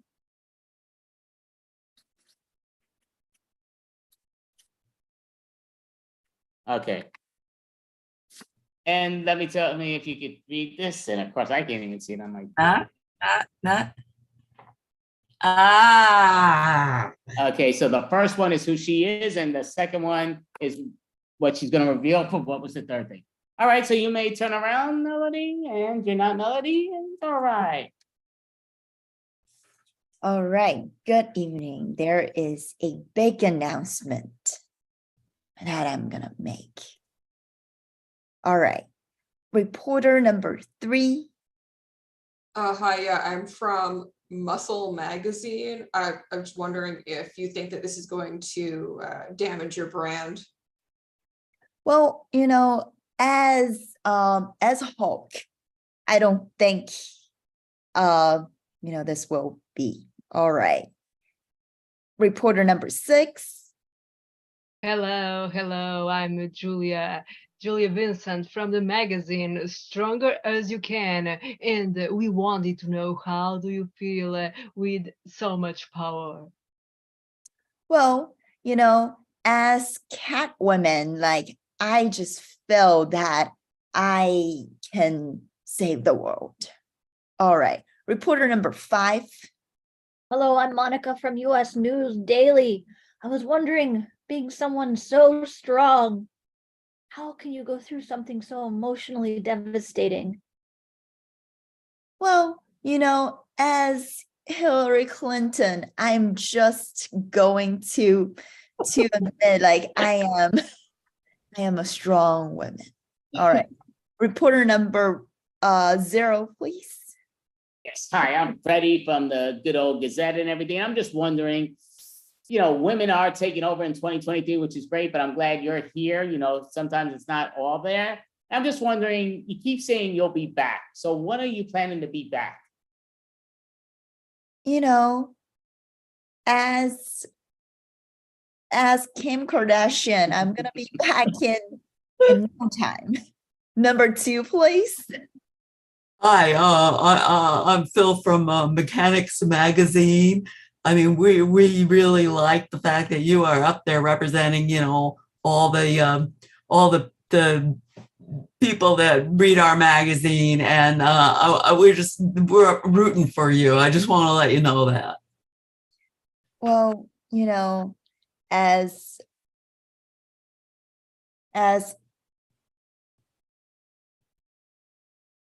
the superwomen, I just wanted to make sure, people gets your product.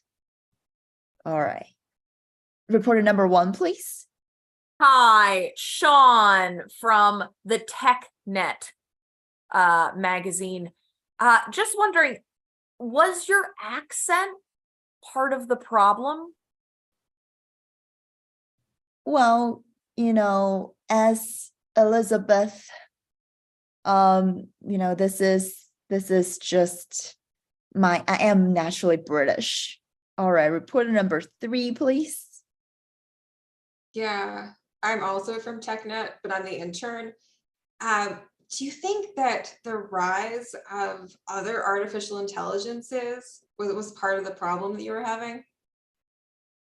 Like, did you get eclipsed by the other ones, the newer ones? Well, as Zuckerberg, I feel like Metaverse is just gonna be doing great. All right. Reporter number 6.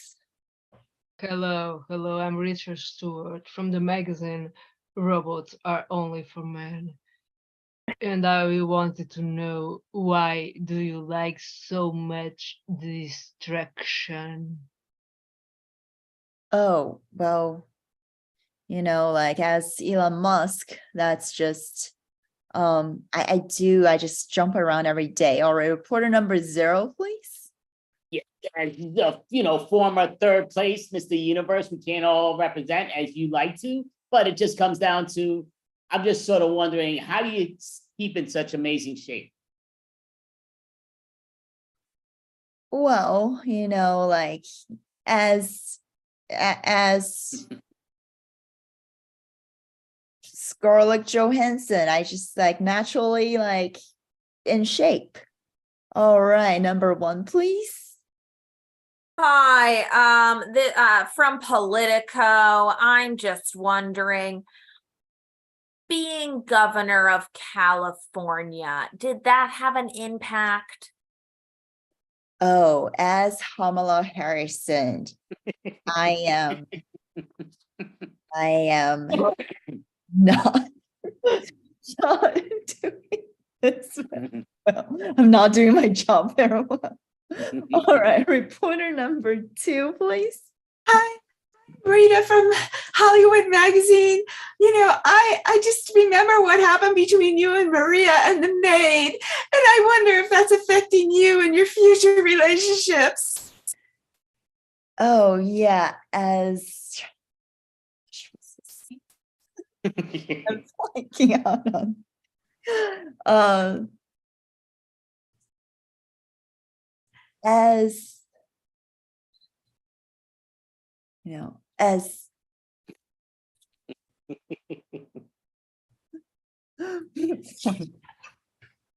a governor, I am just doing my duty to serve the people. All right. Reporter number 5, please.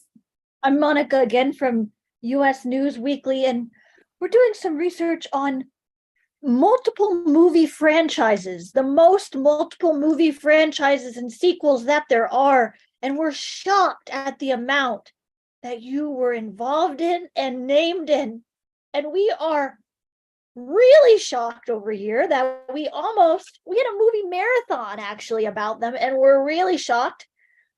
Live streaming from rooftop in Brooklyn, watching all of the movies right now. Yes, as no. I don't know. I know who that is. I don't know the name. Oh my gosh. And all right. As the biggest movie star in Hollywood and also the governor of California. You know, like I love to make my names known. Number 3, please. Hi, I'm from the obituary section of the local paper, and we're just really interested in everyone with the last name Connor who died. And you were so good at saving Sarah Connor that I wondered if that affected your current situation. Well, you know, like it's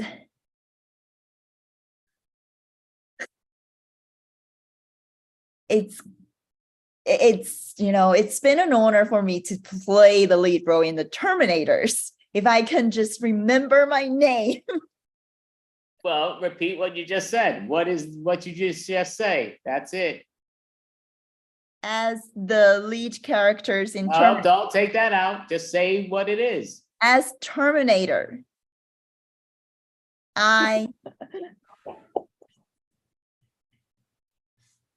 have a big announcement to make as a Terminator. All right, reporter number 1, please. Hi, I'm Bianca from Weddings Are Us magazine.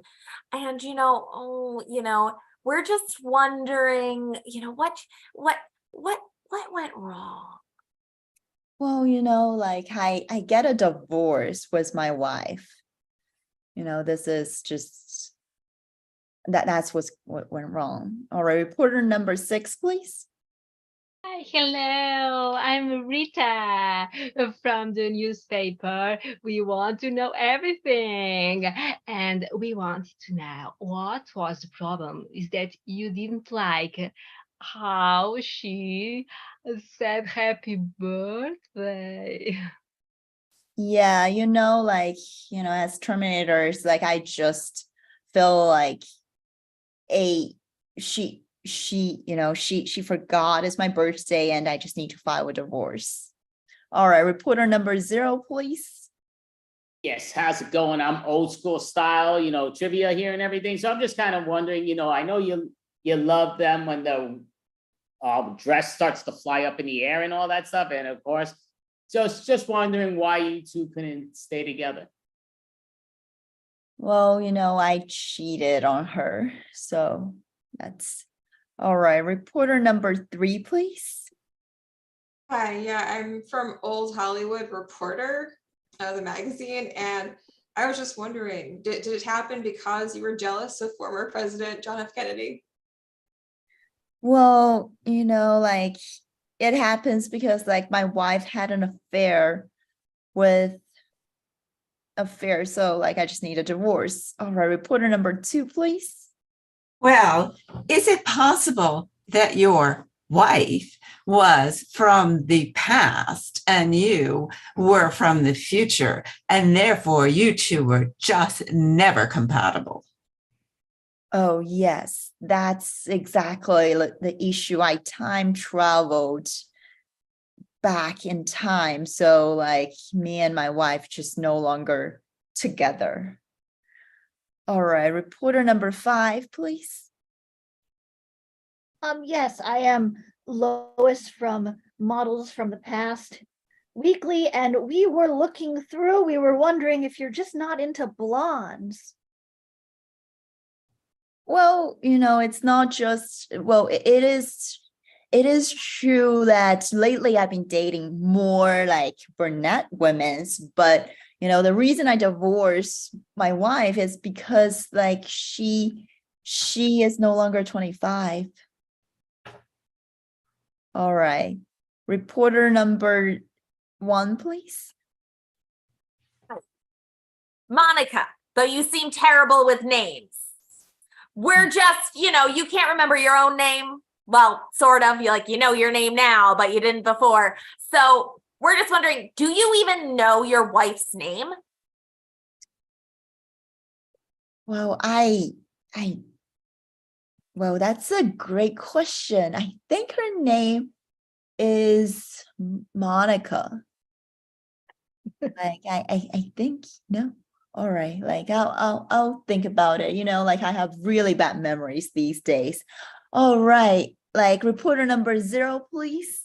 Yes, how you doing? All in fashion and everything in here. And I'm just wondering, why did your ex change her name from Norma Jean? What was the purpose of that?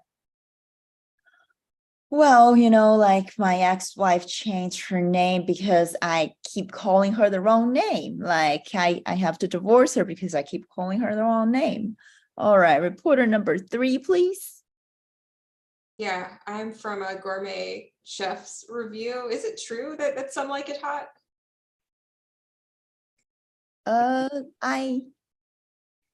Well, like it is true that she can't cook. All So right. we're gonna pause it there for a moment. So now you're gonna have to reveal to us, though my guess is nobody's gonna guess that you're gonna guess it right, but let us know what the big realization is. Let us know who you are, who's the other person that you're married to or were, and let us know what's being done. Go for it.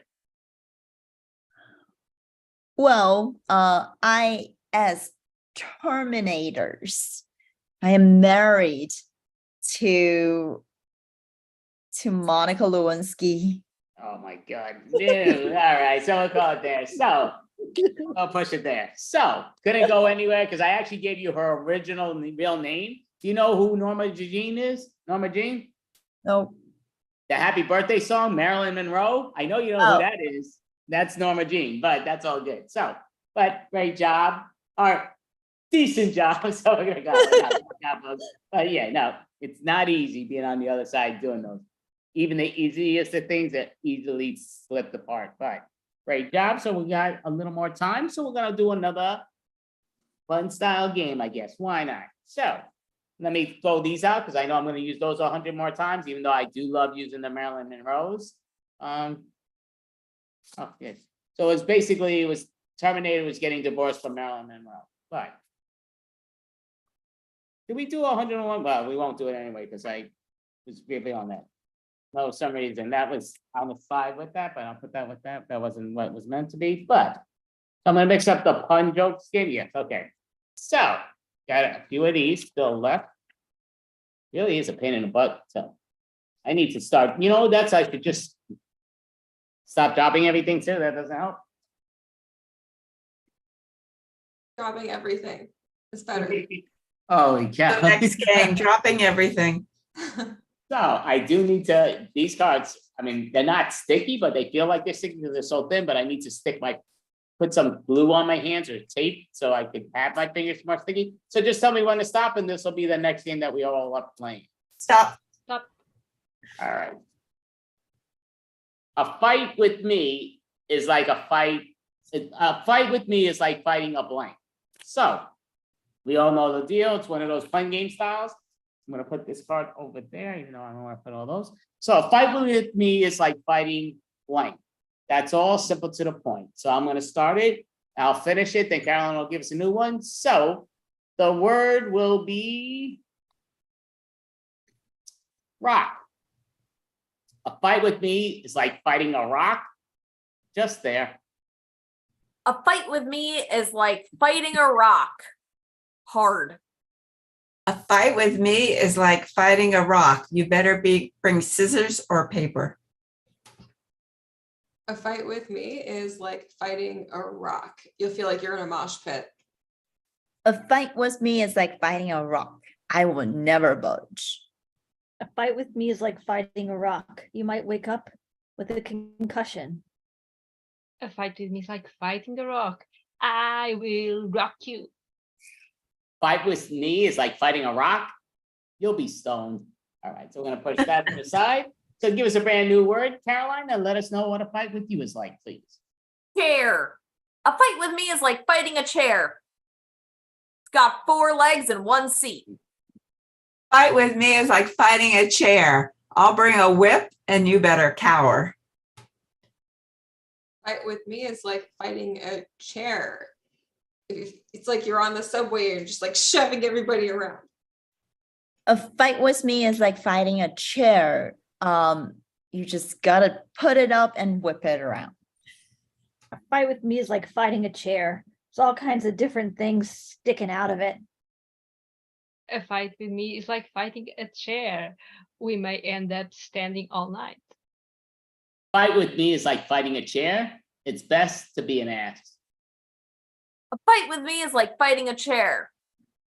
I'm upholsteried. All right, so great job. So we're gonna push that to the side. So Leah, give us a brand new word and then let us know what a fight with you is like. Knife. A fight with me is like fighting with a knife. You're gonna get cut. A fight with me is like fighting a knife, not the sharpest one in the drawer. A fight with me is like fighting a knife. You just never know where it's gonna come from. A fight with me is like fighting a knife. You might end up dead. Fight with me is like fighting a knife. You may run. Fight with me is like fighting a knife. Cut it out. Fight with me is like fighting a knife. We've both got a stake in this game. Fighting me is like fighting a knife. There's going to be lots of blood. All right, great job. So we're gonna put that to the side. So Carla gives a brand new word and let us know what fighting you is like. Origami. A fight with me is like a fight with origami. You put in lots of effort and then you fold. A fight with me is like fighting origami. You would always mess up the steps. Fight with me is like fighting origami.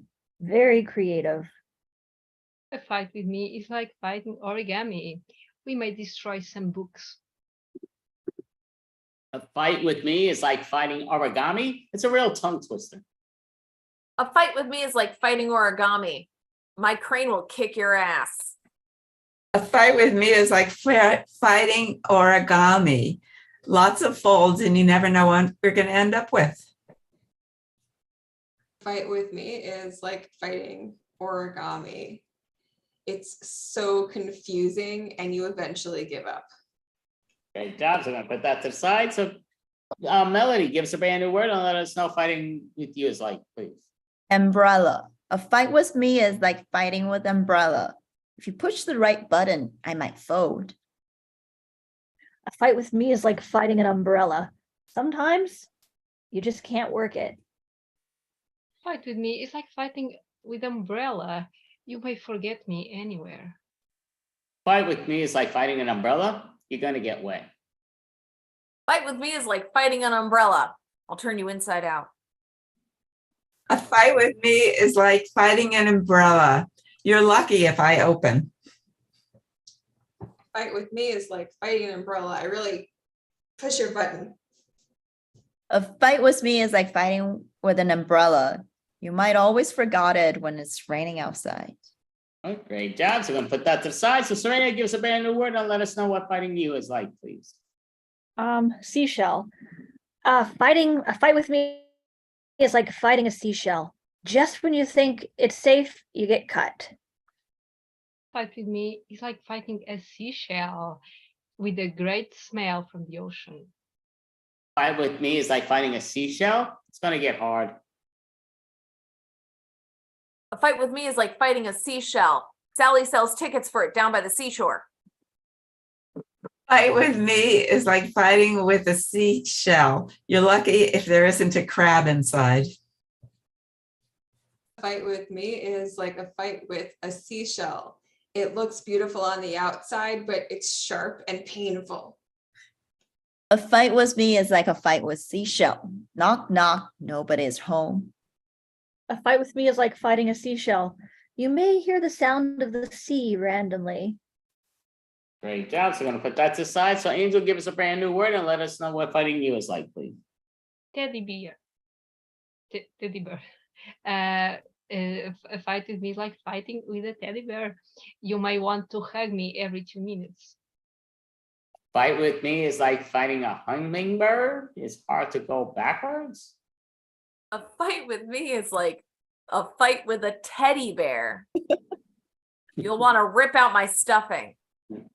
A fight with me is like fighting a teddy bear. Yeah, a 10-foot one you just won at the carnival. A fight with me is like fighting a teddy bear. It's full of fluff. A fight with me is like fighting a teddy bear. It's just always gonna warm up your heart.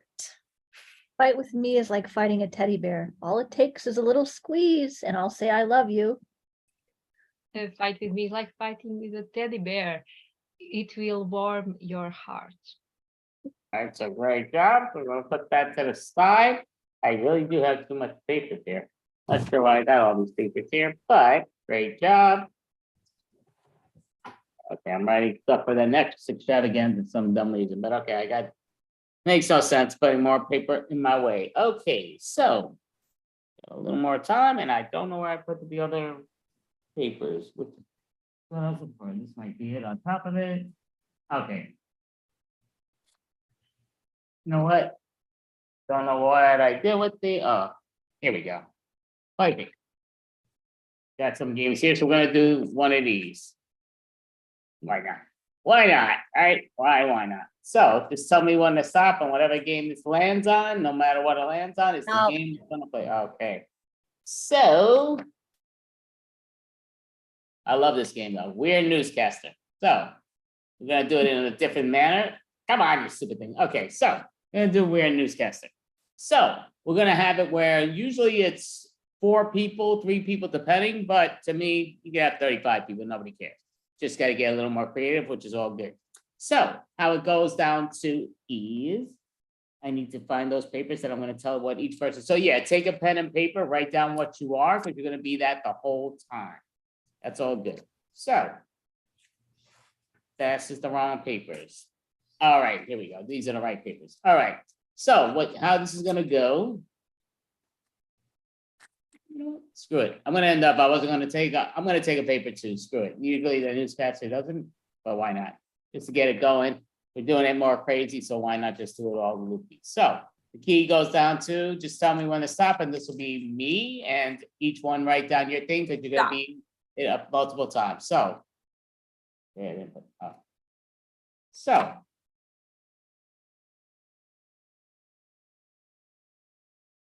okay, so basically I'm gonna be a crying dancer because I never became a dancer. I'm a crying dancer because I never became a dancer. Okay, cheesy, but yeah, it's what I am. So this will be Caroline, who I will just, you know what, for the heck of it, she'll be my co-host. So whatever this is what she will be. So just someone please tell me when to stop. Okay. Really isn't hard, easy to do. Okay, so she's in love with her own reflection from the camera. She is in love with her own reflection from the camera. So I just realized this is the number order we're going. So Caroline's my co-host. When I'm like to the next one that you know you're the next order. So you're sticking with the number order, and then I'll tell you what your expertise, but what your goal is here as the newscaster. Tell me when to stop, and this will be Leo, please. Stop. Okay, so not even easy to hold on to these things. Okay, so Leah is, you're a teacher teaching a lesson as if you're teaching us a class, but you're telling us whatever is what you're reporting as is you're teaching it as if you're a teacher. So this will be Carla. So again, we won't know until I reveal what she is doing. Some of those that know the game, how I do it though, they'll know sort of what she's doing, but that's all good. So tell me when to stop, and this will be you, Carla. Okay. Does take forever to unravel this. Okay, so Carla is Rapunzel with very bad dandruff. So you are Rapunzel with very bad dandruff. So, and then, like I say, when I go to the next order, I'm not gonna, because I'm not gonna remember the order that, I mean, I do have it on the paper here, but, so now this is gonna be Melody. And just tell me No. when to stop. Okay, so Melody is. You are speaking to the viewers when you're revealing what we're asking you to reveal, as if they're the cutest babies on the planet. So you're gonna speak to the viewers as if they're the cutest babies on the planet. So this is Saraya, just tell me when to stop and. Stop. Okay.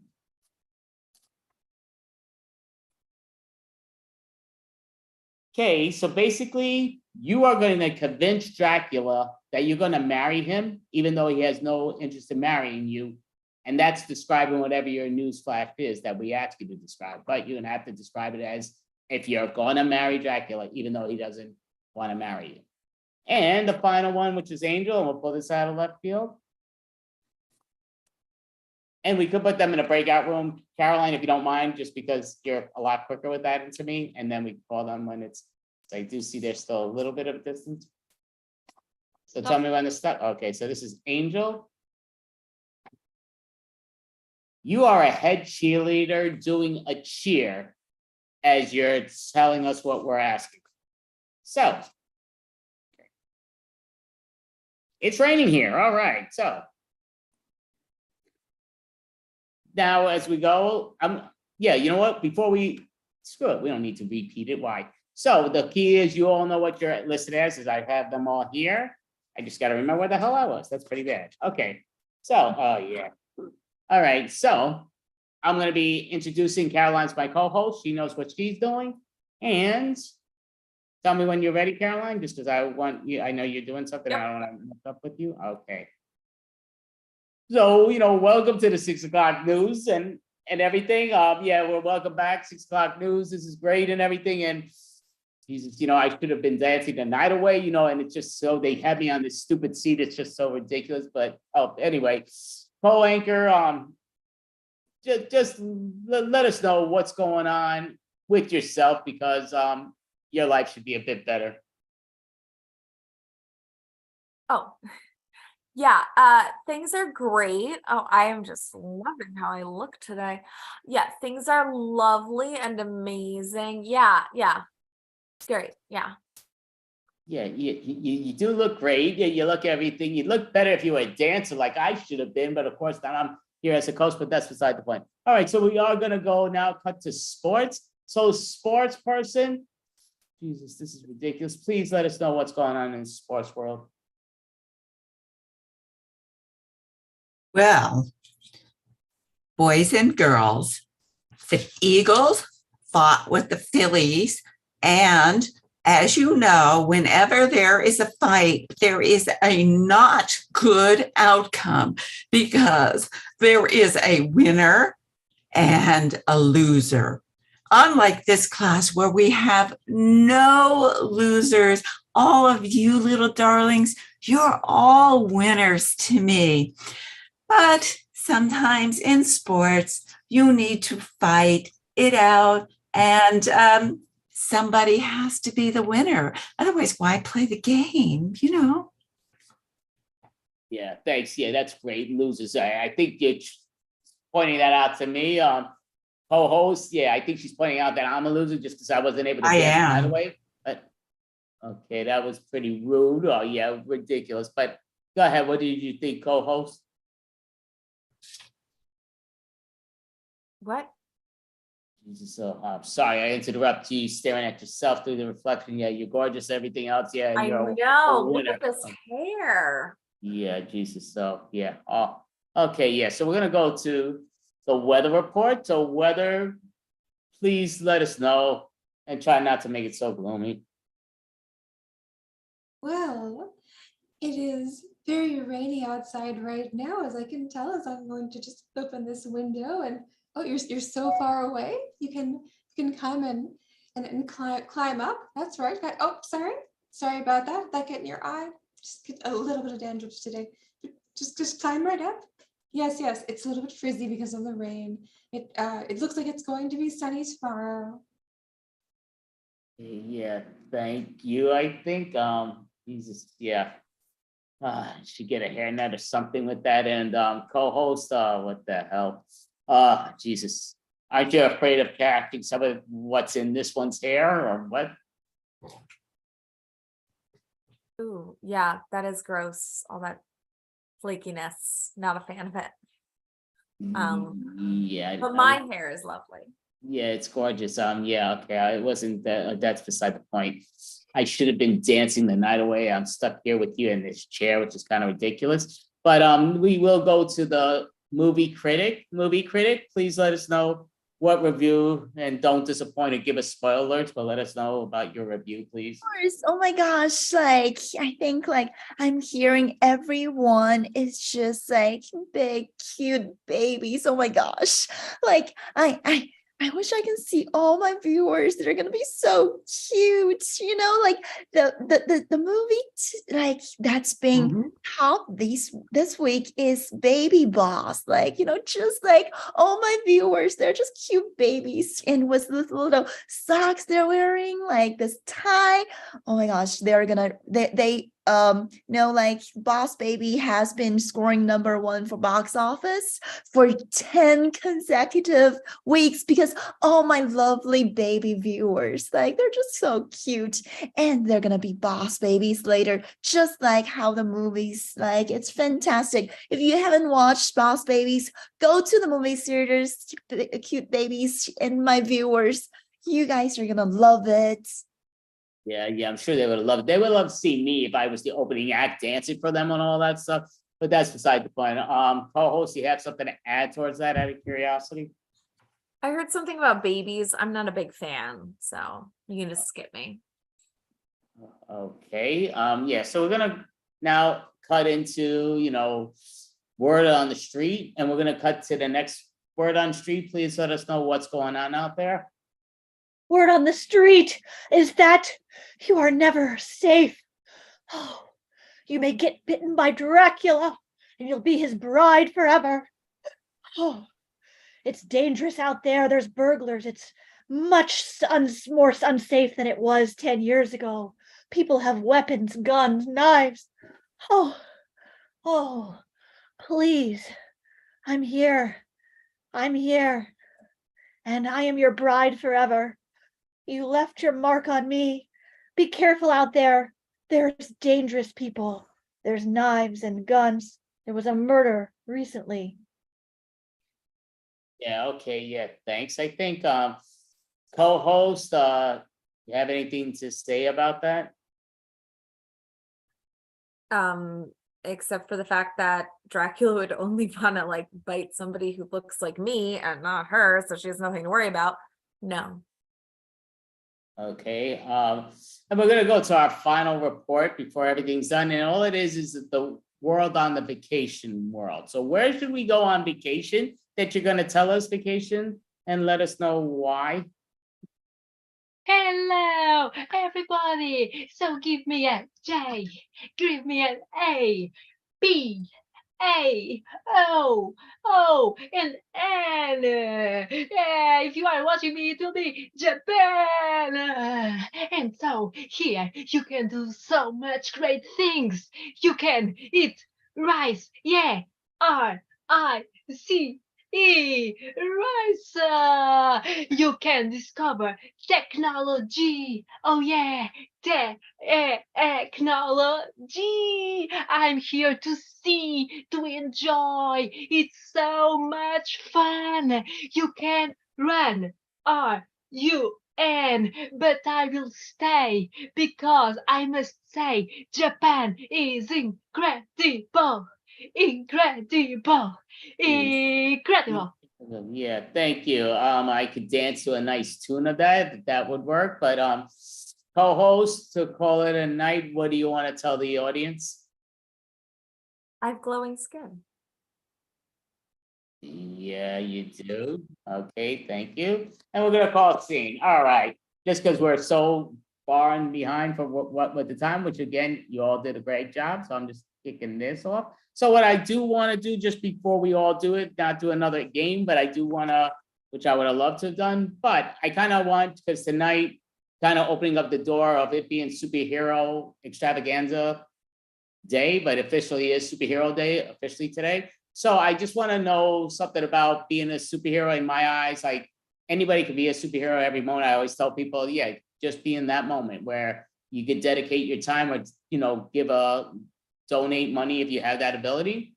But all I'm going to ask, so I'm going to go around. I already did get Caroline's thing, which she did an amazing job for what she stated. So we're going to go to you, Leah. And I would like everybody, if they could do something different, but if they want to say the same thing, they can.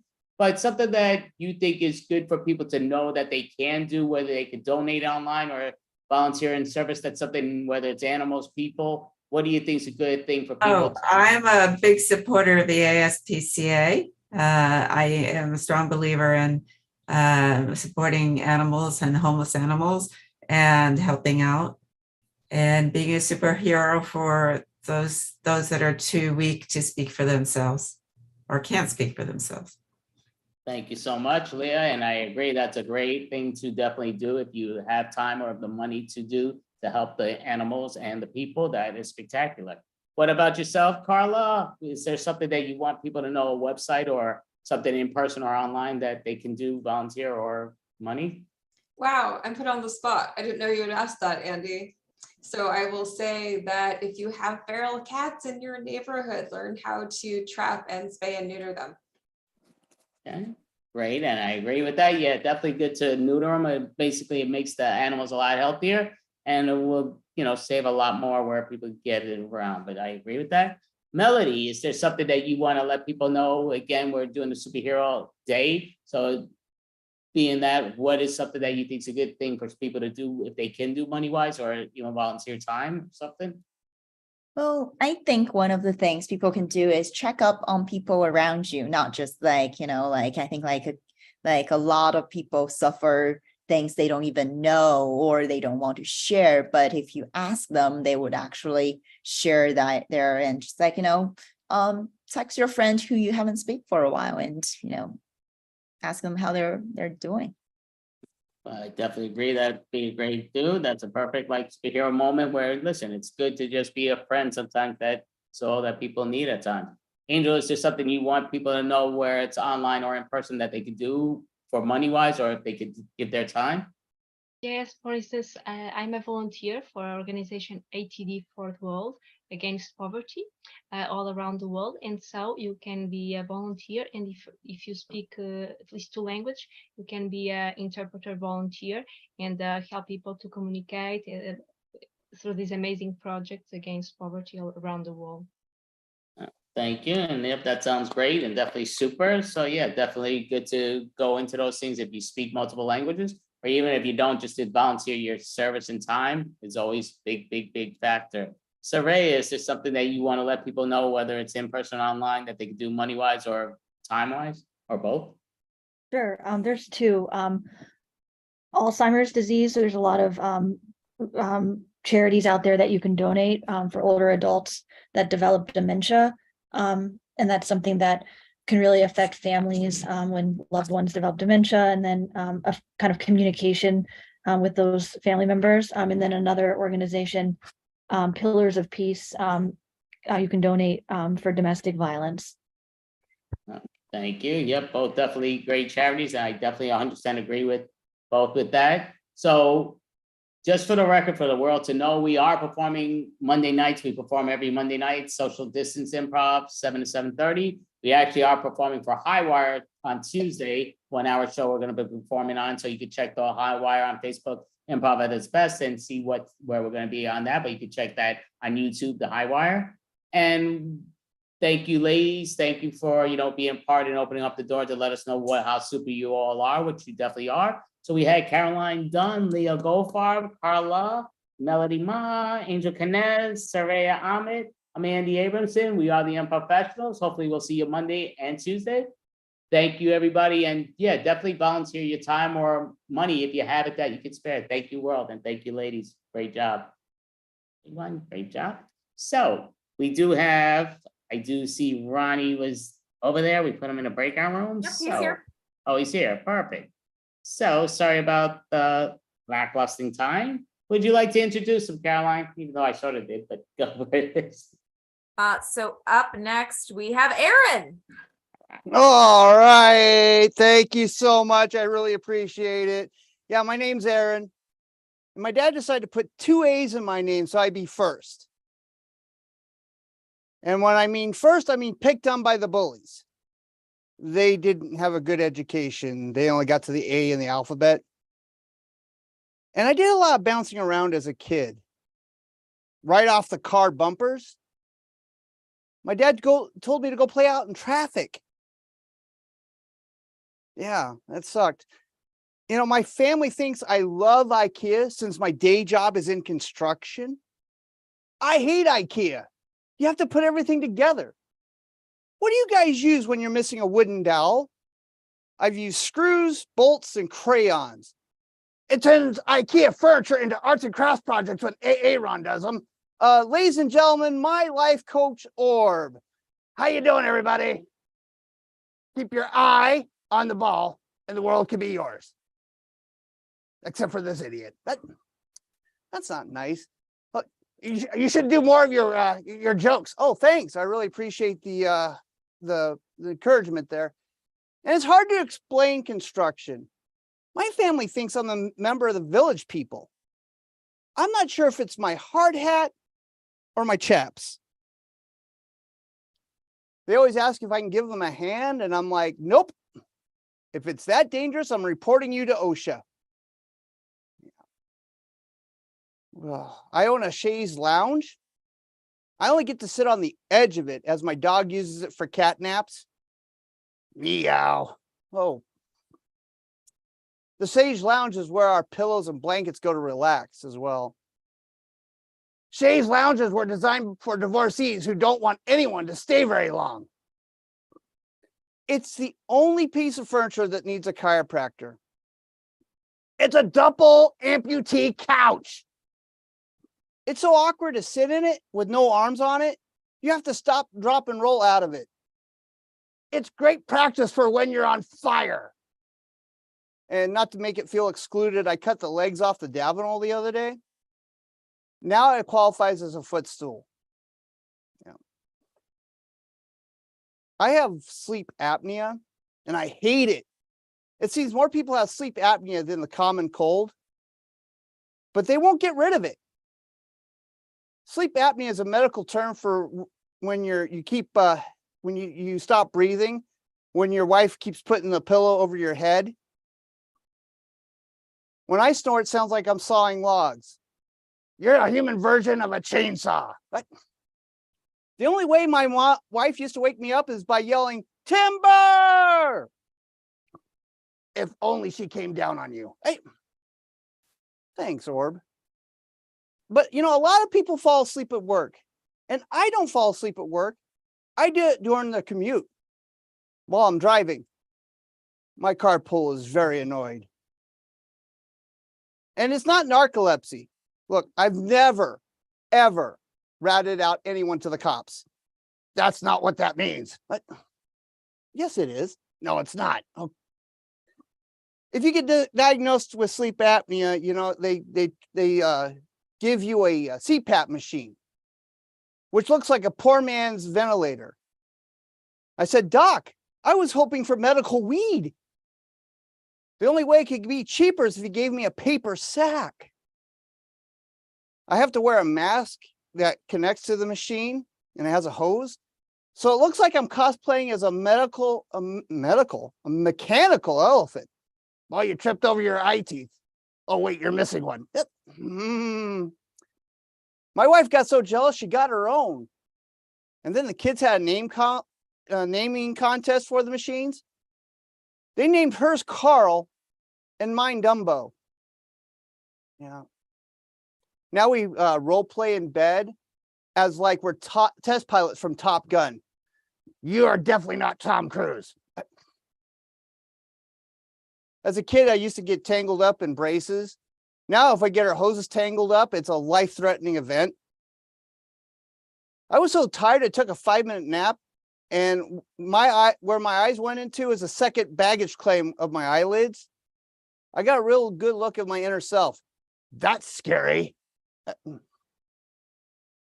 I live in Michigan, and we're in the last part of April, which in Michigan is considered our winter, the sequel.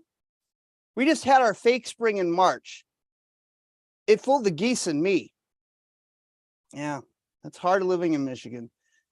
My wife and I hit a rough part in our relationship, so we went to see a counselor. And after talking to us, she said, we should have sex again when the planets align. I looked that up. That happens in 2040. Oh, it'll be like the Big Bang, except if it was like a little firecracker that was a dud, it'll go, and it'll be over with. Yeah. And the counselor also heard from my wife that I suck at lovemaking. So she suggested a book to me. I bet, what was that book? It's called Sex for Dummies. I bet the first chapter says, do it yourself. By the way, you're doing a great job. Oh, thank you. Thank you, Orb. Actually, at my age, I have a great sex drive, except it's like a sports car. I only get to take it out on weekends or when the sun is out. No comment. My wife said I only exist to make her life miserable too. And that's not true. I destroyed my parents' existence a long time ago. Counselor said, my wife is so negative and that I'm so positive that we make a great battery. Oh, good. Why don't you stick your tongue on a 9-volt and see if you get a charge out of it? And my wife says she hates when I make a scene, especially when I yell, action. Wow, you should be in pictures. Oh, thank you, Orb. I appreciate that. Still life, seen and not heard. What?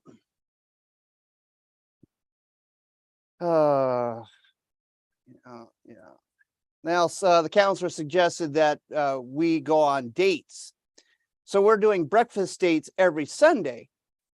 I take her out to different places and we have a good time. I hate that you don't take me out. Well, where would you like to go? Are you serious? IHOP.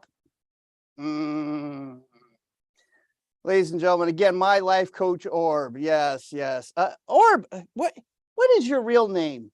I am Orbis Ocular the Third, or the third eye, if you want to say. So what's the planet you came from anyway? I come from the planet Oculus.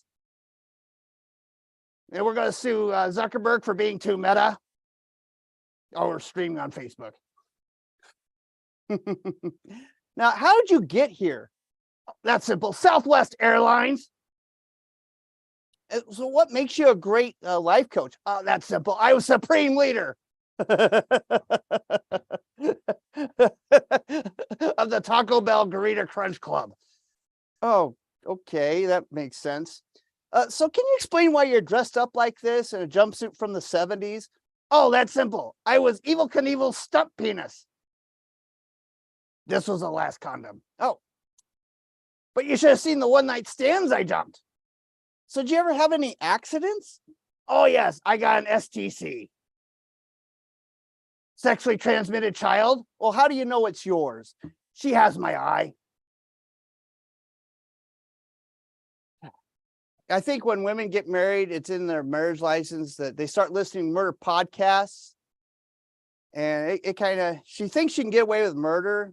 And that's why I wear a body cam. At least you'll capture the moment when she's truly content. It's really got to me. So I started watching a horror channel called Tiny House Nation. I can relate. I live in a storage tub with 6 other puppets. So I came up with some TV shows, some pitches for them. I came up with a few. Clubhouse CSI with Peter Dinklage. He goes back and solves the tiny house murders. Yeah. Tiny House Hoarders is for when those who are crammed decades of their life in a she shack. That sounds like the studio. Claustrophobic Survivor. How long can you live in a walk-in closet?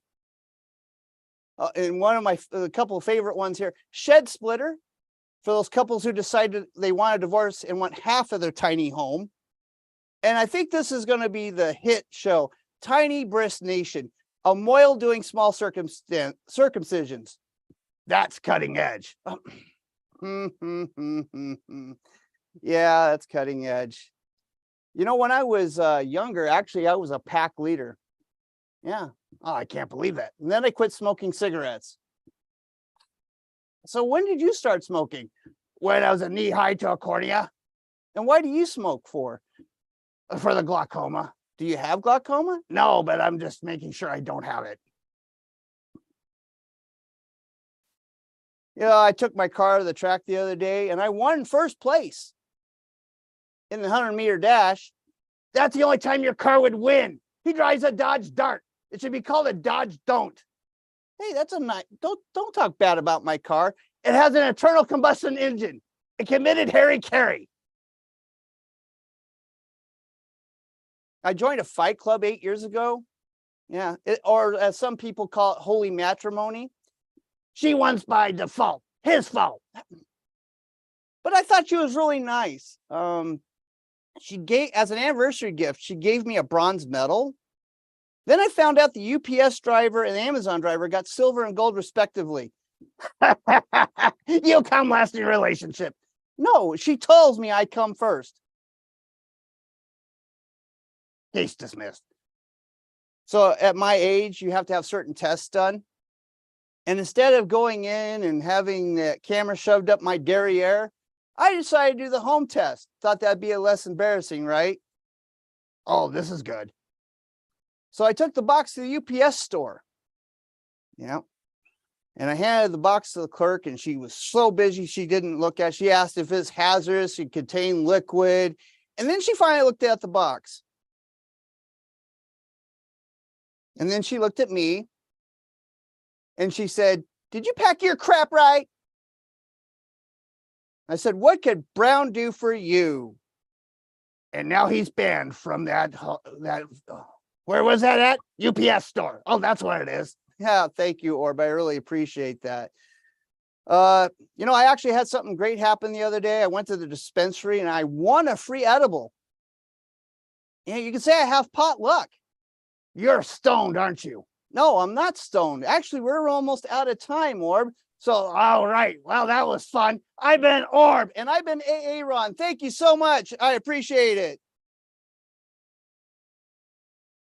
Great job, Aaron. Perfect. Awesome.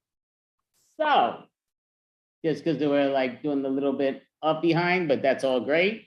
Caroline, would you like to ask AA Ron? Do you prefer AA Ron or do you prefer your name? It's Just whatever. Aaron's fine. That's fine. AA Ron's just a stage name. So, what is your superhero name? My superhero name? Erroneous? I don't know. Wait, what's Orb's superhero name? Oh, that's simple. I'm a ripoff of a villain from Ghost Rider comic books. Don't tell Disney, okay? Please. Yeah, I am a villain in that comic book. I'm just a sarcastic guy here. Thanks. And just out of curiosity, just because again, today officially is Superhero Day since the early 90s, I think 93, but do you want to let anybody know maybe something that a place that they could donate time or donate money, whether it's locally or worldwide or what's what? I would say donate to the 4-H organization that is for youth of ages. I think they start at 5 now, what they call the Clover Buds, and it goes up to 19. It's a great place for kids learn by doing. There's various projects. There's a lot of community involvement. So the 4-H organization, it's through the government. If you go and look at up any of your land universities, Michigan State University for us here in Michigan is a land university. So go look them up. Volunteer. They have a good volunteer program. If you feel like you can pass on some skills to them, help chaperone kids, help teach them things, that's great. It's more than animals and stuff like that. You can learn all kinds of different things. That definitely sounds great. Again, it's once a year, but you can be a superhero every day if possible to donate time or money, which always, or both, which is great. But thank you so much, AA Ron. Spectacular job. Thank you so much. And your buddy, I'm sorry. My name's Orb. Yes, just book me next time instead of him. Hey, we work together. I can work alone. That's okay. That's fine. Thank you guys. I appreciate it. Thank you so much. Great job. Ron and Orb. Okay, perfect.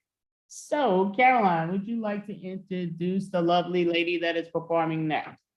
Yes, of course. Up next, we have Linda Ray.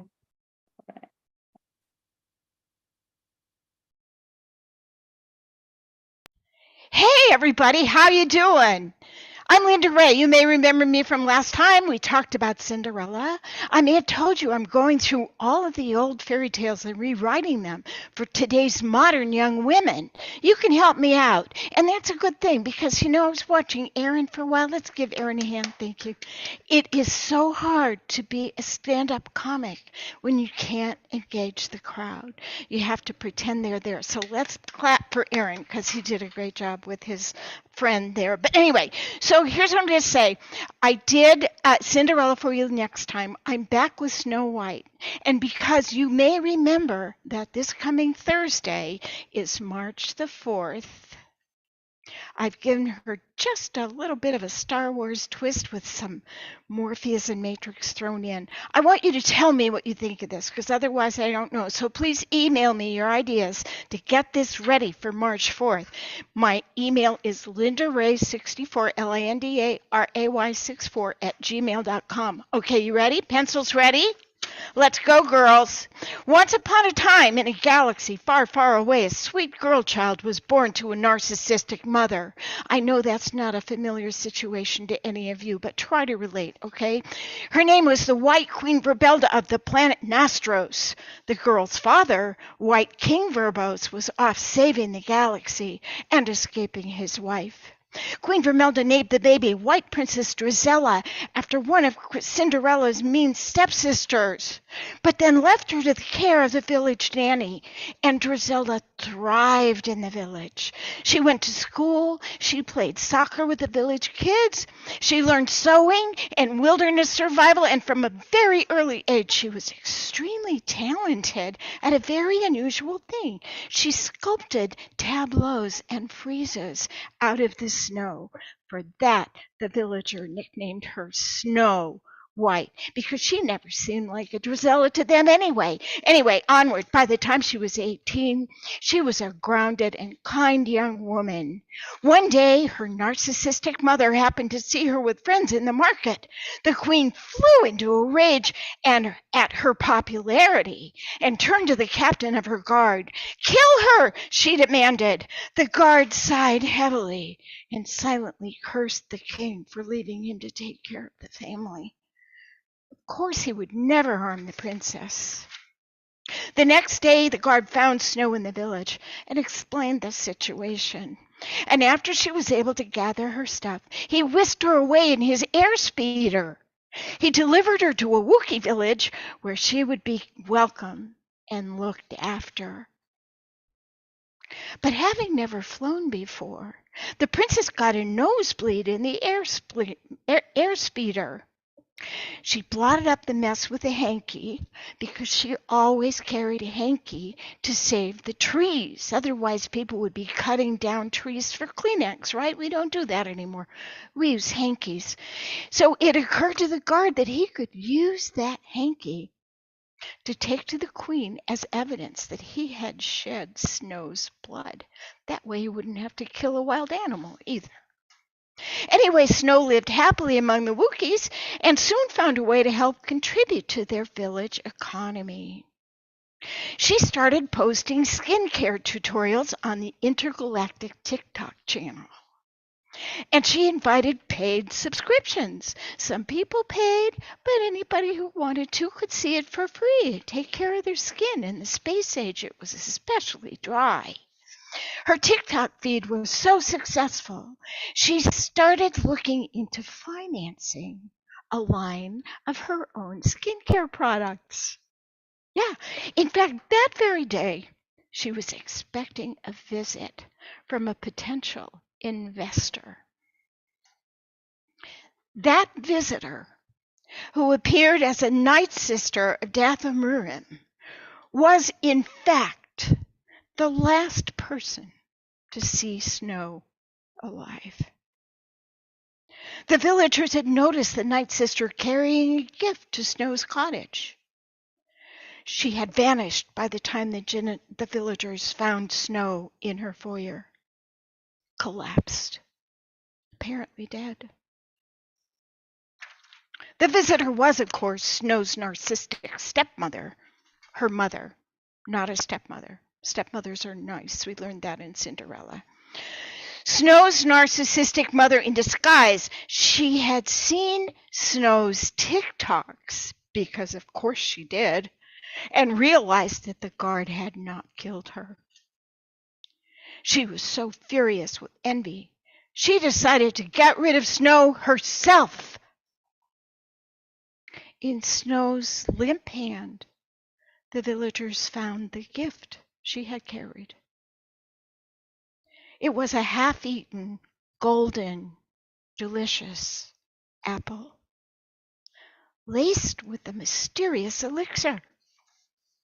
A local chemist analyzed it and announced that Snow would sleep forever unless she was awakened by a handsome prince.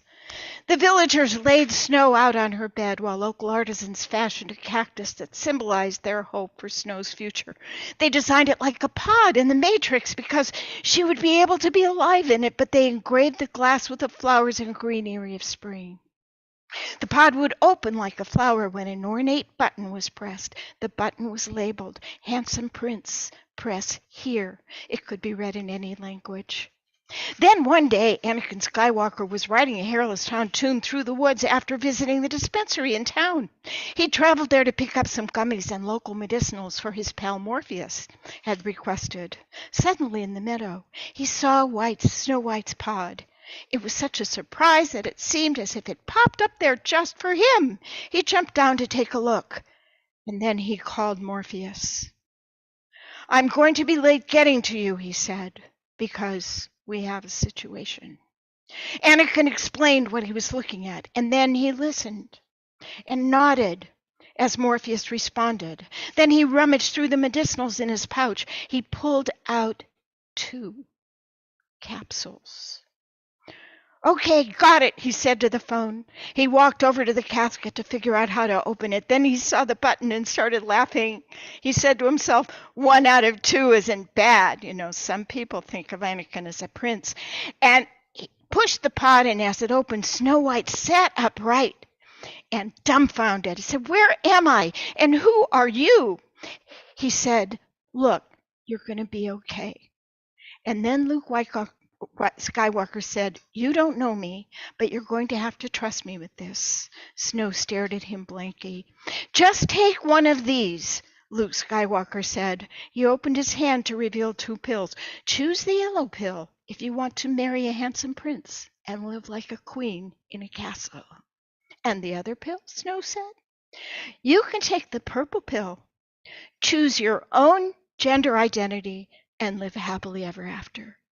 The end. Great job. Thank you so much. Oh, it's so much fun. Hey, perfect. So, Caroline, would you like to ask Linda Ray a question? Sure. What would your superhero name be? Linda Ray. Beautiful. Beautiful. Perfect. Perfect. You want me to spell that for you? So, just because... Lindarey.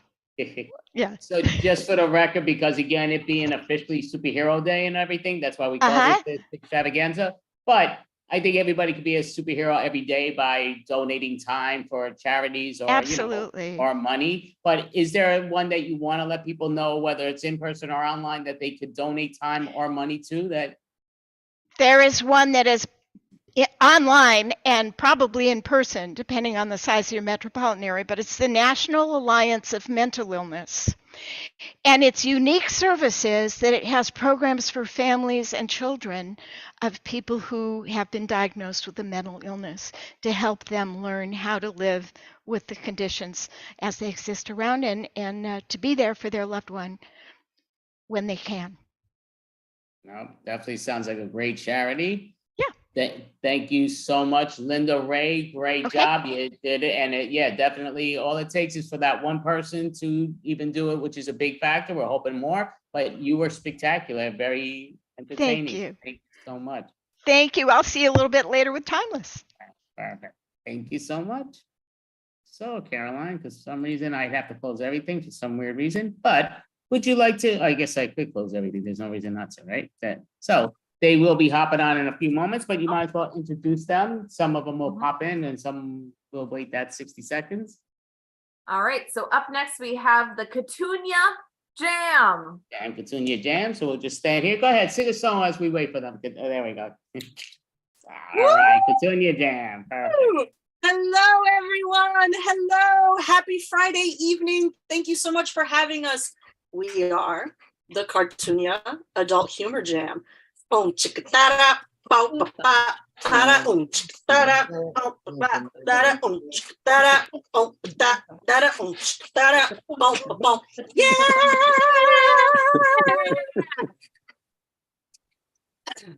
Hello, folks. We are Cartoonia Jam.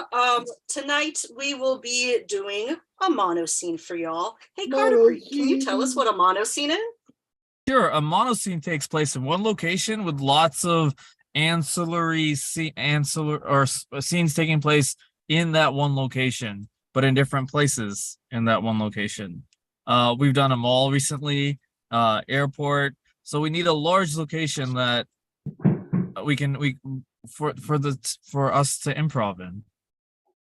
And if it could be superhero related, since that's the theme. Any suggestions for a place that we could play?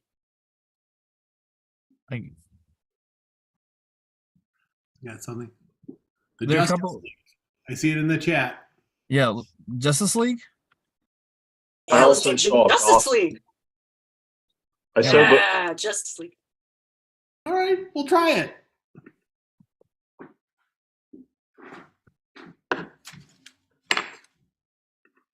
Hey Fred, did you get done cleaning up the locker room yet? Because there's a problem. There's a problem in the locker room, and they asked me to come talk to you about it. Really? Yeah, really. Oh God. I mean, who took a Superman took a super dump? But he can't handle poop and pee on the toilet. Come on. Who took a super dump on the floor next to the toilet? What the hell? That's your job. You gotta clean it up. I'm sorry. Can't we get Alfred to do it? Why do we pay him? Alfred who? Alfred Pennyworth? Yeah. Why would Doesn't he he work for you, Bruce? Hey guys, you want a tip? That super dump? Guess what? Superman. Think about it. He's the only one who can do a super dump.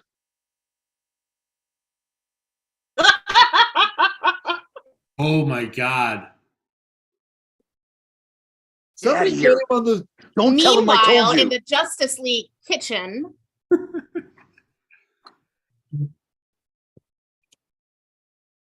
Can I share a secret with you guys? Oh, Of course. I'm not really the super fairy. I'm the poopinator. It's been me. It's been me the whole time. Yeah. Everyone thought it was Superman. I know. And I think it's hilarious that he's taking the hit for it because he's kind of an asshole. No pun intended. I like that. you know. I drop the clever ones once in a while. I find it I find it super ironic that him being like, oh, I've got super strength, super speed, and like you're like, yeah, I'm just taking a big shit. Mm-hmm.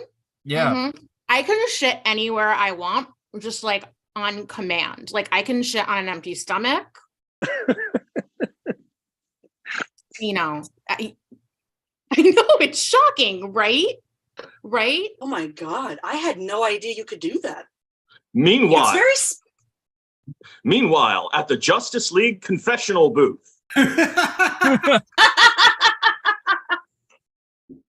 Father, forgive me, for I have sinned.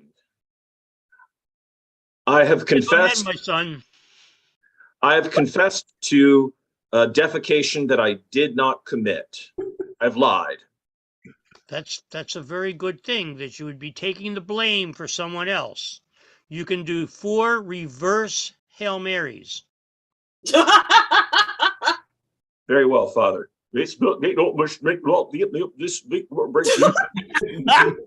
hope you don't mind. I said it in Kryptonian. That was one. I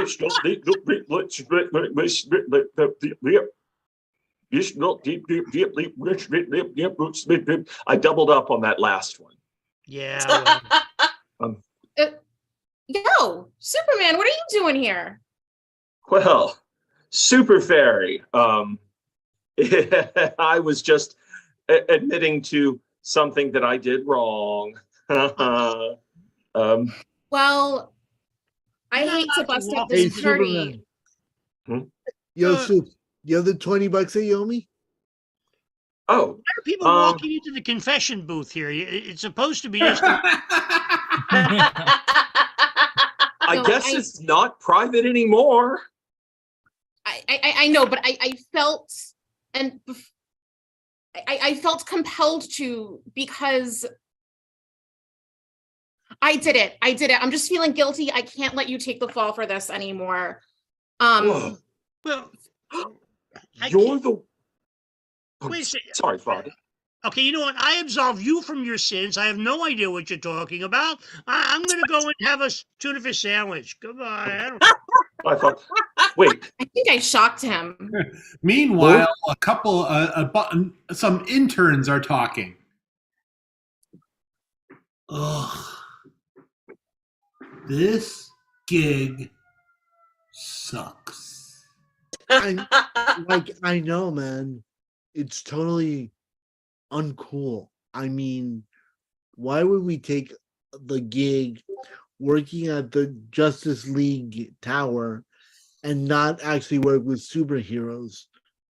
I mean, we work with, Aquaman and Black Bolt and Booster Gold, who's not even a real superhero. I think he's from the future. That's what that. Yeah, I just hate that they're saying we get paid in exposure. You still have secret identities. So that doesn't mean shit on a resume. The only thing I really wanted was a cheeseburger or a tuna sandwich. Could I get that? No. Not with Aquaman here, you ain't getting no tuna sandwich. Which is what? Look, I've said it once and I've said it. If I've said it once, I said 26 times. Aquaman sucks. Well, listen. Meanwhile, at the Justice League Training Center with Wonder Woman. Am I getting the punches right, Wonder Woman? Whoa. Slow down. Super Fairy. Yes. Breathe. First of all, we're not at work. You can just call me Diana. That's fine. Second of all, breathe before you punch. Breathe before you punch. You got to punch hard. And in order to do that, you need to breathe. You need to center yourself, get all that feminine rage out of you, and then whoop as hard as you can. Try it. Go ahead and try it. Try it again. You didn't hit me. Try it again. On my rings. I know, but you're not the one I'm angry at. I'm angry at myself. Why? What happened? No. You're wondrous. What happened? Did something happen? What happened? Well, I think I interrupted Superman's confessional with the priest. With Father Gotham? Oh, with Father Gotham. Yeah, I think I really made him angry. He went and ate tuna afterwards, which I heard he hasn't done in years, ever since that incident. Yeah, the incident where, with accidentally Aquaman. he accidentally killed that old man's fish. Yeah. Yeah. Oh, that was so awkward. Yeah. Yeah. Meanwhile, on the bridge at the Justice League Tower, and I just don't know. It's like I was going to just let her have it because, you know, she's new. She's got a lot of potential. She's very strong. And honestly, who hasn't defecated somewhere in the Justice League Tower that they shouldn't have? Am I right? I've never done it because I'm Batman. Oh, Bruce, you know that I have super smell in addition to other things, right? Don't smell my butt, alien. I can't help it. You don't shower enough, Bruce. Master Bruce, Evil. Master Bruce, Master Bruce, I've brought your Yes. Pedialyte, your diaper, and your candy and lollipop. Good night. Hey, Take thank you, you sh- Alfred. Please be sure to eat at least one meal, Master Bruce. Please, Yes, you need okay, your energy, okay. love. Okay, that'll be great for Robin. Robin's been dehydrated lately. He has Pedialyte and a diaper and a lollipop. I'm worried about you, buddy. Hey, Bruce, did you call me? Oh, hey, Jason Todd. I got some Pedialyte and a lollipop and a diaper, and then you can enjoy that. Sorry you died. Yeah. Hey, Jason, about that 20 I owe you, I don't have any money. I do have this crowbar. Do you want it? I'm sorry, Jason. That's hilarious. Meanwhile, Come on, man. You gotta laugh. You gotta laugh at this job. Oh, It really I is just hilarious. realized. meanwhile. Yeah, hi. I'm super constipated. No, I'm not a superhero. I'm just stuck here in the bathroom and I'm super constipated. Well, you come to the right place. Well, they keep confusing me for a superhero and I'm just super constipated. You don't realize that you are a superhero. Listen, this is the third person that no, don't put me on hold. God damn it. Joshua, what do we do? I think it's a sign from Of what? Hello? maybe he is a superhero. Maybe it's a superpower to be totally constipated. God, this hold music is disgusting. Well, how do you utilize that power though? Exactly. Why do they put people on hold? I mean, the music Meanwhile, in the Human Resources Department, thank you so much for your interest in joining the Justice League.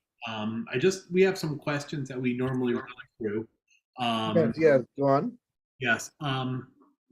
To be honest, sir, with the head, I know it's you, Lex. And sir, with the hat, I know it's you, Solomon Grundy. What are you trying to do? Are you trying to get into this way? I mean, come on. Look, Superman leaves, radioactive shits. It's a threat to the human race and to Metropolis. Mm-hmm.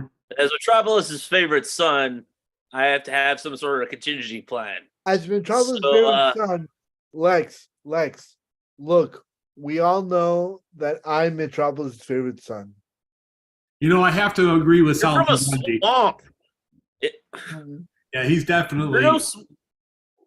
There's not even swamps in Metropolis. Name a swamp in Metropolis.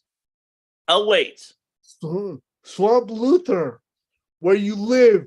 The building that you live in is a giant Is it a swamp? swamp. We all know this. Hey, Lex, you didn't make stop it up. laughing. You know it's Solomon true. Grundy is Stop Metropolis.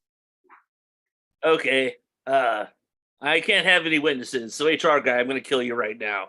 Righto. Meanwhile, at the Justice League Training Center with Wonder Woman and Superman. Wow, Diana. You're stronger than I am canonically. Well, I mean, I am, from the gods, right? So it makes sense. Hey, I wanted to ask you something. Yeah, shoot. Super Fairy talked to me about that radioactive dump. And you've been telling folks that you did it? Now, with my lasso of truth, you can't lie. And she already told me, so I don't even have to use it technically. No. But why? What's going on, man? Well, Diana, you know that I have a reputation for being, well, I'm an asshole. I let's just get it out of the way. I kind of treat people with a little bit less dignity than they deserve, and I'm trying to rehab my image, but I need friends for that. I just want someone to like me that doesn't just like me because I'm Superman. Meanwhile, with Batman. Dude, Mr. Batman, I looked into like your names of your family and Superman's family to see if you had anything more in common besides Martha's, having the same mother named Martha. Why'd you say that? Why'd you say that? Well, I said it because that's what I did. You asked me to do. I looked through all of your family trees and I saw that you each had a second cousin twice removed named Gulliver. I mean, that's it. I mean, maybe that's something you could have in common with him. I know Superman is looking for a friend. Why did you say Gulliver? Stop saying names. Oh, but listen, there's so many more. There are a couple more in common. You each had a great-great-great-great-grandfather named Chris. Well, actually, you had a great-grandfather named Chris, and the same one and the other Chris was Christine, grandmother. So that's sort of another one. Chris and Christine. Does this mean we're related? We can't get married legally? I think in Metropolis they made it legal, so you and Superman certainly could get married. Meanwhile, back in the bathroom with Don.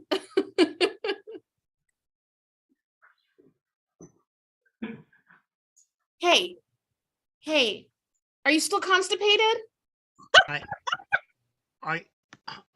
I'm super constipated. Okay. So I know you can't see me through the door. Right. But you might know me as Super Fairy. Yeah, it's Super Fairy. Wow, can I get your autograph?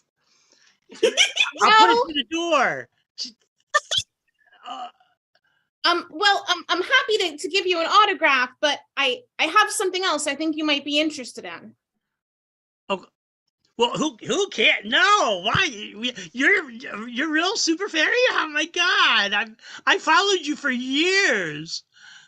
I'm flattered, but I need to be honest with you that I have a covert identity as the Poopinator, and I was wondering if you wanted to trade powers with me because it sounds like you really need a good poop, and I want to do something good for a change.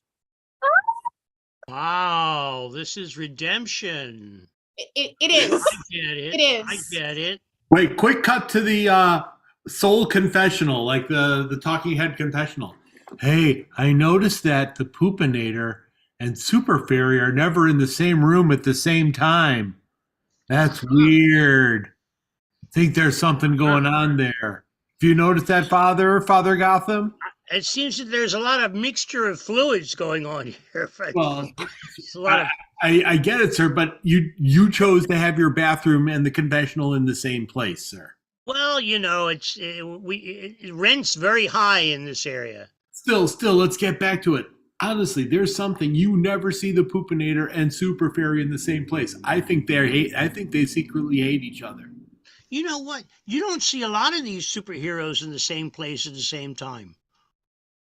Wow. Just saying. Meanwhile, in Batman's room,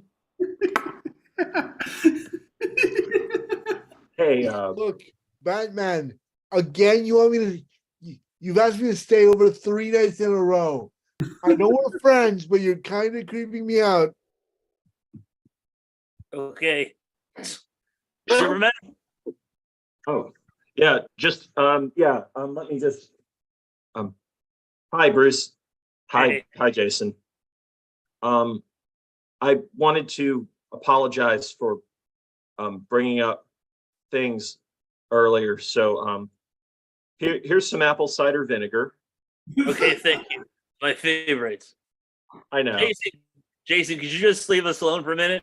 We've got to talk about Mix's Pitalick. He's pulling his bullshit again. Okay. So we got to figure out a way to get married. I think it's legal in Apocalypse. So we go there and we come back and we'll just share this. We'll share this room. We'll be roommates. Darkseid's there, and seeing an ex is always weird. So, okay. Master Bruce. Oh, hello, Superman. Good to have you here tonight. Master Bruce, I have. Hello. Yes. I have your food here, your dinner. And also, I overheard your conversation about needing to get married. And because I'm so badass, I did the research for you. Here are the wedding rings and the marriage certificate. I will be seeing you for breakfast. Goodbye. Oh God. Yeah. That's we so got easy. lantern rings. What? Does that mean we're friends now? We're super friends. Aw. Quickly, the Flash comes in and certifies the marriage, and boom, they're done. They're married. Oh my God, we're married. Thanks, Hooray. Barry. Yeah. So on that note, honey, Meanwhile, take a break. at the Justice League training center with Wonder Woman and Super Fairy, that wedding was awesome, wasn't it? It was the shit.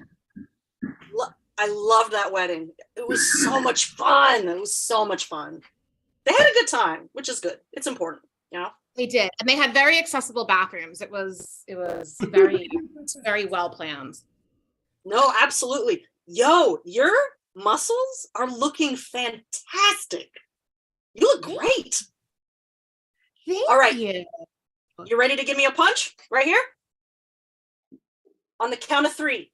1, 2, 3. Oh! Ah, my beautiful Greek nose. Ah, my gorgeous Greek nose.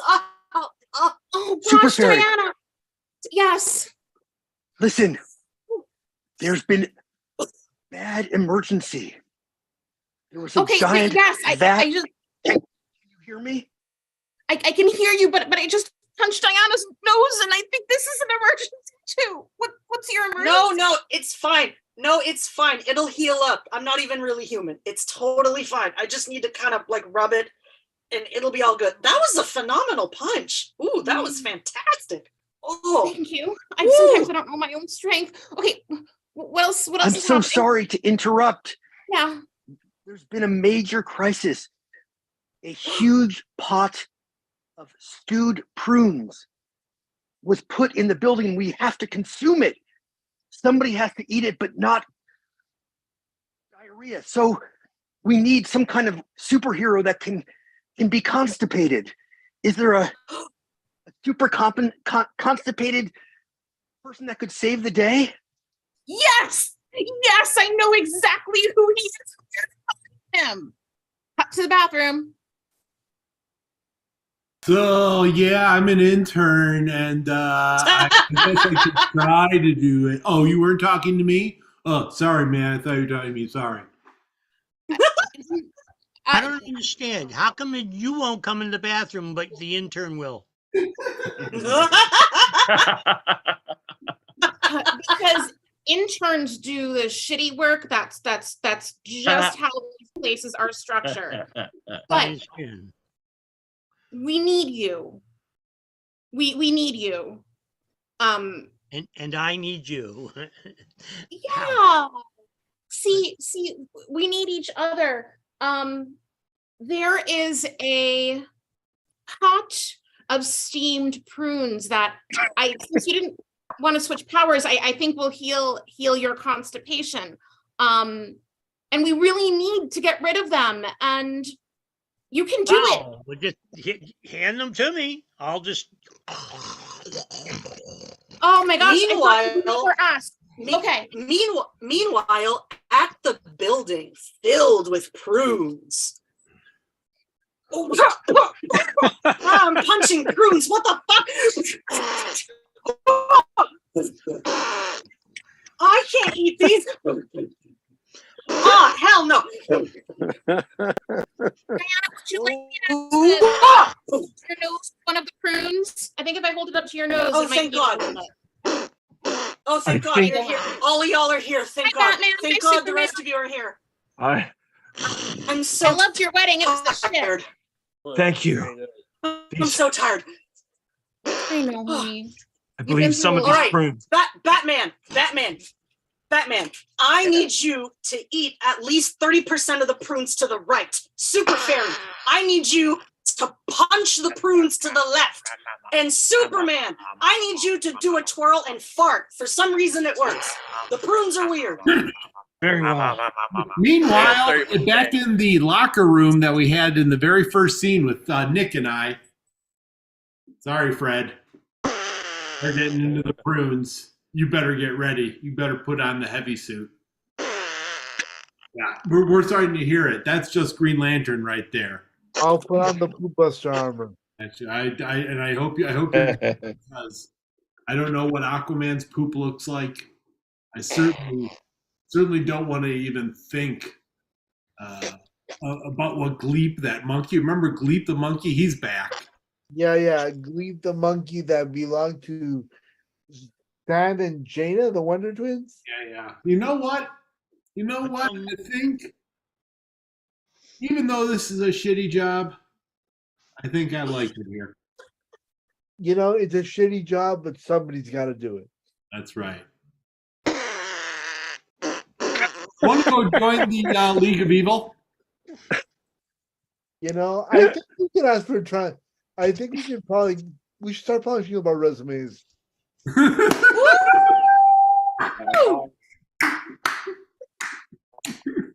So, Petunia Jam.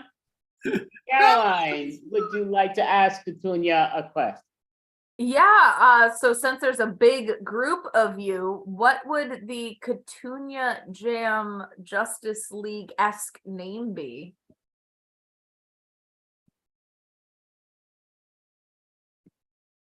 Let's see. Cartoonia Ventures? Ooh, I like that. Yeah, Cartoonia Ventures, where we go around different planets and make people laugh. Yeah. Or the Cartoonia Kids? Yes, the Cartoonia Kids. Saturday morning Cartoonia. Cartoonias of the Galaxy?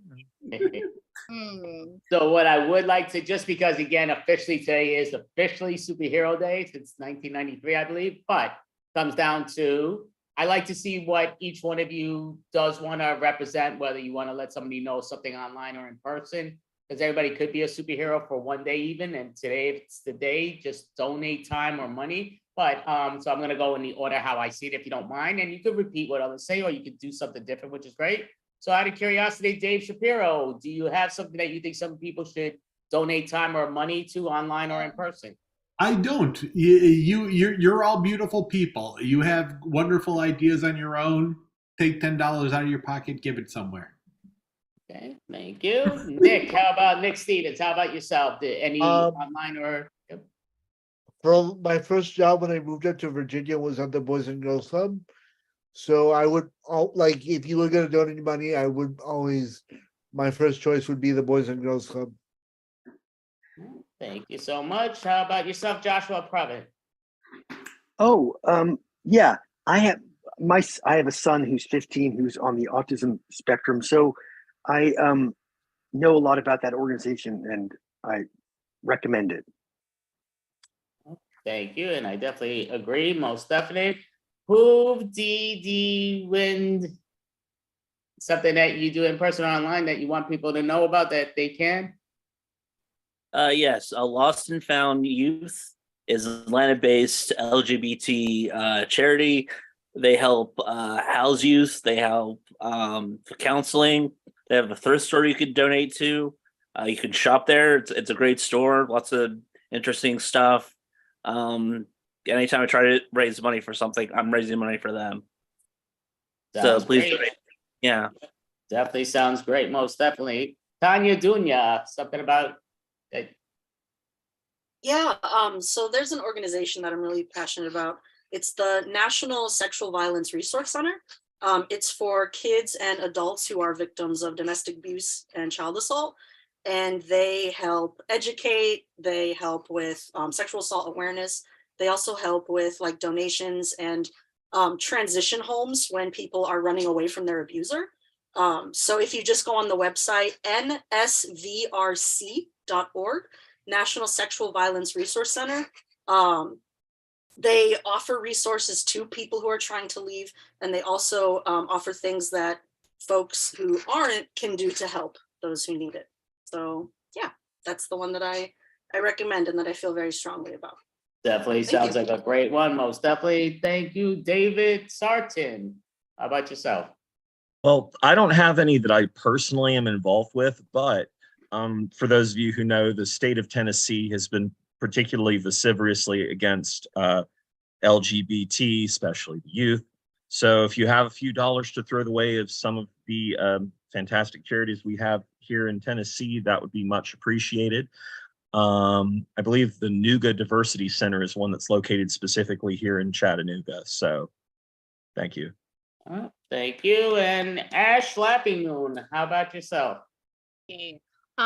So yeah, I'm not specifically involved with, any of those specific organizations right now, but just to piggyback, off of what David was saying, one of the first things that came to my mind, like, are these like horrible assaults on like trans youth that are happening at a legislative level. I know that on a national level, like the Human Rights Watch, like in particular, is doing a lot of work to support this population. So would definitely recommend that on a federal level.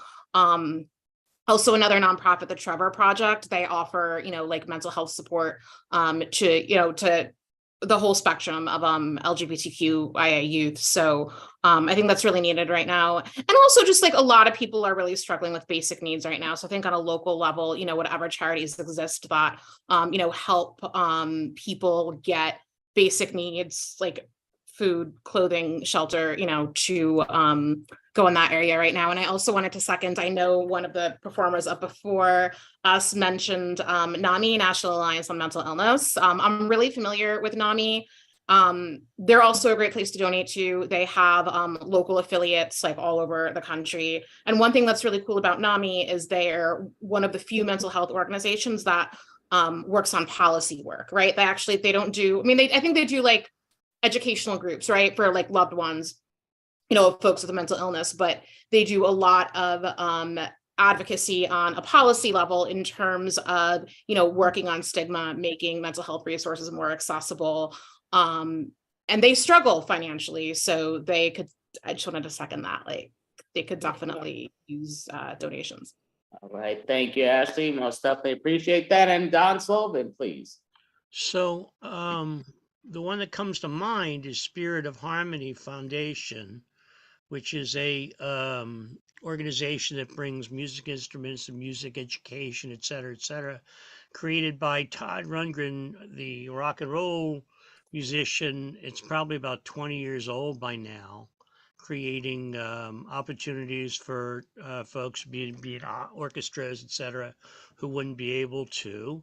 But I would actually just say go to the charity navigation tool, which ranks all of the different charities. So you kind of know that your money is going to the place where you expect it to go to, et cetera, et cetera. Okay, well, thank you, Don. So yeah, like I say, basically this is Superhero Day. So we've been doing that for each team and everything, just because again, you could always be a superhero and it doesn't have to be just today, but if you have a porter, somebody out on the street, or if you have 50 bucks, whatever it is, and even in your own charity work, what's online, time. If you don't have money, you can dedicate time. It always works. Thank you all. Continue your jam. Definitely appreciate it. And everybody here have an amazing and great Thank job. you. Thank you, Yeah. everyone. Thank you. Thanks. Thank you so much for having us. The show is awesome. Thank you. Thank you. Thank you. Have a Thanks, good night, Joe. everyone. Great night. Night. Great Night. Thank you. Good Thank you night. so much. Have a great night. So Caroline, would you like to introduce the next gentleman? Sure. Up next, we have Alan Enlow. Hello. And you guys don't have to stay on. She's like, thank you. No, I was seeing in the past shows that it was uncomfortable. So I thought, I got to give these guys a break. They're here for like, what are you here, like 24 hours straight? Anyway, thank you for having me on the show. It's great to be here. I'm broadcasting live from Brooklyn. As you can see, they're broadcasting my show there at the Cobble Hill Movie Theater. So let me tell you a little bit about myself. I was actually born in New York. I was born in Niskayuna, New York, which is up near Schenectady in northern New York. And it's a Native American name, which makes me feel very proud that I have a Native American name that I was born in. Niskayuna stands for Field of Corn. And my wife said that's perfect for me because I'm always fielding corny jokes. Thank you. That's it for me. Good night. But I really love New York. And one of the reasons I moved to New York is I just love the New York accent, because it doesn't matter what you say in New York, that New Yorkers can make it sound tough. And I say, if you're going to get in a fight with somebody, you should just put on that New York accent because it always sounds tough. It's like, hey, buddy, think you're going to pick a fight with me? You better step back because I will kick your freaking ass.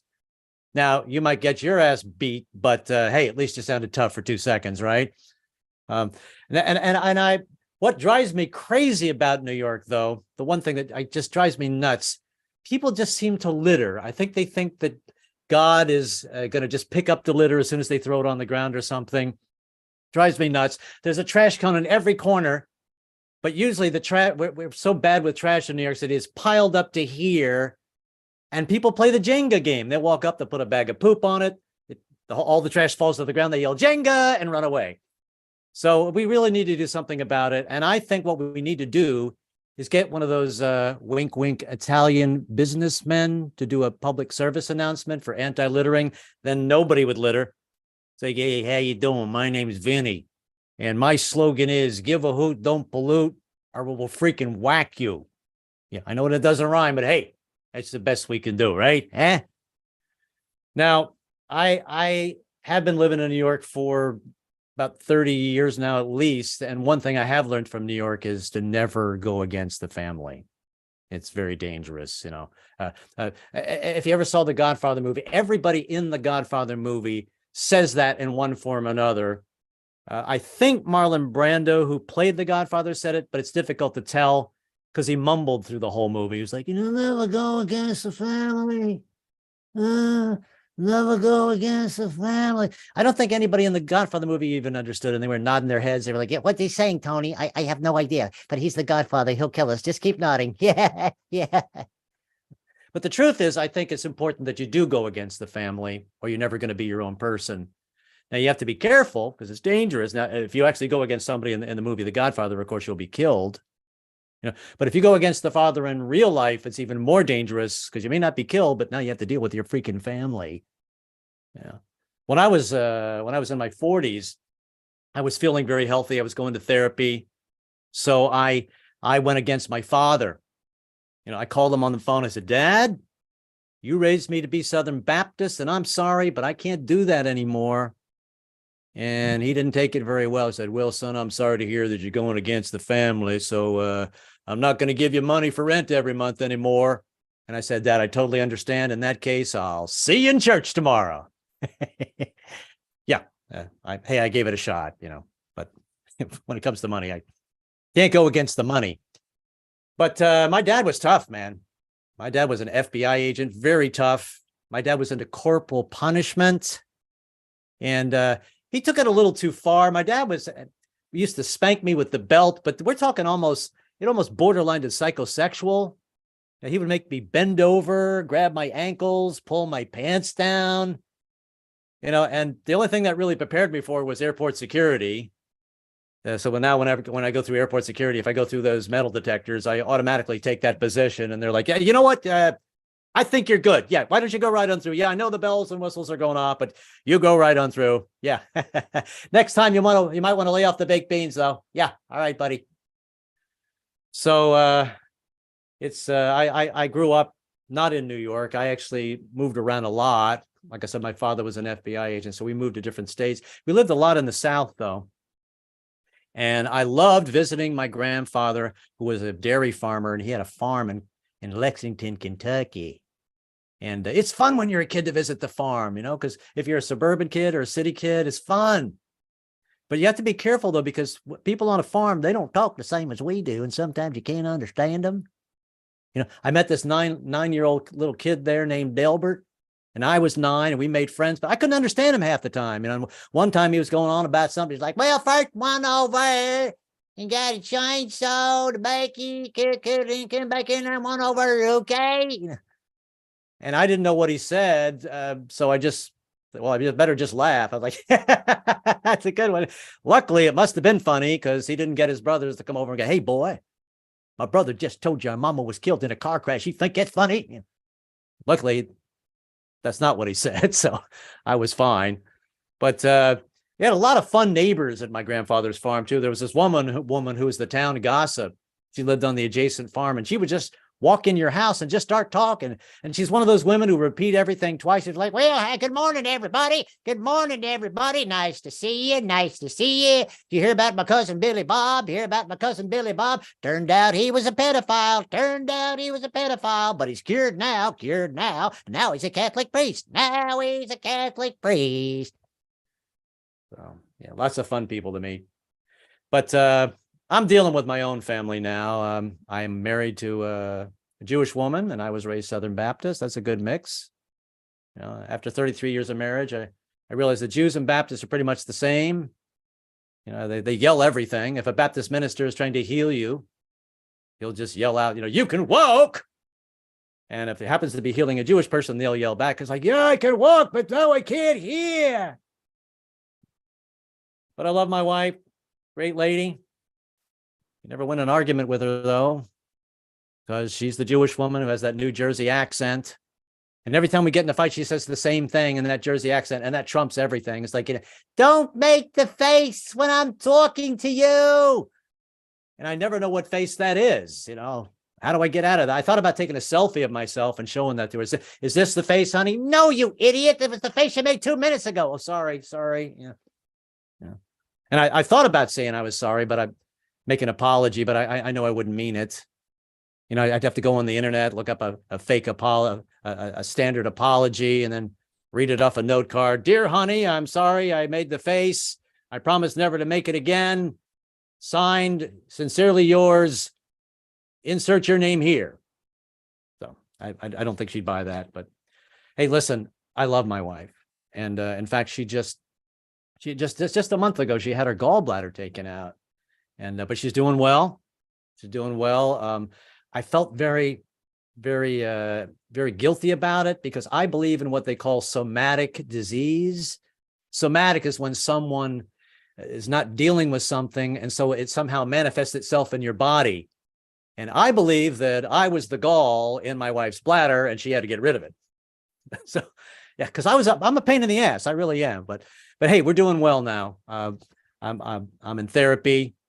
Doing great. And thank God I'm married to my wife because she made me go to therapy. I would have never gone without her because I have a lot of anxiety. I have those things called the morning demons, or those little voices when you wake up in the morning and they're never positive. It's like, you're a loser. You never gonna amount to anything. You're a loser. And I was so happy when I woke up one morning and I realized it wasn't the voices at all. It was my wife in bed sitting next to me going, you're a loser. Go to therapy, for crying out loud. I was like, okay, honey, I will. But you got to be careful when you go to therapy, though, because you got to pick the right therapist. I had so many crazy therapists. I had one who literally had me talking to chairs This guy was into psychodrama, and I hate that crap. You know, he put a chair in front of me and he goes, Alan, let's pretend like this is your father and tell him how you feel. Like, well, I feel like an idiot talking to a freaking chair. That's how I feel. What am I going to say? Yeah, Dad, you're a lazy boy and you always treated mom like a footstool. You know, it's ridiculous. You know? And now the craziest therapist I had was a blurter. She used to just blurt things out at the session. And I'm going to do an imitation of her voice. And this is actually her voice. It sounds like a cartoon, but this is her real voice. The first session I walked in, she just yelled out, she went, Alan, you're skinny. What's that about? Are you gay? It's like, for 30 years, I've been trying to figure out what the hell that meant. If I'm skinny, I'm gay.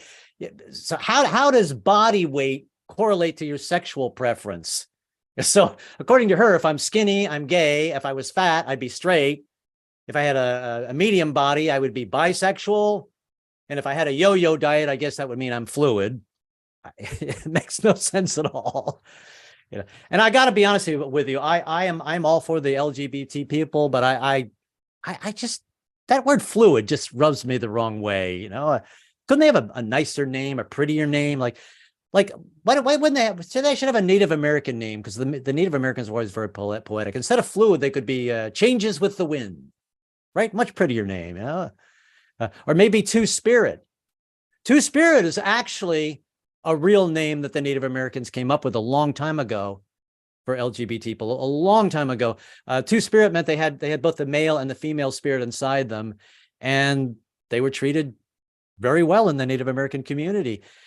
I got to say, though, too, even that name's a little weird for me. Two-Spirit sounds like some weird drink I ordered back in the village in the 60s, you know, one of those bars where they take you in the back room. It's like, come back here. You want a Two-Spirit? All right, it's $50. By the way, here's your pink umbrella that goes with it and a sledgehammer. And neither one of those things goes in your mouth.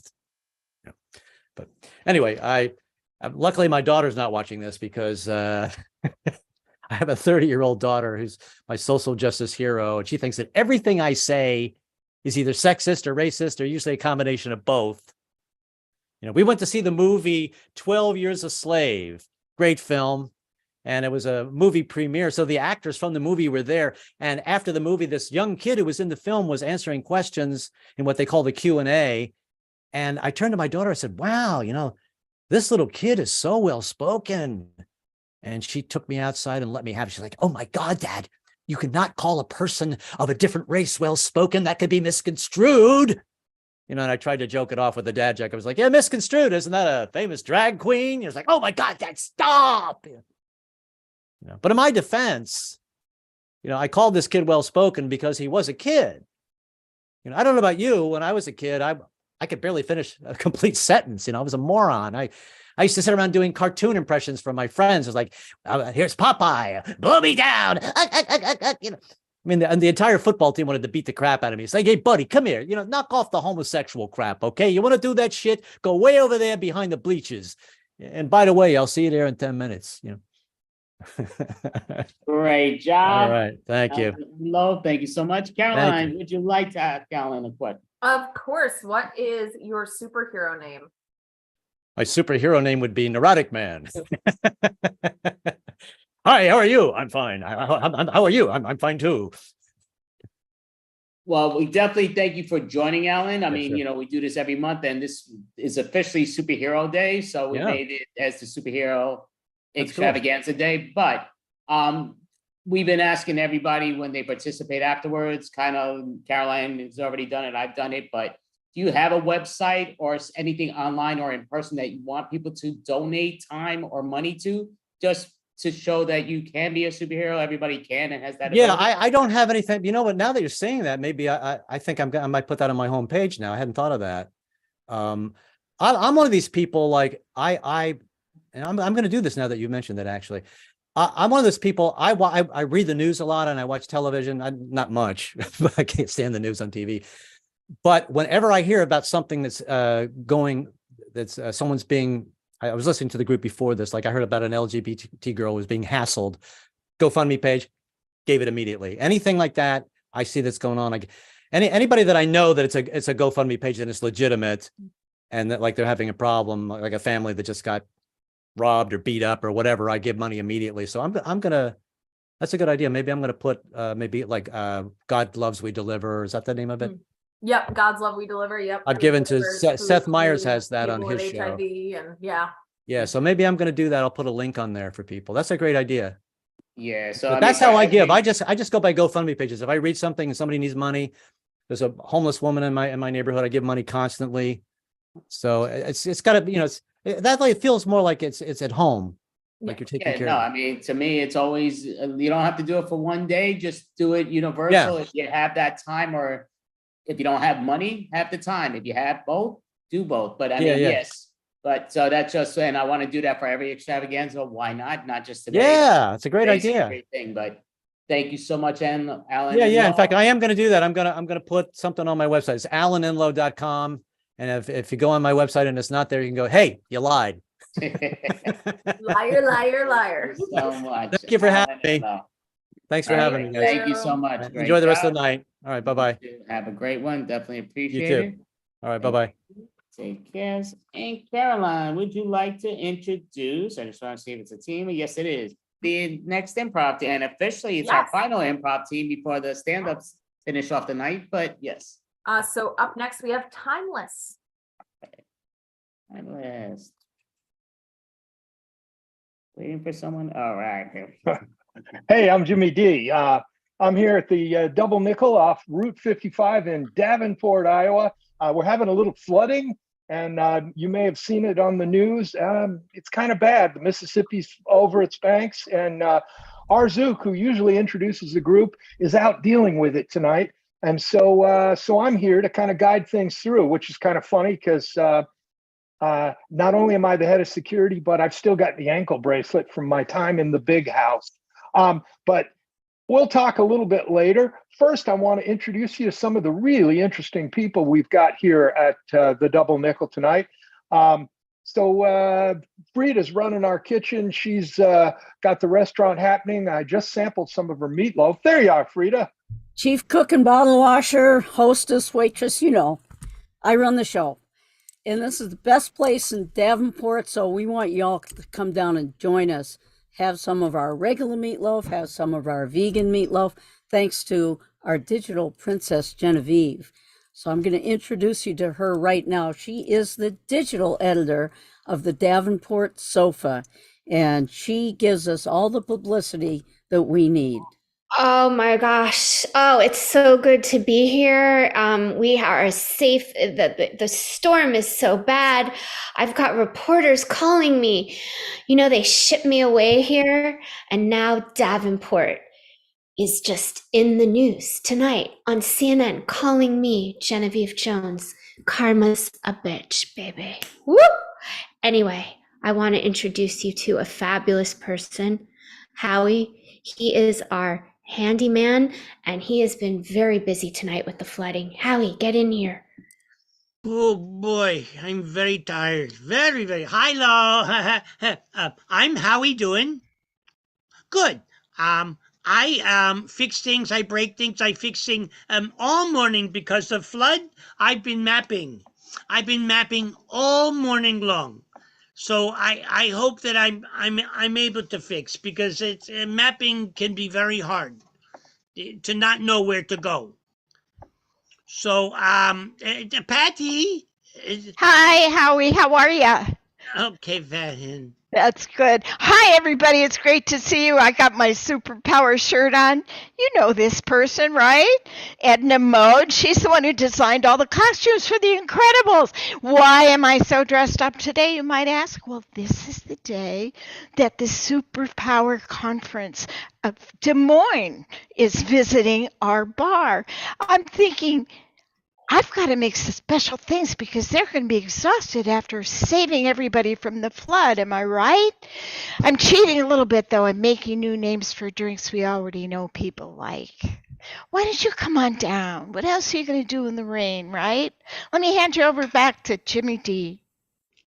Hey guys, look, you've heard a little bit from each of the people here at the Nickel, and we're going to give canoe rides out in the front this afternoon. One of the things I wanted to tell you about, speaking of superheroes, on this date in 1952, King George VI died after a bit of an illness, and that led the way for Queen Elizabeth, who we all know is the longest reigning monarch in British history. And one of the things that's kind of interesting about that is that it's kind of a time of super people doing super things.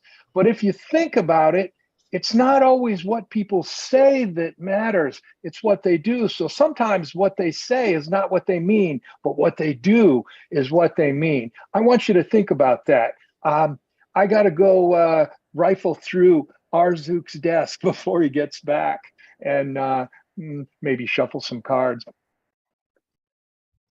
Jimmy? Yeah, hey, Frida.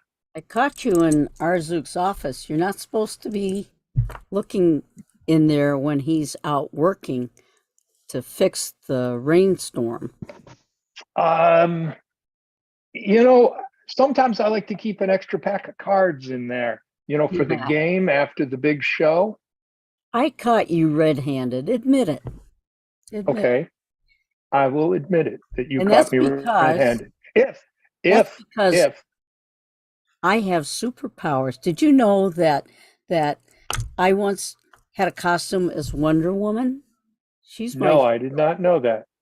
I had an invisible plane, and I had my long black hair, and all the kids that were watching the parade I was in were saying, "Wonder Woman, Wonder Woman."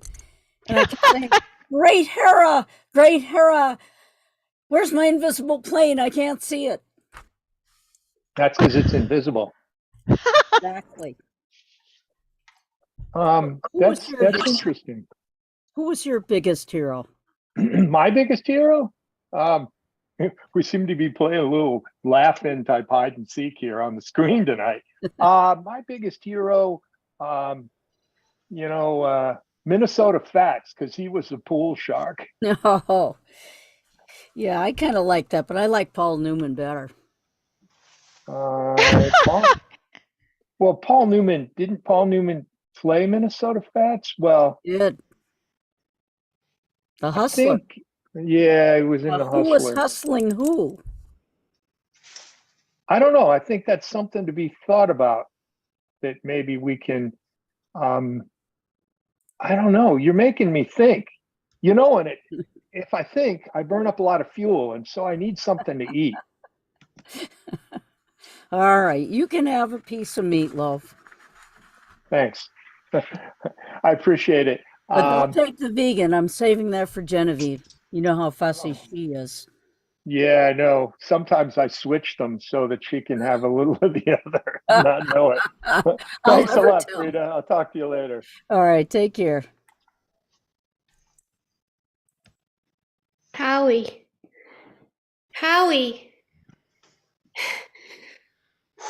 Wow. I'm sorry. I can't. How does one? Thank you for the umbrella. Yes. Keep doing those interviews. I can't close the umbrella. I don't know how to. You can't close. No. That's you can't. Well, sometimes. Thank you very much. Thank you. They love you. You're getting on every single network. I mean, as editor of the smallest town newspaper, we're finally on the map on national television. So I help you become famous. Yes. It reminds me. Famous. Yes, very famous. This whole umbrella thing, it's kind of like you're Mary Poppins. Why? Just coming down and bringing all the joy that today in the flood. It's incredible.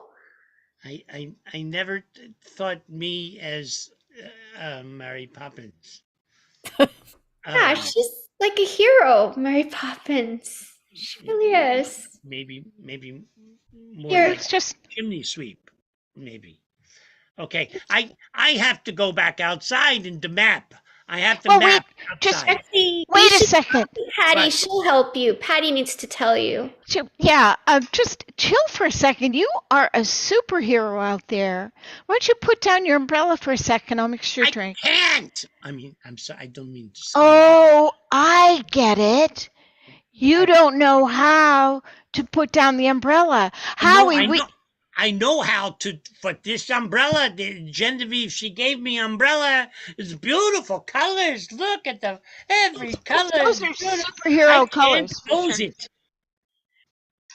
Wait, but you can close it, but it doesn't close? Is that what you're trying to say? Because I'll tell you why this is important, Howie. I don't know what it is in your country, but here it is very bad luck to open an umbrella inside the building. Patty, is always bad luck if you can't close the umbrella because you can't get through the door. You know what just occurred to me? Maybe What's the bad luck is that you can't close the umbrella. It's unlucky. In other words, if you're going to have bad luck by bringing an umbrella in the room, the worst luck would be not being able to close it. Yeah. Yes. I'm so glad we got that straight. You sure I can't make you drink? I really need some people to try either the ordinary drinks, but I gave them superhero names. Oh, what do you have? It's just a rum and coke, which is everybody's favorite, but it's a woman. It's called. I'm calling it the Superman. It's a woman Coke, and you're calling it Superman? It's rum. It's rum. Do they have rum in your country? Oh, rum and Coke. I thought you said rum, woman like Coke. ho ho ho, in a bottle of rum.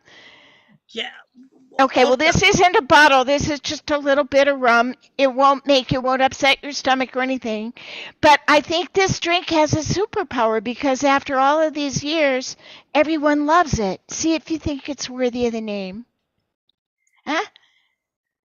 Oh, it's wonderful. Aroma. I put a little aromatic in it. Yeah.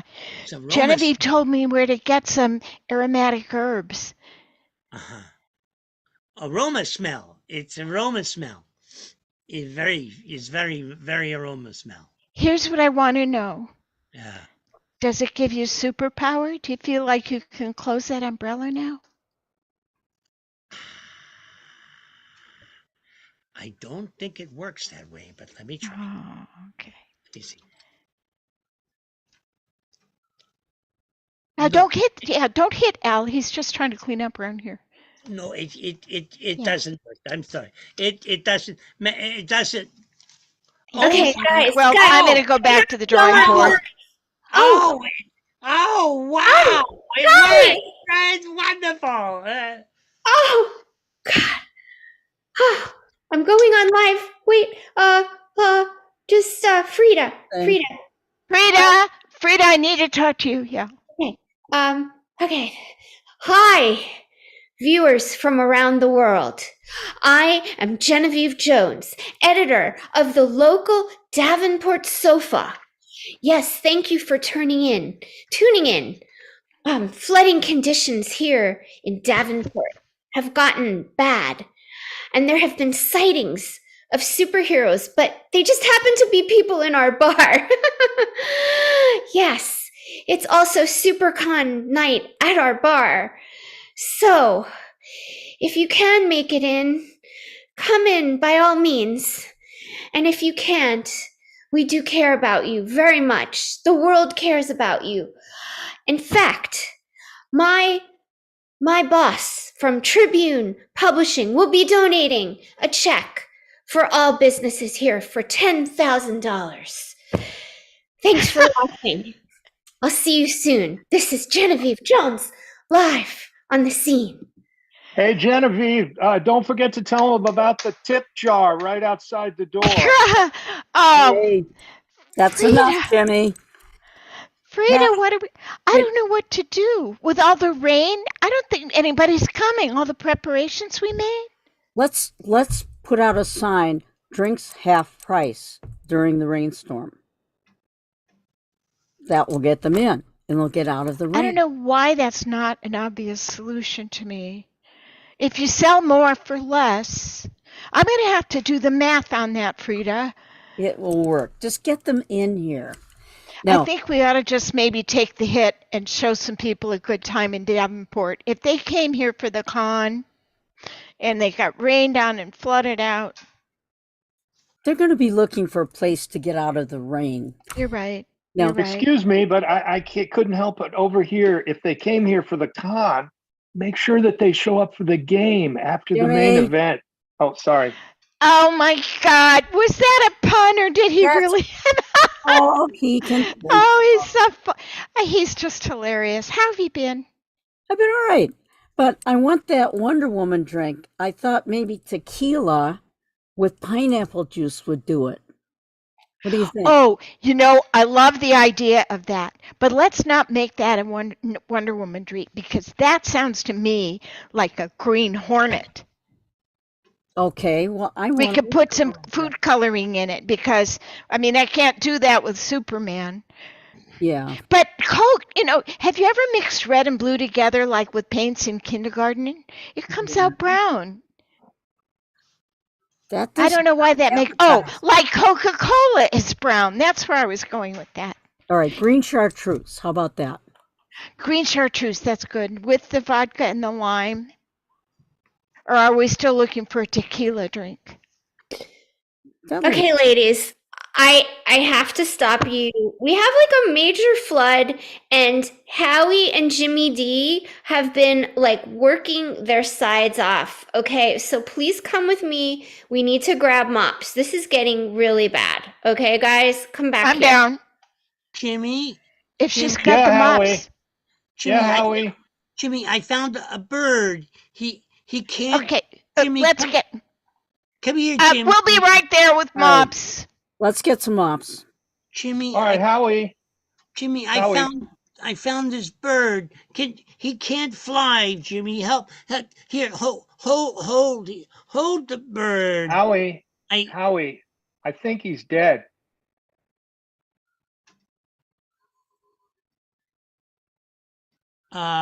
He's not moving.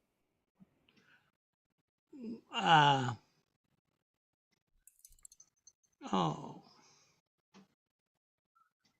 That's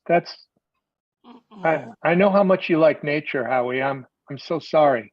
No, maybe I give him, maybe I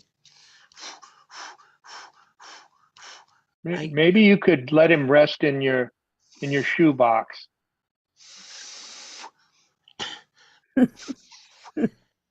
I don't think that's going to do any good, Howie. Jimmy. Ew, Howie, that's nasty. Jimmy, Put that down. Jimmy, hug the bird. Hug the bird, Jimmy. Hug the I bird. can't. Jimmy, I don't bring want to bird. hug it. If it's been dead for a long time, it might have disease. Jimmy, you're magical. You hug the bird. You hug the bird, Jimmy. I'm sorry, Howie. I really am. Why don't we go into your place and watch your big screen TV? Jimmy. I'm so sorry, Howie. Jimmy. I named the bird Jimmy. Jimmy, this is the bird. We'll get another bird when the flood waters subside. I'll take you out to get a bird at the pet store, and you can call it Jimmy. Oh, okay. Hey, you guys, we're out here mopping because we thought you were out here mopping. Yeah, get back to work. Yeah, get back to Frida, Patty. These guys. dead animals are exactly why I became a vegan. This is tragic. This is why I am vegan. This rocks me to the core. Oh God, Frida. Yes. I think we should just do an all vegan thing because I can't stand to see anything. Okay, all right. I just gotta calm down. Breathe. I'm gonna breathe. Listen. No. Yeah. I mean, you are a rock. You're a pillar of strength, Frida. I'm going to keep you calm. Yes. Mhm. The internet is working. I know. Your dispatch has gone through, and I will Everything's only serve you vegan food. Yes, because I feel like Jimmy's been messing with me lately. And he thinks I don't know the difference. I can smell animal. I have a super sense in my nose of smell and taste. And when he tries to replace the meatloaf We need and to fool play a me, trick on him. you know what the trick is? The trick is that I win the blackjack game. There And you I go. secretly get his cards. But don't tell him I do it, because I don't do it frequently. So the times I win when I cheat, he has no idea. Okay. Here's the special deck. Yeah, thank you. Listen, Frida, I think we're gonna end up sleeping here tonight. And Patty, listen, we're ending up sleeping here at the Nickel. There's no way I can drive home in my car. And what I think we should do is just have one fun girls' night where we just stay up, tell ghost stories. Yeah. And just have girl time. Yeah. Does that sound good? Yeah? Oh, good. Sounds Good. great. Sounds great. We can put a fire in the fireplace. We're doing it. I'm lighting it right now. We can toast marshmallows Yes. Yes, it's good. It's girl bonding night. and ghost stories. Yes, we're doing it. We're doing it right now. It's girls. Come in for a hug, ladies. I love you all. I love my ladies at the Double Nickel. We don't need customers. The heck with it all. Yeah, screw it. The question We'll is, put the Ouija board too. yeah, but do we have to invite the guys, or can they just sleep in the van? Can we just have the whole place to ourselves? Like now, this is so nice. Tell them to stay outside in in Howie's van. God, and it's so cool that Patty does mime now. Patty, I can't hear you. Are you miming? Patty. Patty. Oh my God, are you kidding? Yeah, you're such a good mime. You want to do charades for girls' But night. you know what? No, here's what I was saying. Here's the scary thing. I think it was the umbrella. You know, he was in here with an open umbrella. He was. It brought me bad luck. I can't speak anymore. No, Or at no, you're- least it's episodic. I can hear learned you that word now. in 8th grade. Yeah, we I can always hear won the you. spelling bees. No, it's all good. I think the bad luck may have been that his bird died, but I don't want to tell him that. Yeah. Oh, the dead bird too. That's But like a- what I was trying to tell you is I have sleeping bags and candles in the trunk of my car Perfect. for We're done. just such an occasion. All right, well, I love you guys. I love that it's ladies' night. But you know what? I'm feeling bad. Maybe we could have Jimmy D, Howie. Only if we get to play the game. Yeah, guys. We're having a slumber party at the Double Nickel right now. Oh, we're The having a flood. slumber party in my van. Oh, okay. Oh, because he's got stay the in the big van. screen TV. He's got the big screen TV. That's Hey. why. That's okay. Howie. Yeah. Howie. Yeah. Don't hog the covers. Oh. It's an army blanket. There's enough for both. Oh. All right, girls, let's go. Let's have a little spa time. Maybe the boys need to discuss. Love you. It smells like an army blanket. I think Let's There's get the nothing wrong sleeping with an bag. army here's the blanket. thing that I would like to point out. You decided to invite the boys. Who decided to invite the girls over there? Huh?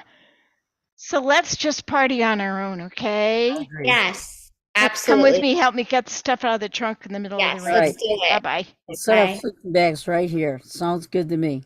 No, Jimmy, it should just reach up there, reach up on the top. You Oh. see? Yeah, I see. That's where it is. Okay. All right. But you could get the blanket cleaned or wash it. What? The blanket, you could wash it. Oh, I'm sorry. It wasn't. I'm not a good host. I'm sorry. It's the one Hey, you that's use all. for a cloak, I bet. You know what? We can go towards the back and play the grand piano if you want. Not really. I'd rather Okay. watch late night TV. Okay, we watch TV. All right. Mm-hmm. Very exciting TV. Yeah. Well, if we got more channels, it might be better. No, I make from reception from cabbage. Well, you used to tap into that bar across the street, and I don't understand why we can't use their signal anymore. Well, that's with zucchini. I don't have no zucchini. I just have cabbage, so it gets one channel. One channel from cabbage. Yeah. All right. Do you need more blanket? I give you more blanket. Here you go. Okay. It's cold. Very cold. Yeah. Oh, it's cold. Ooh. It is a Hold little on. cold. I put another log on the fireplace in the back of the van. That doesn't seem very safe, Howie. Howie, it's getting a little bit smoky in here. Howie. I turn on the humidifier. Ow! Ow! Ow! Ow! Ow!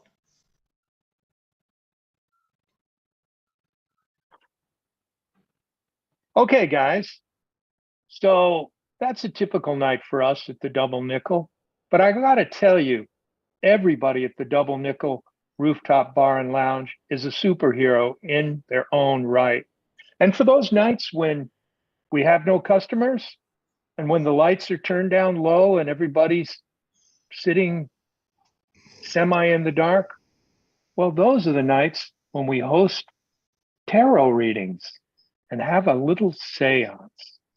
And for all those at home, if you're living under an 8, it's automatic success. A 6, well, you're a service to others. And if you're number 2, unfortunately, that's death and destruction in the affairs of man. And I'd just like to leave you with a couple other things.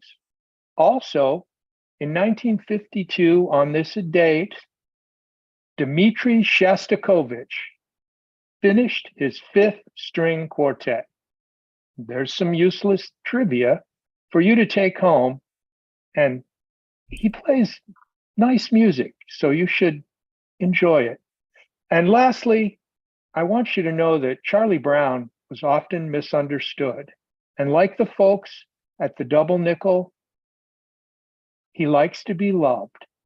Thank you. Great job. Timeless. Perfect. You can all hop up if you don't mind, but that's all great. So yeah, definitely great job. So, Caroline, would you like to ask Timeless a question? Yes, what would the Double Nickels superhero group name be? The double here's the super. Well, I don't know. We've never told anyone before. Double trouble. No, I don't know if we should tell them our secret identities. We can't. We're not at liberty to say. They were nice enough to invite us. Maybe we should. Well, we do work with the Guardians of the Galaxy. And we do have a magical sofa. Super bar. We always have double trouble. Super bar. Yeah, we are super bar. Mhm. And we always know what you want. Soup. That's a superpower in and of itself. What's that? Go ahead, Caroline. He asked you to repeat. I'm sorry. Oh, I just said that's a superpower in and of itself. Caroline has a superpower of introducing everybody so beautifully. Thank you. Yes, she does, most definitely. And we've just been asking each team or single, improviser. We're not asking you if you do it. We're just going to ask you if you wouldn't mind just to share something that comes out of your head that you think is a good idea. So each, whether it's money or if it's, charity, give time or money. So I'm just going to do it in the order that I see it. So Geneva, if you don't mind, can you, and I'm probably Genevieve, yeah, I'm Robbie Foss, and Robbie, my beloved thing that I love is guide dogs. There's many ways you can get involved. You can donate $10 will pay for a bed for a puppy. You can also volunteer to work with the dogs to train them, and they can not only help the blind, they can help people of all different needs, PTSD. And I'm in San Diego, which is a military town, and we have a lot of vets that depend on these dogs for emotional support. So that sounds awesome. Thank you so much. Jimmy, how about yourself? Yes, sir. So my wife and I give to a few different charities. One of the ones that we contribute to is the chef that cooks for the people in Ukraine. We also give to some of the local food banks here. And I think it's important to try and give of yourself whenever you can. Definitely agree. Thank you so much. And Linda, how about yourself? Something you want to let people? Right. I'm going to give yet another plug for NAMI, the National Association of Mental Illness, for specifically, they do a lot of things, but specifically for their family programs. They have programs for kids and adults, anyone who has someone who in their family or another loved one who has a mental illness.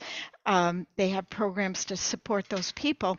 And also you can volunteer, if you've been through the training there, you can volunteer to give it to other people. They have other volunteer opportunities too, but they do many things.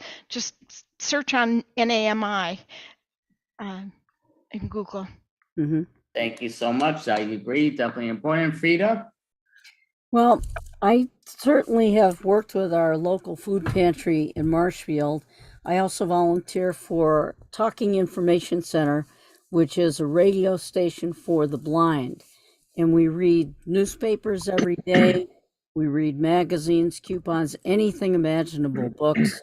And for people who are blind, it's a way to have them connect with the world.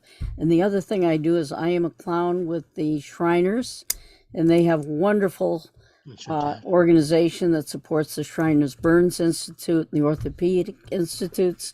And my husband and I were clowns at the circus last week for 5 days, volunteering to entertain the kids and help raise funds for that. That sounds awesome. Thank you so much. That's great. And Don, I know we've asked before, but because you're so popular, we're going to ask again. So my list is going to get larger and larger each time. So there's a little known disease. Fanconi Research is their organization. That I guess maybe that would be one. Fanconi Research. The other one is Spirit of Harmony, which is bringing music into school systems and to give kids orchestra instruments, et cetera, led by Todd Rundgren. But I think the most important thing is if you go to charitynavigation.org, it is a clearinghouse which ranks all the charities, so you know what where your money is going and how much is going to that as opposed to the organization itself. Great. Thank you so much, Don. Thank Definitely you. appreciate that. So yeah, just again, today's officially Superhero Day. So to me, you could be a hero any day. That's charity, whether it's time or money or both. Always spectacular. So thank you all. You all did a great job. Timeless. Thank you so much. You too. Thanks Thanks for so much doing for this on having us. behalf of all the Thank you, guys. charities. And thanks for having us, and thanks for. And individually, I'm Greg Philippi. I'm in Boca Raton, South Florida. I'm Hi, Linda Ray from Tucson, Arizona. I'm Peg Davis from Boston area, Massachusetts. And I'm Robbie Fuss from San Diego. Thank you all so much. Great job. Timeless. Thanks again. Good night. Thank you so much. Have a great night. Perfect. All right. Have a lovely weekend, guys. You Oh, too. yeah. Thank you so All much. right. Thanks Bye. for having us. Thank you so much. Great job. And Caroline, would you like to introduce the next young lady? Sure. who's Up prepared? next, we have April Brucker. Perfect. Okay, I need a suggestion. Horseshoe crab. Horseshoe crab. Okay. All right, folks. Oh, you are sideways right now. I am sideways. That All is right. better. That is better. Okay. All right. The framing job gets better. Everything gets better, folks. You know what I like? I like horseshoe crabs. And let me tell you why I like horseshoe crabs. Horseshoe crabs are one of those crabs that you see this watch. Yeah. Like they would look at this watch and they would just snap. Okay. And horseshoe crabs are low to the ground and they really don't do a lot.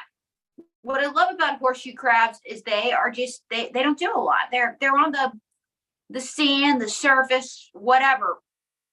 And they're just they're the most random species. I don't know anything about horseshoe crabs, but I have a man who does know something about horseshoe crabs. And this man claims to know everything about everything, let me tell you. And he might even be running for president in 2024. So here to answer your questions about horseshoe crabs, I have, ladies and gentlemen, 2024 presidential candidate, Donald J. Trump. Hello, my fellow Americans. What's going on? Well, Mr. Trump, I have a few questions. One is, what do you think of horseshoe crabs? Horseshoe crabs are a liberal conspiracy. No, Mr. Trump. Horseshoe crabs are an animal. Here's the deal. Number one, when I am president, I'm stealing Joe Biden's act. Number two, horseshoe crabs are going to be considered an endangered species. What? Fake news. Mr. Trump, they're not an endangered species. Fake news. Are you just going to say fake news? Fake news. Okay. So, what do you really think of horseshoe crabs? Oh, April, I think horseshoe crabs should grab this by the pussy. Wait, what are you talking about, Mr. Trump? Oh, April, I used to like to bring horseshoe crabs on dates. Why? Because they would snap at the girls and grab them by the pussy. Mr. Trump, that's sexual assault. Not if it's a horseshoe crab. Okay, all right. But Mr. Trump, are you going to run in 2024? Yes. And you want to know what my mascot's going to be? What? A horseshoe crab. And what is this obsession with horseshoe crabs?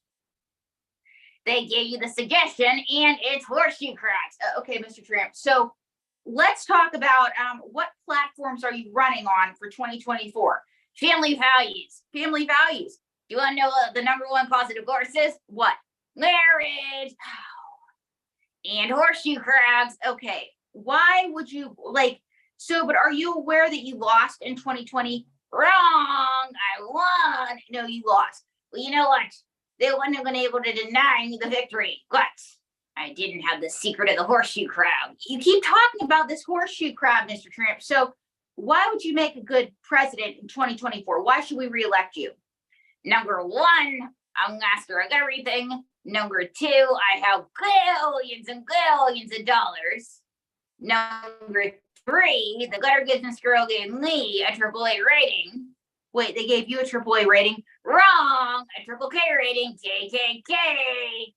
And so are you aware that you are facing 34 felony counts right now? Oh, girl, I'm not scared of prison. Chicks dig a guy with 34 felony counts. It's going to help my street credit with the rappers, and orange is the new black. So, but back to this, how do you plan to combat coronavirus if you're reelected? I plan on living at Cinco de Mayo every day, okay? And you want to know the secret to curing coronavirus is? What? Budweiser and horseshoe crabs. Wait, I was afraid that you forgot about the horseshoe crabs. Wrong. Fake news. You know, girl. If we would have given everybody horseshoe crab testosterone, maybe we could have cured coronavirus. Okay, Mr. Trump, but back to your reelection. Are you aware that you aligned yourself with avowed white supremacists? Well, girl, what can I say? Everybody's a lights across this after Memorial Day. And you aligned yourself with the Proud Boys. Well, I love the Proud Boys, especially with ham and cheese. But back to these horseshoe crabs. You see, if I'm reelected, here's the deal. I will make Horseshoe Crab Day a national holiday. And what's that date? April 28th. Wow. Mr. Trump, you know, you've made no sense so far. Well, it's not your fault. It's your fault. It's your fault. It's your fault. It's your fault. It's your fault. It's your fault. It's your fault. It's your fault. It's your fault. Don't vote for him ever. And Mr. Trump, I got him off my arm. I don't know where he is. But that crap about horseshoe crabs curing coronavirus, there's no scientific proof. Fake news. Ah! Where's a good horseshoe crab when I need it? Seriously. So, folks, I mean, I guess that really wasn't our horseshoe crab expert, but there's one woman that I've been talking to who claims to know about horseshoe crabs.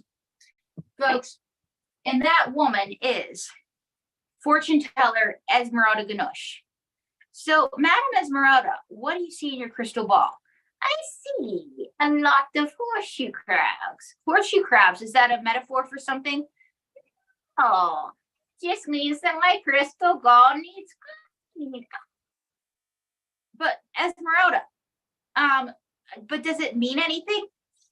Yes, it means that you're putting jokes in my mouth and somebody gave you that suggestion. Okay, really, what do the horseshoe crabs mean? The horseshoe crabs mean that you're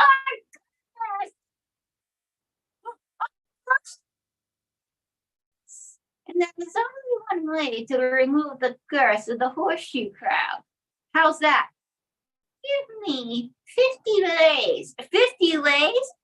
50 lays. Is this Hawaii or potato chips? No, 50 lays. Okay, that's gross. It's broken currency. A darling, just give me a few C notes. I lost the bundle at the casino. What? Where was I? You're... Whoa! So, Madam Esmeralda, so the horseshoe crabs mean that I'm cursed? Yes.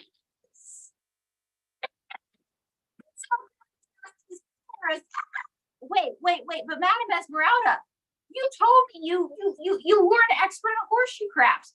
Darling, times are tough. I need an acting gig. Now, where was I? You're cursed.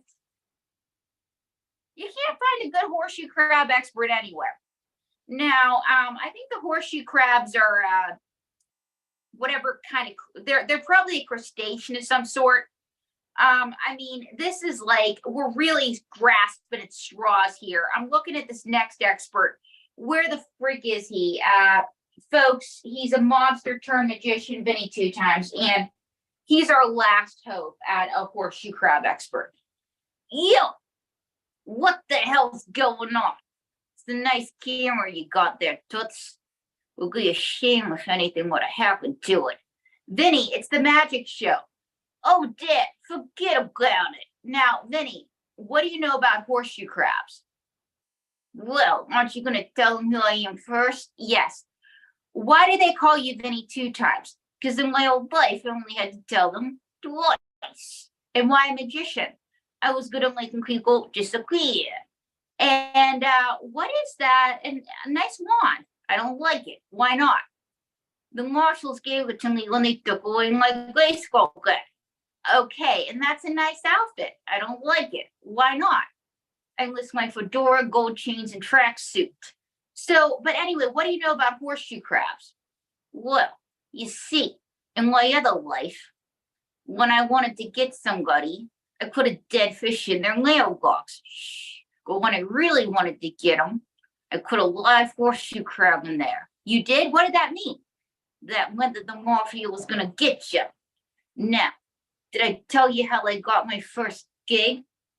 So where was your first gig? Upstate New York. Upstate New York. And how long was the engagement?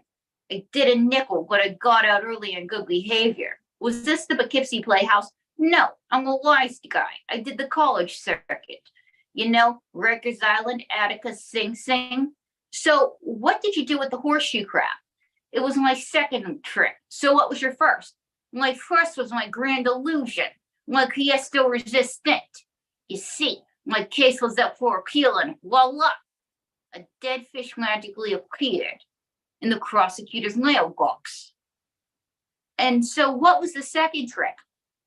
The second was involving a horseshoe crab. A horseshoe crab, and what happened? Well, you see, there was somebody that owed me money, and I was out of dead fish, and I was going to the Jersey Shore. And so what did you do? Well, he opened up his glove compartment, and ta-da! A horseshoe crab magically appeared. So, did you get the money? Yeah. And as a bonus, the horseshoe crab snapped his finger off. It snapped his finger off? Duh, ta-da. Okay, so the horseshoe crab snapped his finger off, and you got your money. Yeah. And he said the mafia cut his finger off. Was it true? No. It was the horseshoe crab, and he was too much of an idiot to admit it. Okay, Vinny, would you like to give us some magic tricks? Yes. This first trick is an illusion. I've been performing it this entire time. You've been doing magic? Yeah. I've been doing two tricks. One, I've been making you look like a good ventriloquist. And what's the second trick? The second is I've been making you look like you know something about horseshoe crabs. But Vinny, I admitted I don't. Well, I've been the most intelligent person on this broadcast all night. You see it, girl. You know, you've been talking all this trash about horseshoe crabs. All right, what's your second trick? My second trick is a mind reading trick. I can read what's on the inscription of your earrings. Made in China. Okay, and what's the third trick? The third trick is I'm gonna make my wand levitate. Look into my eyes. Vinny, your wand's not moving. Oh, but it's rising. Vinny, your wand's not moving. It's my other wand. You know, my Magic Johnson. Or better yet, what the ladies used to call my horseshoe crab. Wait, what are you talking about? That is the second fake crab fact you said. Well, we got another real crab fact. What?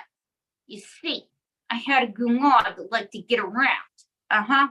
And she gave me the horseshoe crabs in my pants. Oh, God. What's this last trick? This last trick, I'm going to levitate. Okay. Look into my eyes. Wow, I don't know if you can do this. Do I have to hit you over the head with a wand or get a horseshoe crab in your glove compartment? Look into my eyes.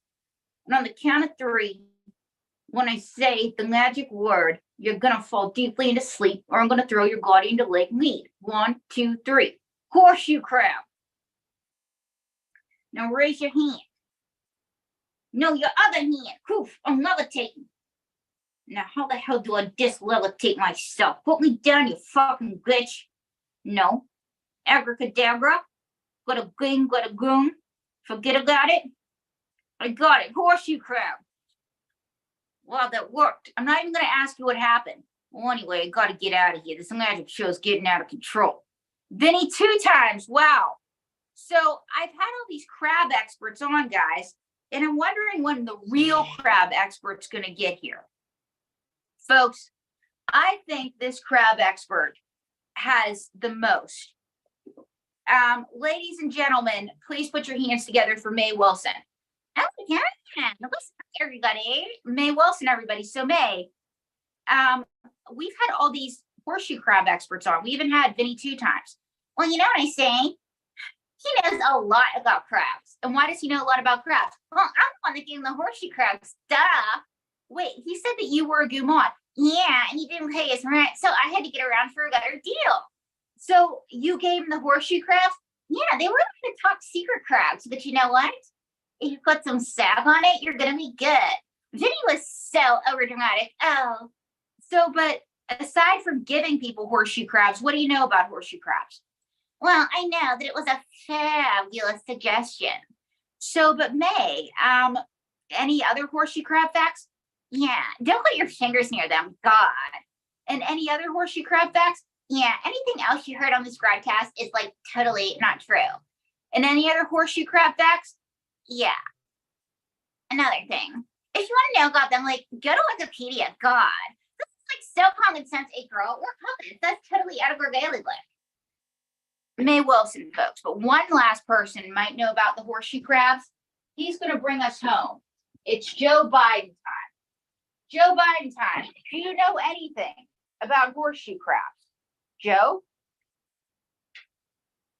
Yes. When where am I? You're talking about the horseshoe crafts. Yes, when I was a boy in Scranton, my father said, Joey, horseshoe crabs are our friends. So Donald J. Trump wants to make them an endangered species. Well, April, I agree with him. Here's the deal. Number one, horseshoe crabs are an endangered species. Number two, horseshoe crabs are friends. Number four, Mr. President? Yes, number four. Horseshoe crabs are going to be our national animal. I thought that was the bald eagle. Not anymore. Anyway, what's going on? I lost my eyesight. Now I gotta use my nose, just like my dog Major. So what do you have to say? I say horseshoe crabs are friends. Who are you again? April. Oh, April. When I was a boy in Scranton, I had a horseshoe crab as a pet. Well, anyway, it's time for my bedtime. Well, guys, that was quite a show. Folks, I'm April Brooker, and if you've learned anything about horseshoe crabs, well, this was not the broadcast to watch about horseshoe crabs, because apparently we know nothing about horseshoe crabs. So, thank you. Very nice. Great job, Caroline. Would you like to ask April any question? Yeah, what would your superhero name be? My superhero name would be Blonde Flash, because I would move real quick and I could teleport. I like it. Well thought out too.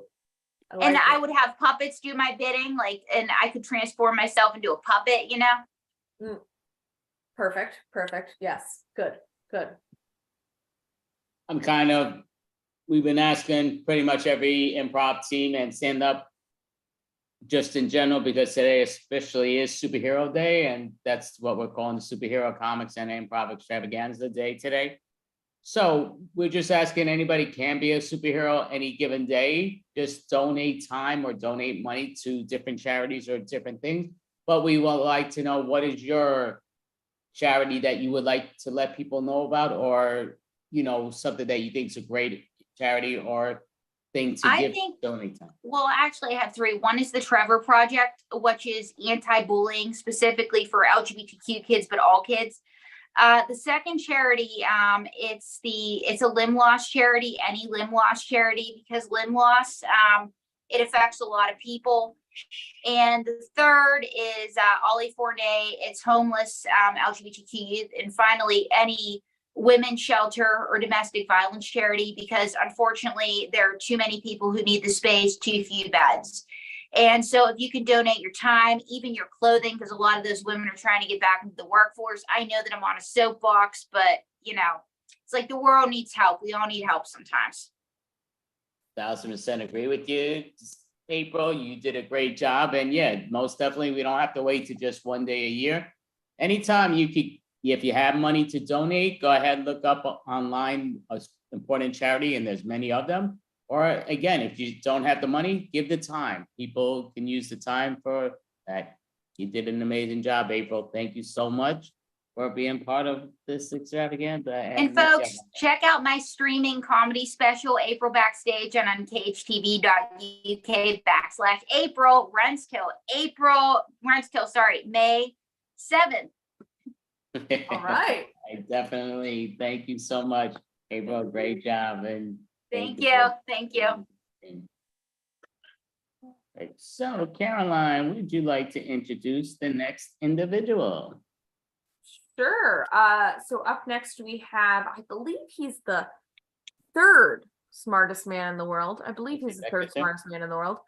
May have moved up or down since the last time I checked. Joshua Previn. Right. So, Hey guys. Yeah, that J-hole couldn't make it, but dudes, finally put it together. Finally got the superhero plan. I've been bugging you guys for months. Great news. It's been a good show. I've been watching it. It's been really good. So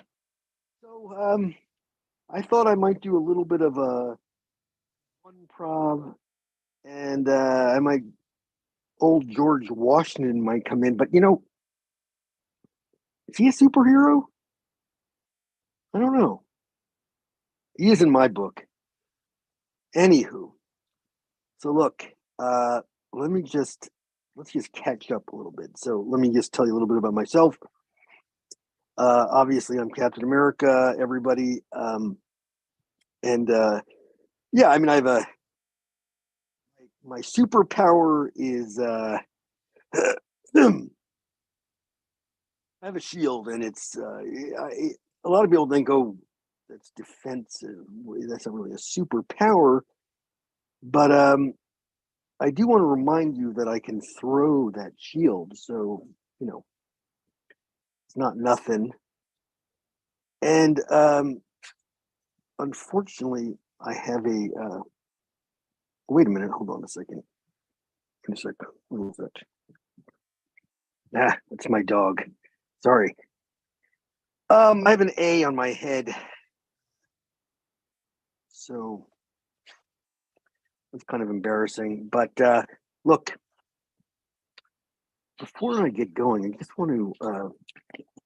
I know I'm always picking your brain, Andy, and I was wondering if you guys might be interested in maybe doing kind of a joint show with. Excuse me one second.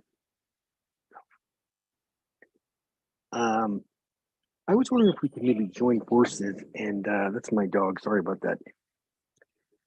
We could maybe do the next extravaganza, maybe do a bi-coastal thing. I'm out here in LA, and I got some people in my circuit who might want to do, I got a bunch of people like Aquaman is pretty funny. He has a pretty tight five, and one second.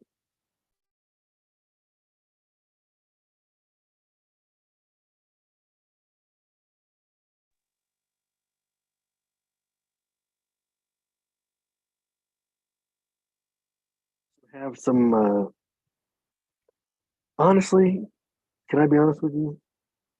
I mean, how long have we known each other? It's been like 34 months, right? Man, it's not easy, man. I'm in LA. I'm really I'm really losing it. I'm losing it out here. I'm waiting tables. I just need help. I would really like it if anyone could just throw me a lifeline. I really sorry guys. I'm sorry about this. I just it's a tough month. An agent. He seemed like he was legit, but so he had me mainly going to commercials and stuff like that. And but then he dropped me, so now I'm screwed. So I gotta one second.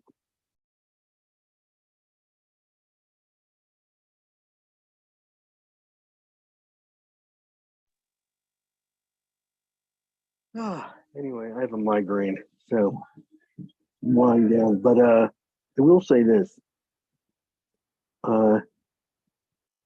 Wait a second. Hold on. What? God damn it. All right, here's George. He's coming. Sorry about this, guys.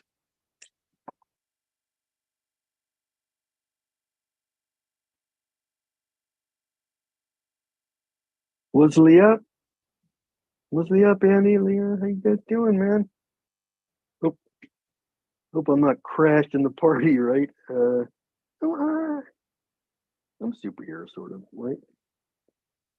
Anyway, I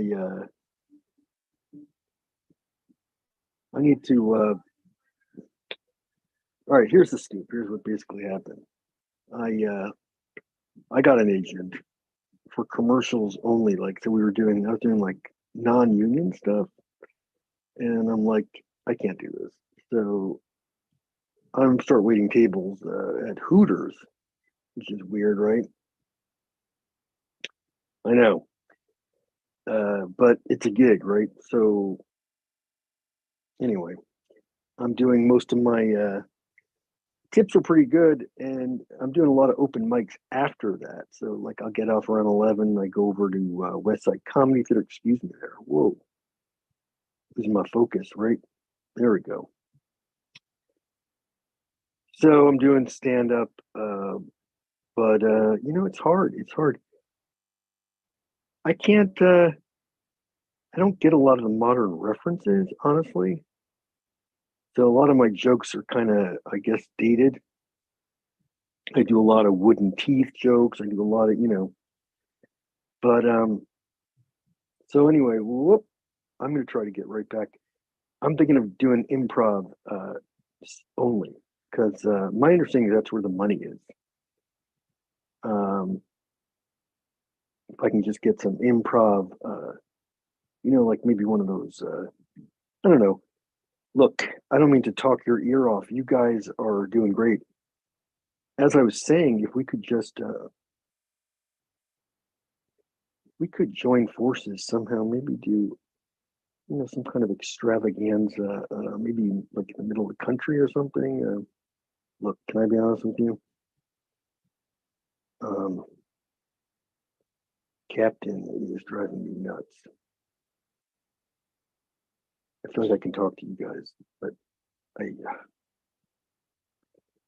he is super, super, super clingy.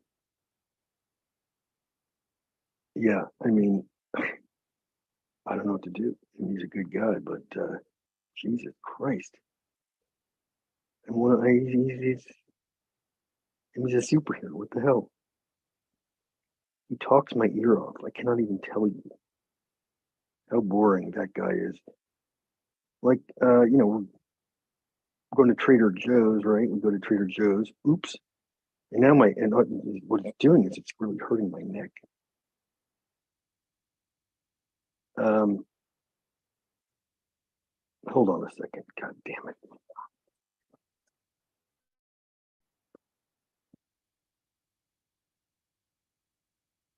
Hey, what's up, guys?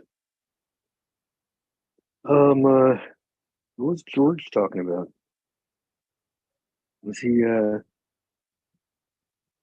can I be honest with you guys? George is, I respect the guy enormously. I mean, crossing the Delaware, that was a power move. Power move. I mean, but honestly, that guy is, I don't know what the word is exactly. Clean. He's a close talker, for one thing. Total close talker. And can I be honest with you? He's got, he has bad breath. Look, I'm talking your guy's ear off. I shouldn't even be, but I would like to, I don't want to drill in on this, but wait a second. George. Fell asleep.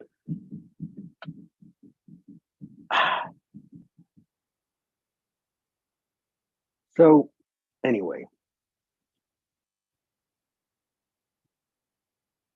I'm thinking about moving to Canada.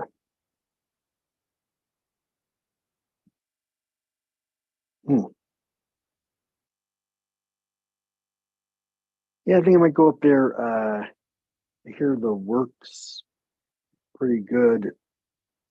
I might just, I don't have a lot of superheroes up there. Maybe I could get a little more play, a little more action. And I might just go back to being a superhero full time. I mean, I thought, I have an A. I thought that would be good for acting, A for acting, right? But sometimes you gotta throw in the towel, right? So you might see me on the superhero circuit a little bit. I do have one. I did get one ad It's non-union. It's for what's it called? Metamucil. It's some kind of roughage, which helps you, move things along. It's a pretty good spot. I do a little improv in that one. I got a chance to kind of great director, great team, and so we were able to do some really good stuff. I was really happy about that. But I got to pay the rent, right? And I am up for a. I'm up for a, what is it? It's not a commercial, but it's a like a speaking gig at a trade show, and it's a unfortunately it's a trade show for hair replacement products. So again, anything to get on camera, but I'm taking it as is. I got my fingers crossed and hopefully get that gig, and then pack it up, head up north, and So, look, I want to thank you guys again for this gig. I mean, it's honestly for superheroes like myself. I think I can speak for most of them that we don't, a lot of these jams, they're not for us, right? People, we get mentioned, but it's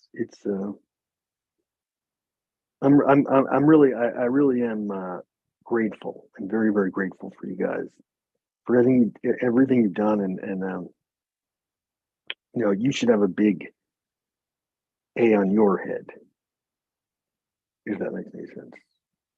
I'm not sure. Well, thanks again, guys.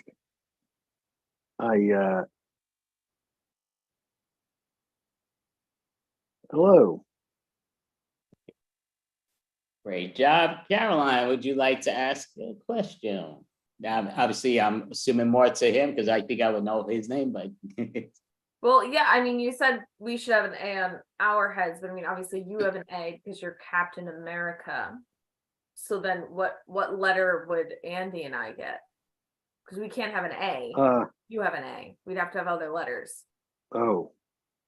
Well, I mean, that's a good question. I don't think I thought it through. Can I be honest with you? I'm not that bright, because how about, what if we put a like a I for improv or something like that? I don't know. That works. That works. I like that. I like that. Great. Thank you, guys. Yeah. and as you know, Joshua earlier did perform on an improv team, so he knows that we're going to ask. But we've been asking all the improv teams and all the stand-up comedians, some charity, just because, again, every day, I know you're a superhero every day, Captain, but it comes down to, we could always be a superhero with money, charity, or, time. So what is one that you would like to let people know about? I'm so glad you asked that. Well, there is a little one for Aquaman that's kind of like a GoFundMe thing, because he stubbed his toe, but he's fine. I would say, I'm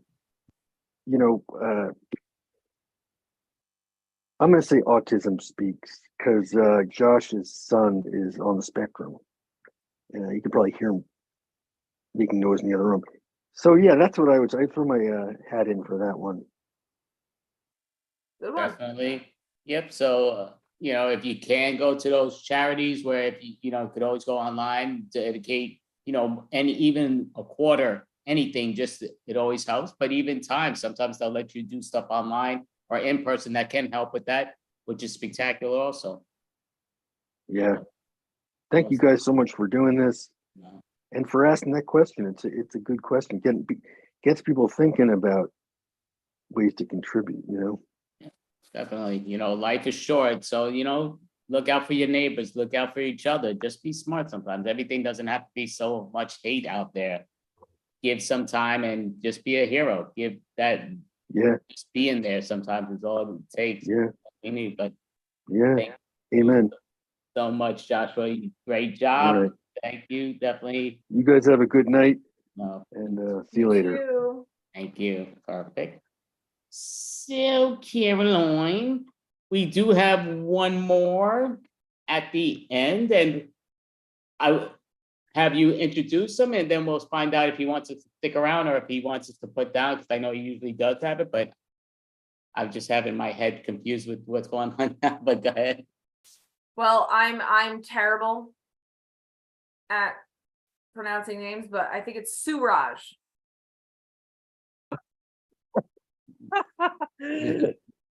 Fail. You got an Oh. F. You got an F, Caroline. Okay, I'll be generous to you. I'll pass you and give you a D minus. Yeah, but it's okay. I mean, it's Suraj. I was like, it's Suraj, and then I was like, no, because whatever your first inclination is, it's wrong. Go with your second one. Yeah, but it's okay. It's better than being called sewage. I know, but thank you so much, Caroline. Thank you, Andy, once again for having me. And yeah, so superhero theme. And unfortunately, I've exhausted all my superhero material in the last two extravaganzas.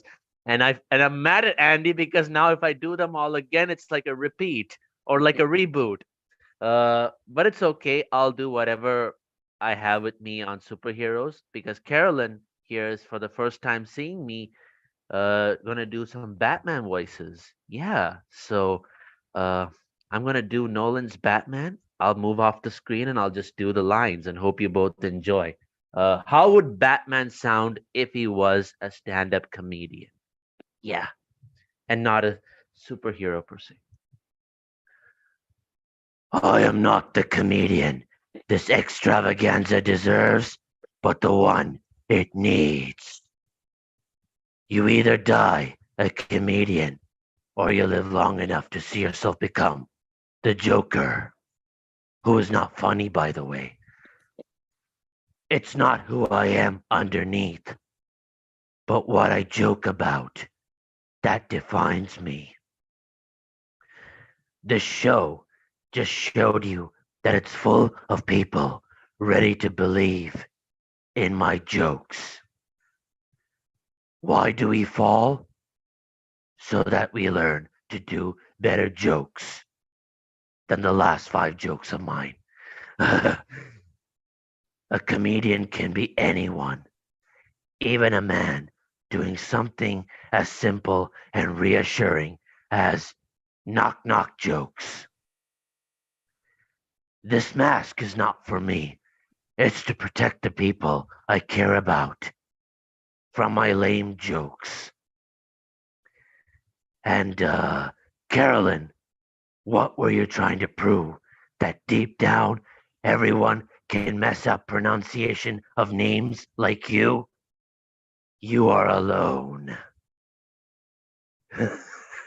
Okay, I'm calling back Suraj. He's getting bored now. Thank you for that, Batman. But you didn't have to be mean to Carolyn. She actually tried. But Batman in the second movie, that's The Dark Knight, when those impersonators he encountered them in the beginning and they asked, "What is the difference between you and me?" And he says, "I'm not wearing hockey pads." So now similarly, if Batwoman, you all know Batwoman, right? Polarizing character, some popular, some not popular. So if Batwoman asks the same question to Batman, Batman, would you like to say the line? Okay, he agrees. I'm not wearing sanitary pads. Okay, Batman, that was a little extreme. You could, yeah, if you had, you should have seen Carolyn's expression. Don't do that again. But yeah, that was pretty much Batman for you. But as a kid, because I lived in the US actually, so Halloween, I once costumed as Batman to school. And You know, as a kid, I used to watch all those Batman animated series, and I used to wonder why was Batman's eyes white? Yeah, that used to be my main question. Like, why were Batman's eyes white? Like, where did the iris, the pupil, where did that go? Or how did Batman do that?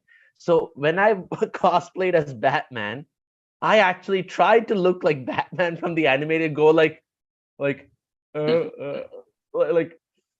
yes, I'm the Batman now. Oh, I can't see anything. Alfred, help me. Yes, I kid you not. I actually tried to look like Batman, and my mom said, if you do this, Suraj, your eyes may be stuck like that. Then I was like, but Batman's eyes aren't stuck like that. When he takes off his mask, Bruce Wayne's pupils and iris can be seen. She's like, that's a cartoon. Uh, but yeah, but then I got to know later that the reason why they never drew the pupil and iris is because it's more effort in terms of art. They just were too lazy. So they wanted it to be white and creepy. Yeah. But have you both seen Doctor Strange in the Multiverse of Madness? Yeah, Andy has, Carolyn hasn't. Okay. After watching the movie, oh God. Carolyn, are you planning to watch it? No. Okay, No, then likely not. okay, then then it's okay for me to give a spoiler, right? All right, wait, we gotta announce spoiler alert, spoiler alert, spoiler alert, spoiler alert. Okay, we're good. It's been already a year. I think most of them Has have it? watched it. Yeah. But it's okay. So Wanda is the villain in the movie. Yes, Scarlet Witch is the villain in the movie, and I think her biggest weakness is English proverbs. That's what I figured after watching the movie, because if she wanted to defeat or keep Stephen Strange away from her, she should have just eaten an apple. Yeah, because clearly there is no such English proverb as a dark-hold page a day keeps the doctor away. Right, Andy? Sure. I actually love the movie though. I love the movie. I thought it was a great movie, my personal opinion. Yeah, but for Carolyn's benefit, one other key takeaway in the movie is that if you're experiencing dreams while you're asleep, like seeing dreams, that's actually you seeing the life of yourself in a parallel universe or in another universe, like a variant of yourself. Yes, because we have a multiverse in there. So the key takeaway is if you're having a wet dream, it means your other self is getting laid somewhere out there. Uh, yeah, it's great to know that some of us aren't virgins in the other universes. That is the key takeaway. But I think that the actor who played Wolverine is a superhero in real life. Yeah, the actor who played Wolverine is a superhero in real life, because just like there's the Batman, Superman, Spider-Man, he is Jackman. Uh, yeah, that's a wordplay there. I have a joke on Thanos. Caroline, you want to continue laughing on the last joke? I really appreciate it, because some people would just throw brickbats at me for saying that. And say, post this on Instagram, don't do this at shows. Which I did. Okay. but I have a joke on Thanos, but I think only half the people watching this extravaganza would get it. The other half who don't get the joke, I'm sorry, guys. You lost 5 years of your life. Get over it. So did Spider-Man, if that makes you feel better. But if Thanos went to I like Andy's laugh. It's so endearing. Thank you for putting me last on the lineup. Now both of you won't be distracted by pings of improv artists. Yeah, but if Thanos went to Andrew Garfield's Spider-Man's universe, I think he would be very disappointed, because instead of finding Infinity Stone, all he will find is Emma Stone. Yeah. That's too big a stone to fit on the gauntlet, by the way. Yeah, and the only way to destroy that stone is dropping it from a tower so high, and ensuring Spider-Man can't catch that stone in time. Uh, oh, I'm getting dark now, am I? Darker than the Darkhold, darker than Wanda. Yeah, so that's basically my stuff on superheroes, and you both have heard my cosplay at Comic Con and whatnot. So if you want to replay that, you can watch that again to celebrate your superhero day. But yeah, I'm gonna go on to some other topics. So I actually grew up in the US, as I said. I was there from the age of 2 to 13. Yeah. And then moved back to India because my parents wanted me to have exposure to Indian cultures, Indian value, Indian way of life. That was basically every Indian parent's way of saying, son, you're not going to get laid. Yeah, I mean, after moving back, reconnected with my friends on Facebook, and I could see the prom photos and all the fun and my friends making faces like this. And then there was me going to school in a uniform. Sad life. But as a kid in America, Indian American kids are expected to do really well, or like stand out from the rest, like get straight A's, scholarships, or skip grades.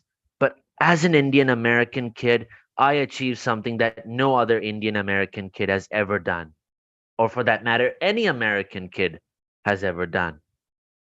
I failed kindergarten. Yes, I failed kindergarten because I couldn't speak English properly. And my parents thought that the best way for me to survive in the United States was to speak to me every day at home in Hindi. Uh, yeah, no joke. So my English was so bad. Like, my English was so bad that once a girl complained to the teacher after I complimented her looks. Yes, I complimented her looks. And she complained to the teacher saying that Suraj called me handsome. Oh, shoot. I didn't realize that you can't call a girl handsome. It's gender specific, apparently. And I like this food from India called dosa podi. Dosa podi. So if you have to translate that, dosa is like an Indian pancake, crispy pancake. Now, podi, the problem is my English was very weak. So podi has two meanings. One is chili powder, which is what it actually means in the context of this food.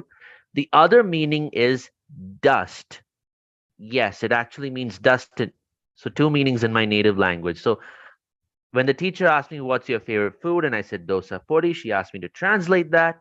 I ended up saying it's basically a crispy Indian pancake that we eat with spicy dust. That was a mistake because the next time the janitor came to the class to clean and sweep, one of my classmates said, "Hey, leave some of that dust for Suraj. He can have it with his Indian pancake." Yeah, I got teased. And did you know for a long time I didn't know there was a word called cousin?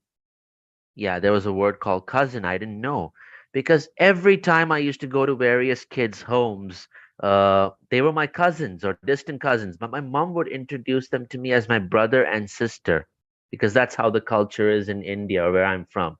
I asked them, how are they my brother and sister? They're not living with us. You're not their mom. They're like, no, no, no, that's how it is in India. Okay. Now, when I had to change schools in fourth grade, the principal took my interview or sort of wanted to know me better to make a poster of all the new kids.